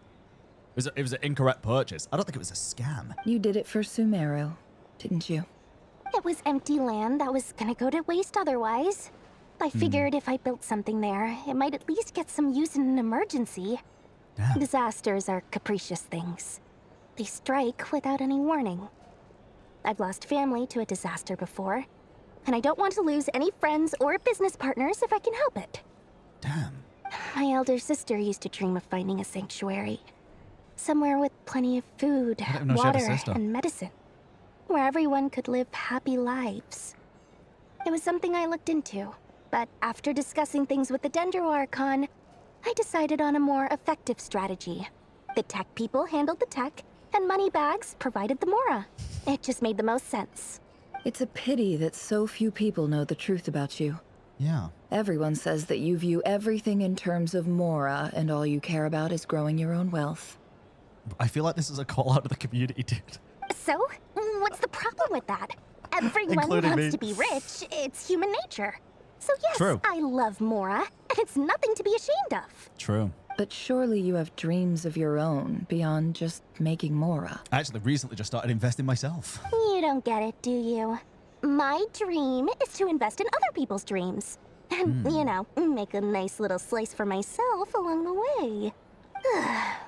Just thinking about it makes me happy. That sweet, sweet sound of Mora. I kind of dig it, dude. Thank you. For the device? And the pendant. Oh, that. I was just returning a favor. Don't worry about it. Seems like we've both been away from home for a very long time. Yeah. So long that I barely remember what my family even looked like. That would be your mother, father, and sister? Yeah, though it's been years since my sister passed away. Aw. It's not like I want to forget them, obviously, but memory can be even more ruthless than the most calculating business person. Beyond a certain point, if something isn't helping you, it just gets rid of it. My sister can't help me now. Slowly but surely, her face is fading from my mind's eye. Oh, man. It's become a vague impression. This is too real, man. Not everything will fade. When loved ones pass away, the beautiful memories are the ones that last the longest. Yeah, that's true. If you ask me, that's the one silver lining in all of it. Well, that, plus, I'm sure that life is much better now than it was back then. Oh, absolutely. I have tons of Mora, a big beautiful house, business is booming, and I'm as happy as can be. You've got a lot going for you too. Boss of the Curatorium of Secrets? I'm sure there's plenty of Mora to be made in that line of work. I appreciate the vote of confidence. Goddamn, dude. Goddamn. Yeah, I guess just yet another masterfully written character, right? To a point. Oh, God. That's the only reason you're here. What now? Yes. I've thought a lot about it. And I've realized that you, me, and Arlecchino should be friends. I think this is very important. So I felt I had to come and tell you. Rage beta versus rage beta, dude. This'll never get old. Well, this is a new one. I'm so moved. I can't even hold my teacup. If that's all, you can leave now. Do you not want to be friends with me? Or is it that you prefer being co-workers? What is this, Columbina? Are you deliberately testing my patience threshold? Oh. Right now, my politeness module is active. But if you say another word, I swear I'll shut it down. If your politeness module was active, wouldn't you say the word please at some point? Polonia, please see Lady Columbina to the door. Jesus Christ. Will you still invite me to your next tea party? Of course she will. What? Yes, I think you will. Bye-bye, dear Sandrone. Oh, I fucking love it, dude. It's so funny. Catching up with a friend. Last time, the Wild Hunt escorted you out. Would you rather I handled it myself this time? Sure. We just wanted to, Why not? you know, see how you were doing now that it's all over. Why? out of concern for my safety. I hope you didn't seriously think that the Rerir of Solnari would be able to lay so much as a finger upon me, given how prepared I was. Mostly because you kind of helped us out, so we just wanted to check you were okay. Looks like all your robots are fixed, huh? Yeah, and to be fair, you would have been kind of fucked if he actually wanted to hurt you. I remember it very clearly. The only reason he left is because Columbino had already gone. Afternoon tea, so we are interrupting after all. Oh, don't you worry about that. Tea time is already a write-off. The visitor before you managed to kill my appetite. Oh. If you're in the mood for tea, go ahead and help yourself. Otherwise, it's going to waste. My coasters are still missing in action, though. Use this notebook instead. Yo, is that a Game Boy Advance? Whoa! I mean, a Game Boy Color? Hefty notebook. Look at all those calculations. You can ignore those. They're just dumb scribblings. I doodle and write in my free time. Sometimes I remember the distant dreamlike past. Sometimes I imagine the far-flung future. Okay. And other times, I grit my teeth and note down all the crazy nonsense going on in the present. Some people do the crosswords in the newspaper. This is my equivalent of that. Trying to predict the future is like daydreaming. And writing about the present just makes me furious. The past is my favorite. If nothing else, it's already set in stone, so I don't have to rack my brains trying to figure it all out. Okay, I get that. Although, having said that, the only vaguely interesting memory in my past is probably that guy they call Lord Artificer. No fucking way. No way! There's no chance. There is no chance the theories were right. There is no chance. There is no shot. I don't believe it. Elaine Guillotine? Who else? Pretty much all the mecha and Fontaine are his personal handiwork. Okay. Wait, are you saying you know him? Like, personally? As a friend? I mean, I guess we were friendly enough. There's no... bro, that... I'm gonna keep it so real here. I thought that was such a fucking stretch theory. So you've actually met him, but he lived hundreds of years ago. Yep. In fact, I'm probably the only normal person left who knew him at all. We used to chat occasionally back when he was still around. Before he passed away, he asked me to destroy all his manuscripts. I honored his request, but I did read through everything first before destroying them. I mean, I couldn't let the genius of Lord Artificer Alain Guillotin disappear like that. Alain Would have been such a waste. So, that's where the formulas in your notebook are from? I just told you, those are my equivalent of crossword puzzles. They're just dumb formulas that I solve for fun when I'm bored. Alain's work was like epic poetry. The formulas in my notebook are just silly little riddles in comparison. Bro, they were not lying when they said Nogcry was gonna tie up so many loose ends, dude. Not that there's anything bad about them. I mean, at least solving those riddles isn't going to hurt anyone. Except me, because I lose a few brain cells in the process. Understandable. Anyway, while we're on the topic, I might as well tell you about what happened to him and his friends. Huh? Alain Guillotin had two close buddies, Renee and Jacob. They spent their childhood years together in the Nazissenkreuz Institute. They were all quite competitive, so there was some rivalry between them. But it was a friendly rivalry. They're actually doing it. But beneath the friendship and the rivalry ran something deeper, a sense of nostalgia for the past. Unfortunately, childhood would end, the prophecy would come true, the apocalypse would arrive, and the future would never be. A mad dream that would normally only capture the minds of lunatics begin to take root in their hearts. A dream of saving the world. And if Renee and Alain had been people of lesser wits, that dream would probably have ended up as something for them to joke about in their older years. But alas, they were some of the sharpest minds around.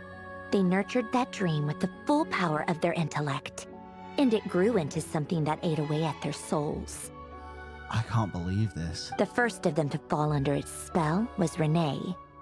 Against Alain's wishes, he persisted in experimenting on a mutual friend of theirs to try and save their life. Alain did not approve and parted ways with Renee. It's complicated. Alain wanted to believe that Renee only did what he did for the sake of their friendship.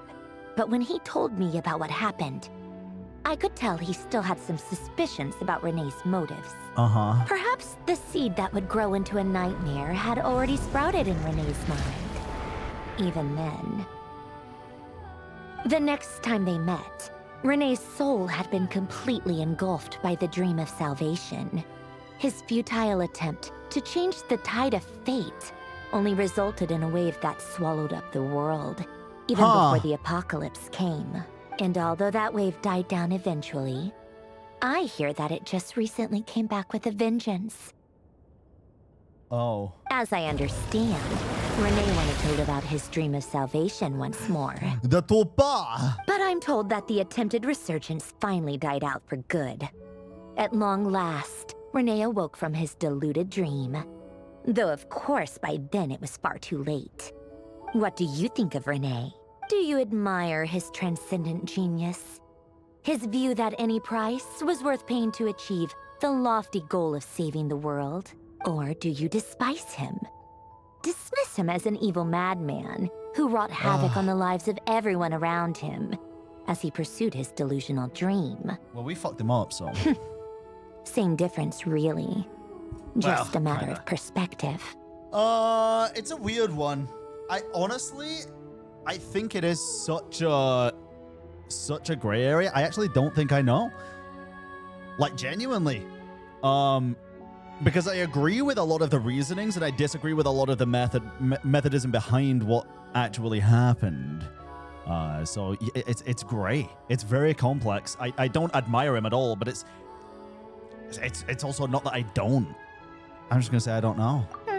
What a cop-out. Shut the fuck up! But I suspect you'd have a more incisive and insightful answer if we dug into it further. I'm calling Columbina, you bitch.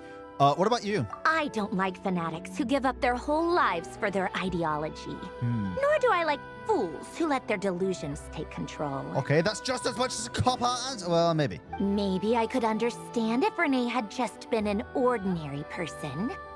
But he had a sage-like intellect. And still managed to get himself lost in the labyrinth of his own desires. Yeah? Anyway, that's enough about Renee. You didn't even answer the question! Now, moving on to Alain Guillotin, the Lord Artificer. Okay. He managed to put a stop to the first storm whipped up by Renee. But after that, Alain lost his friends and family. Yeah. To his credit, I suppose, the loss of his family and friends was purely a tragic accident. Yep. It's not like Alain sacrificed them for his cause or anything. After that, the only thing supporting his work was the same dream that had dragged his closest friend down to the abyss. But although the desire to save Fontaine drove him to found the Fontaine Research Institute, Alain continued to reject any form of transcendental knowledge or power. He was suspicious and fearful of it, having seen the way it had affected his closest friend. I feel like this is kind of an... maybe this is why they're explaining it now, actually. I feel like this is kind of like an allegory for forbidden knowledge slash abyssal power as well. I kind of see a lot of like Dane versus the other sinners in this as well. Like Dane being fearful of the abyssal powers, seeing how it's affected his closest friends and stuff. There's a lot of parallels that you could probably make with this story and other stories. I think that formulas and machines derived solely from human intellect were the only thing that gave him a sense of spiritual comfort. Yet Alain's intellect was simply too great. It barely left him space to breathe in his lifetime. Once he realized that the end of his life was approaching, he finally accepted the truth. The Nazissenkreuz Institute needed someone, and a human being, to see its story through to the end. True. He quit working on his formulas, trading them in for the fairy tales that had played such a formative role in his childhood, but which he'd barely touched in his adult life. He told me that the director of the Nazissenkreuz Institute used to read those fairy tales to the children as bedtime stories. Apparently, they worked wonders at sending kids off to sleep. Boring. I think that all he wanted at that time in his life was to be able to sleep deeply without being plagued by depression. By that point, nothing else really mattered.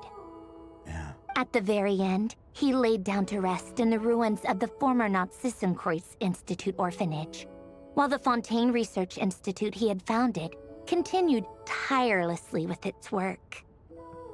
Many years after that, tensions over competing dreams would once again cause a rift, this time between members of the Fontaine Research Institute. But the actions of those fools had nothing at all to do with Alain.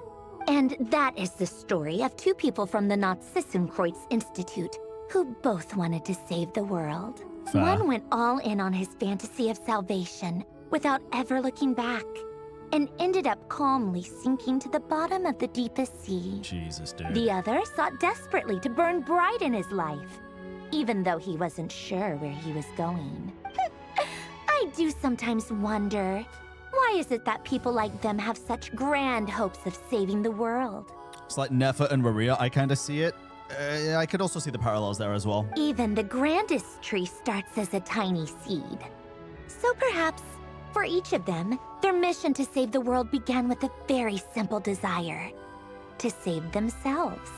They were young children with friends and family who mattered to them, desires to explore the meaning of life, ambitions to have a successful career.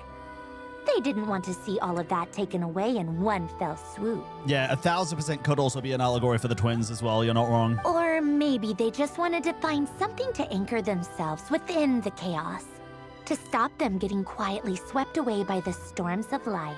But instead, the search for their own salvation took them down the rocky road laid out by fate. Yeah. Do you think the desire to save oneself is enough of a justification to try and save the world?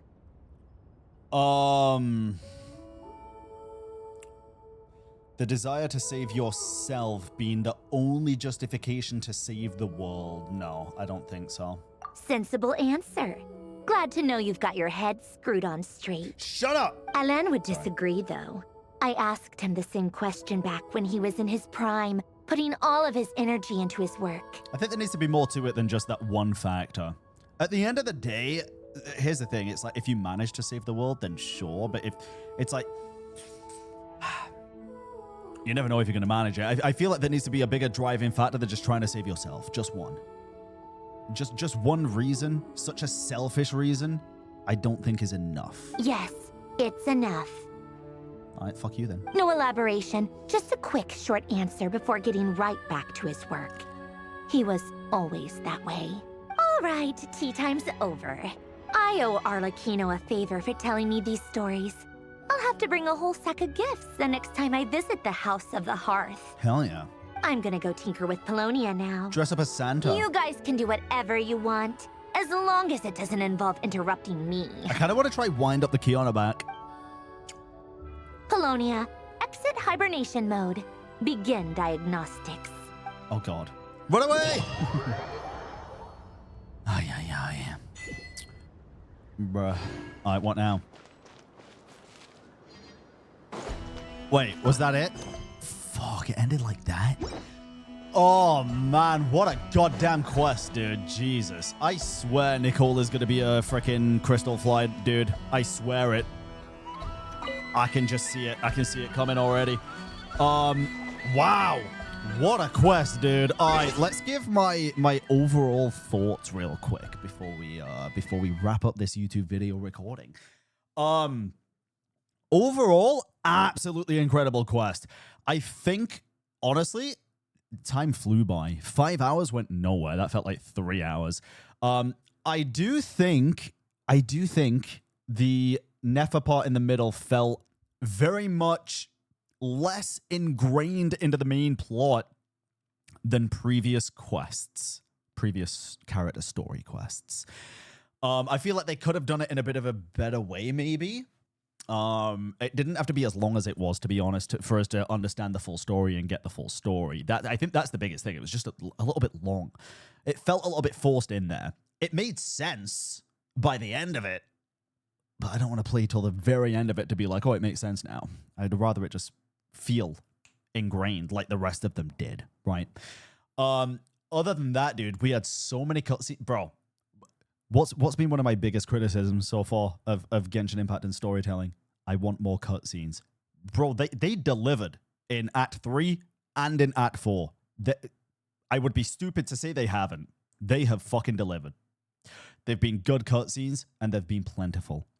And spread out very much, very nicely across the entire quest. Now, here's the thing as well. In Act 1 and 2, I feel like Ether spoke a lot during the entirety of the quest. Do you know what's frustrating me a little bit about Ether speaking? It's so inconsistent.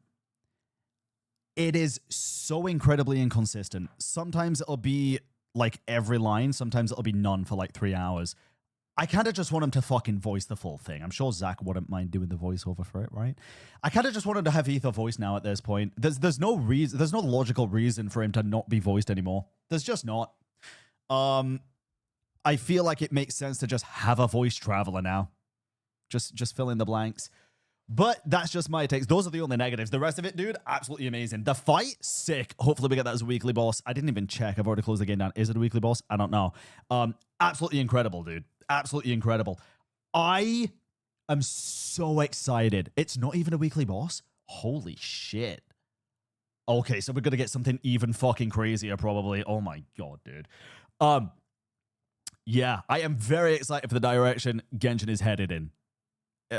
I really, really am. That is one of the best quests I've done. I think overall, it's really hard to say, dude. I think it wrapped up so many story pieces that I love it. If I had to rate the quests specifically, it's really hard to rate at this point with so many quests in Genshin.